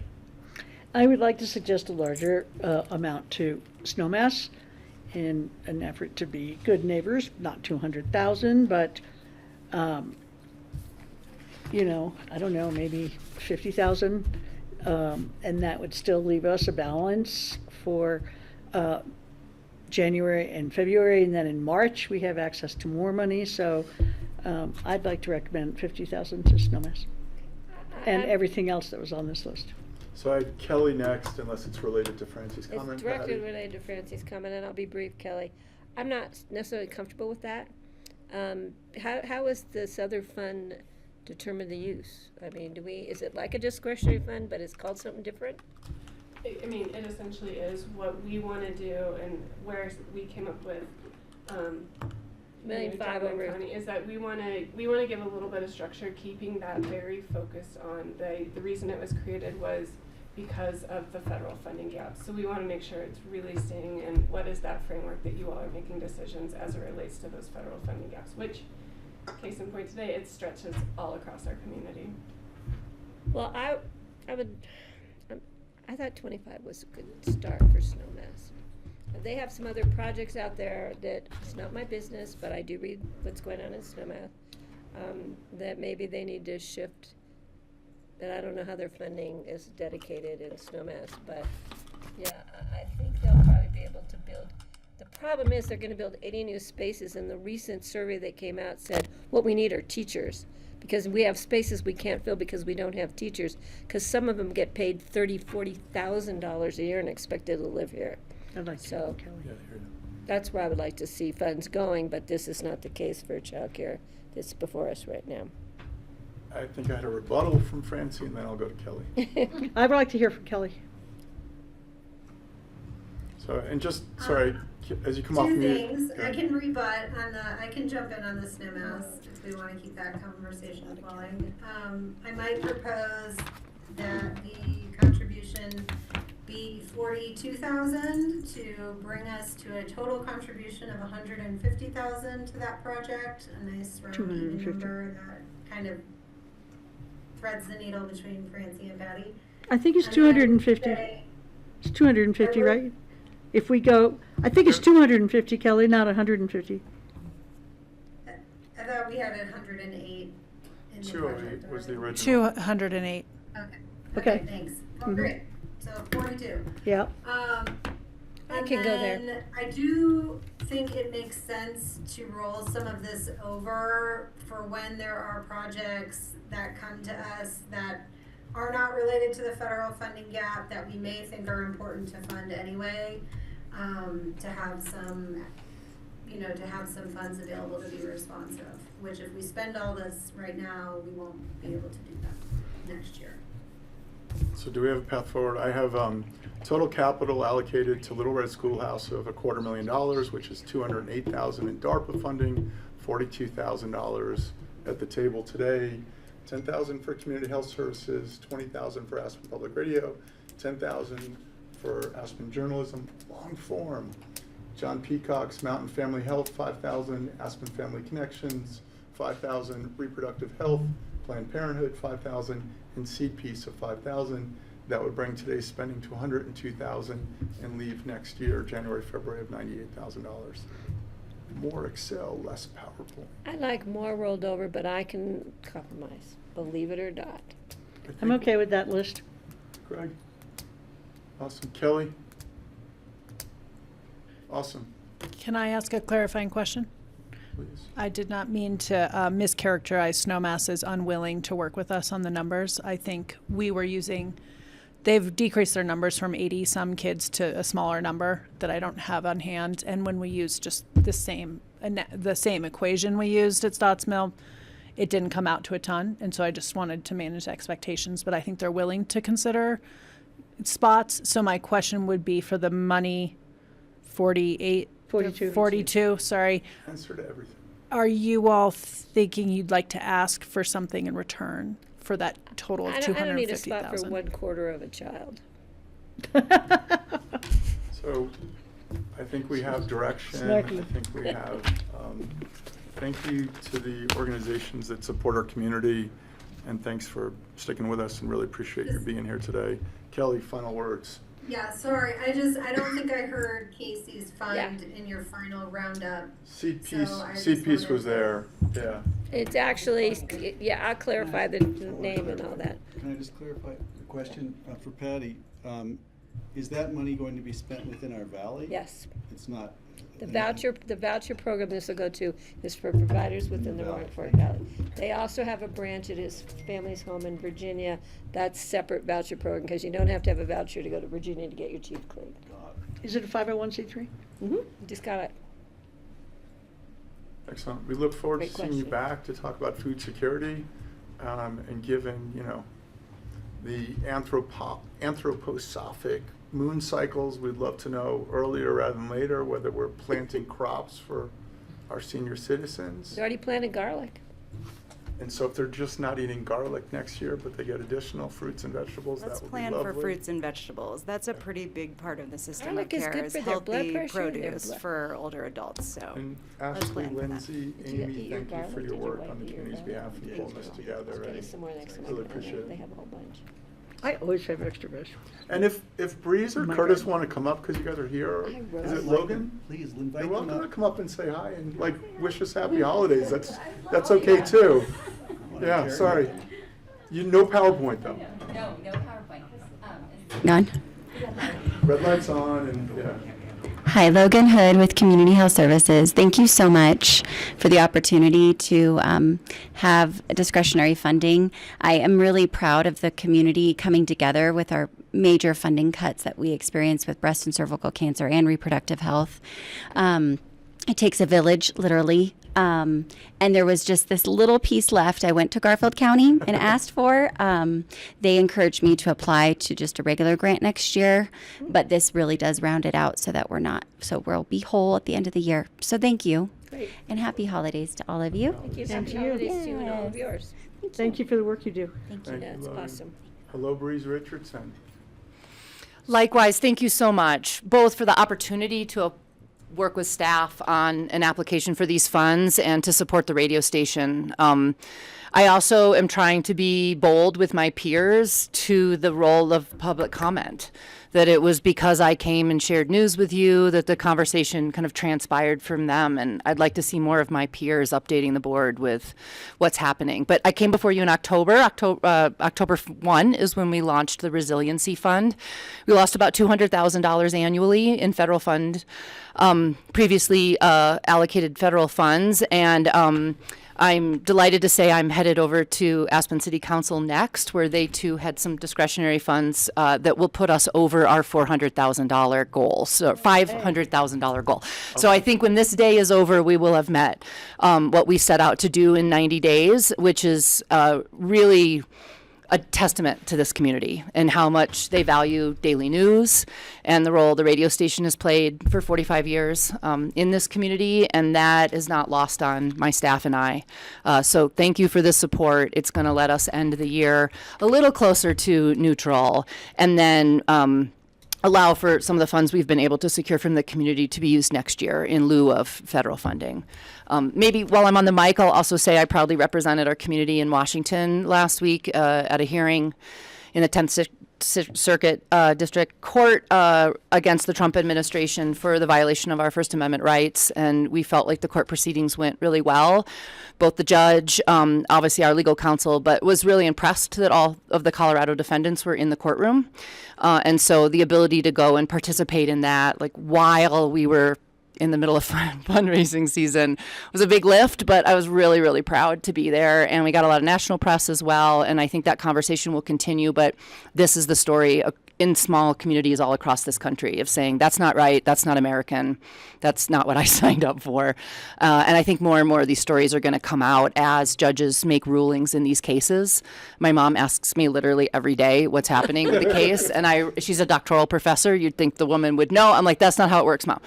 So, I know everybody's eager to hear, and we will, of course, share once the judge makes his ruling. But thanks for having our back and helping us get through this moment. Let's hold that judge's congratulations on that. ruling. important to. I will say your on-radio campaign drove me over to MS Now fairly often. Well, I'm happy to say it's over. Me And too. with matching funds, I think we're closing in on 80,000 against that 100,000 goal, and envelopes continue to arrive every day. So it is our hope to be on the air as little as possible, but I will not lie, it works. So I'm going to keep doing it as long as it rains fun for local news. Thanks. Good job. Thank you to Greg for dragging you in for open discussion. We didn't forget the ask, so thanks for coming back, and Yeah, thanks for thank sticking with us. And Curtis, introduce yourself.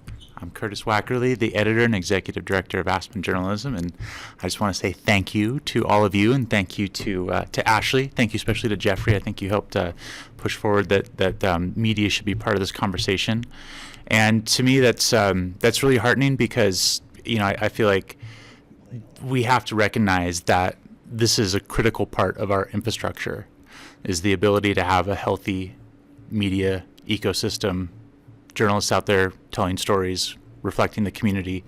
And as you all know, that's not really guaranteed. The business model faces a lot of challenges. At Aspen Journalism, we have a pretty unique thing going on. We've been around for 15 years and rely entirely on charitable contributions, and it's allowed us to do something pretty unique, I think, in the media landscape, to focus almost entirely on long-form journalism and be able to sort of do things our way. And I think we have a lot of great results from that, and we're really grateful that Pickens County has helped support that. So thank you. It's always a great read. For you. One is thank you, because I think Tim McFlynn at some point sat on your board.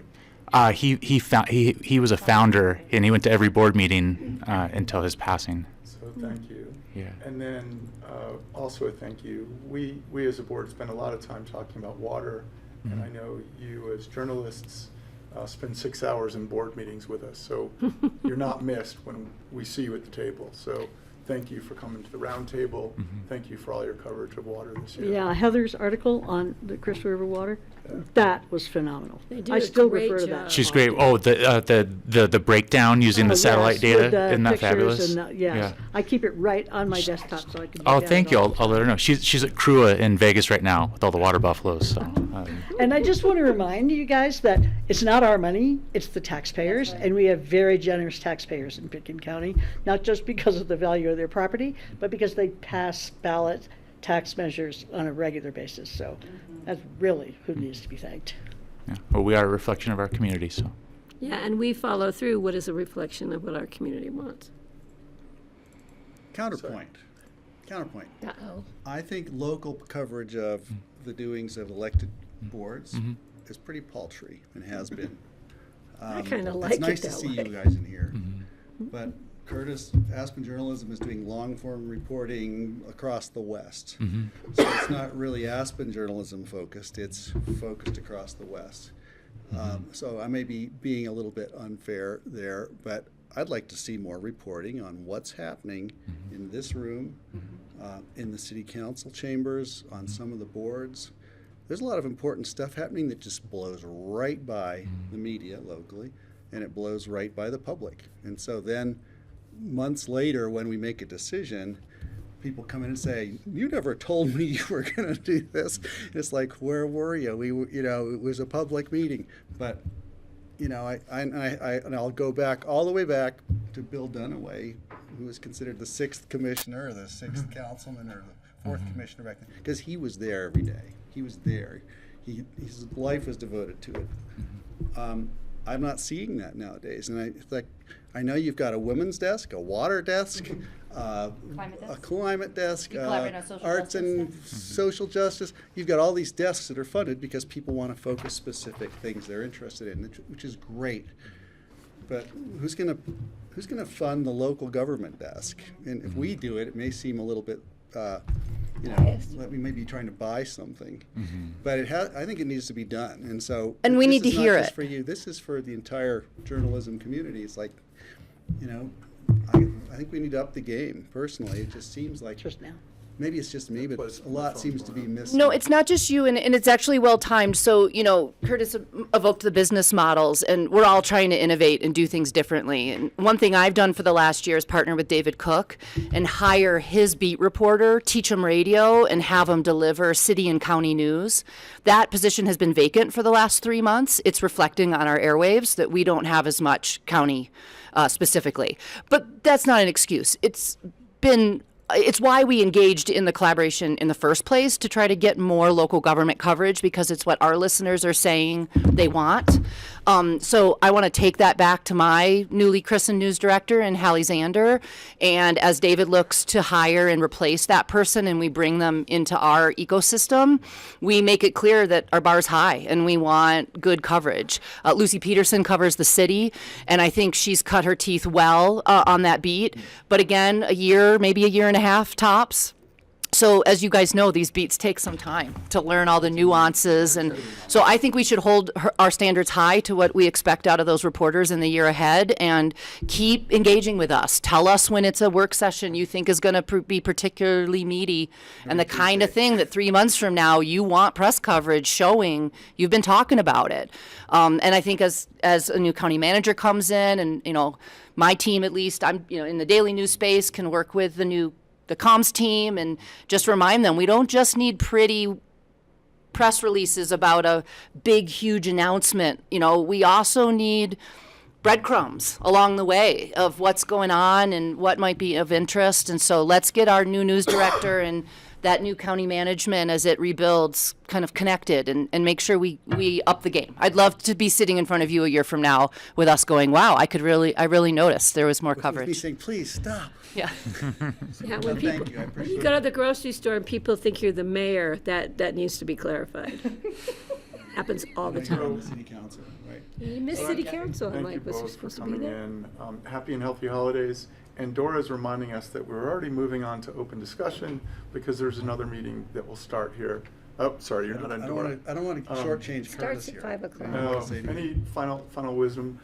I appreciate that comment, and we hear that a lot, that they want, readers want more local government accountability coverage. We're fairly limited in our editorial bandwidth and the things we decide to hop on. We've been covering the Transportation Commission quite a bit and open space things, but yeah, you don't see us as much in every city council, every BoCC meeting. I'd love to change that, and that's good feedback. Maybe you guys can join the coalition to take care of that. Yeah.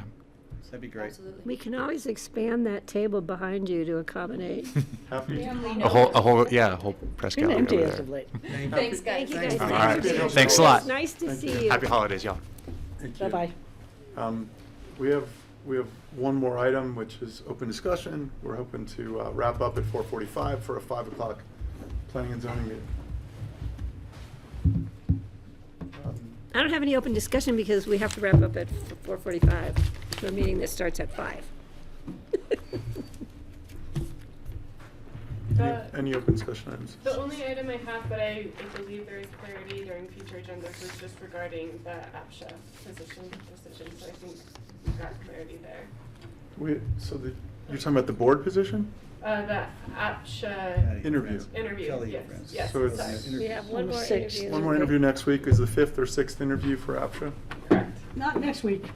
Sorry, in January. And I won't be here. And then Kelly before Patty leaves? Sorry, I haven't looked at email, but there was supposed to be an update to tomorrow's agenda to add 2 items. I don't know if that happened. I want to, I can answer that. I just want to check in because there was a grant that public health needs to have approved, and then, what was the other thing, Kara? It's the ordinance for parking on roads within the county. Yeah.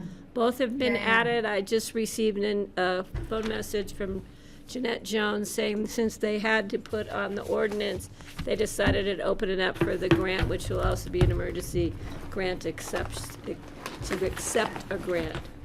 And those have both been Just a added. plan for a few more items for tomorrow, not unusual for the last meeting of the year. Thanks. So Kelly, to your point, at 11:49 a.m., a revised agenda went out. Instead of 18 items on your agenda, there are now 20. Yeah. So the 2 additionals went out at 11:49 a.m. And you can pull them up online. So Greg, Just for me tomorrow, I may be late I may not be able to be back here by 12, but I'll be heading this way. Okay. We'll wait Excellent. for you. Just a second. Yeah, just wait. A long way. See what I'm I doing. have nothing more on my plate. Take it excellent. easy. Everyone enjoy your afternoon. Okay, You thank mean you. night? Kelly has. Kelly, you good? No, I was just gonna bring up, so Greg had forwarded a letter to me and, oh, did you guys hang up already? We're here. We're Kimberly and Kara about wildlife crossings at the federal level.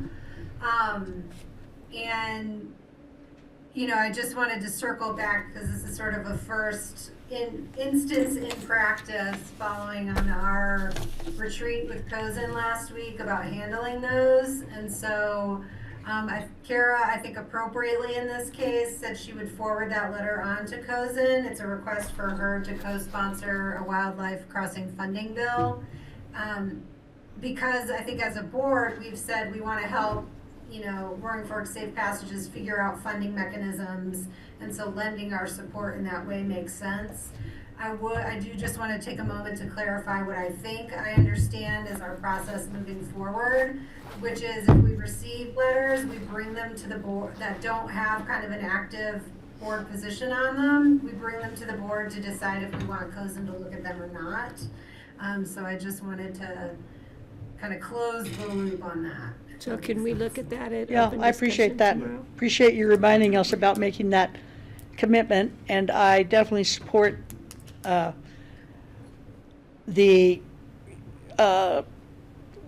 mechanism to get federal And state. funding or DOT or whatever to support wildlife crossings.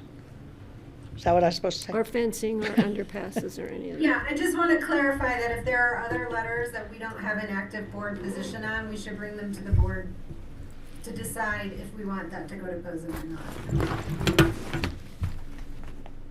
Okay, thanks, that's all I have. Bye-bye. Thanks, See you Kelly. tomorrow. Thank you. Grassroots, enjoy your evening. Thank you. Thanks, Mikkel. All right. Thank you all. So we're done? We're done.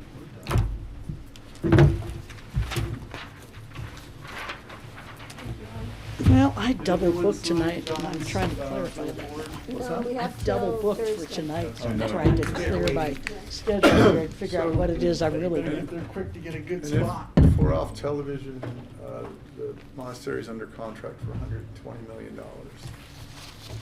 120. What was that list? But we're still, 150. wait, We wait. know who it is yet. But we're still, we're off, ESPN, but ESPN, we're off camera, but LLC. we still have a quorum, so we. It's in the newspaper. It's just news. It's in the newspaper.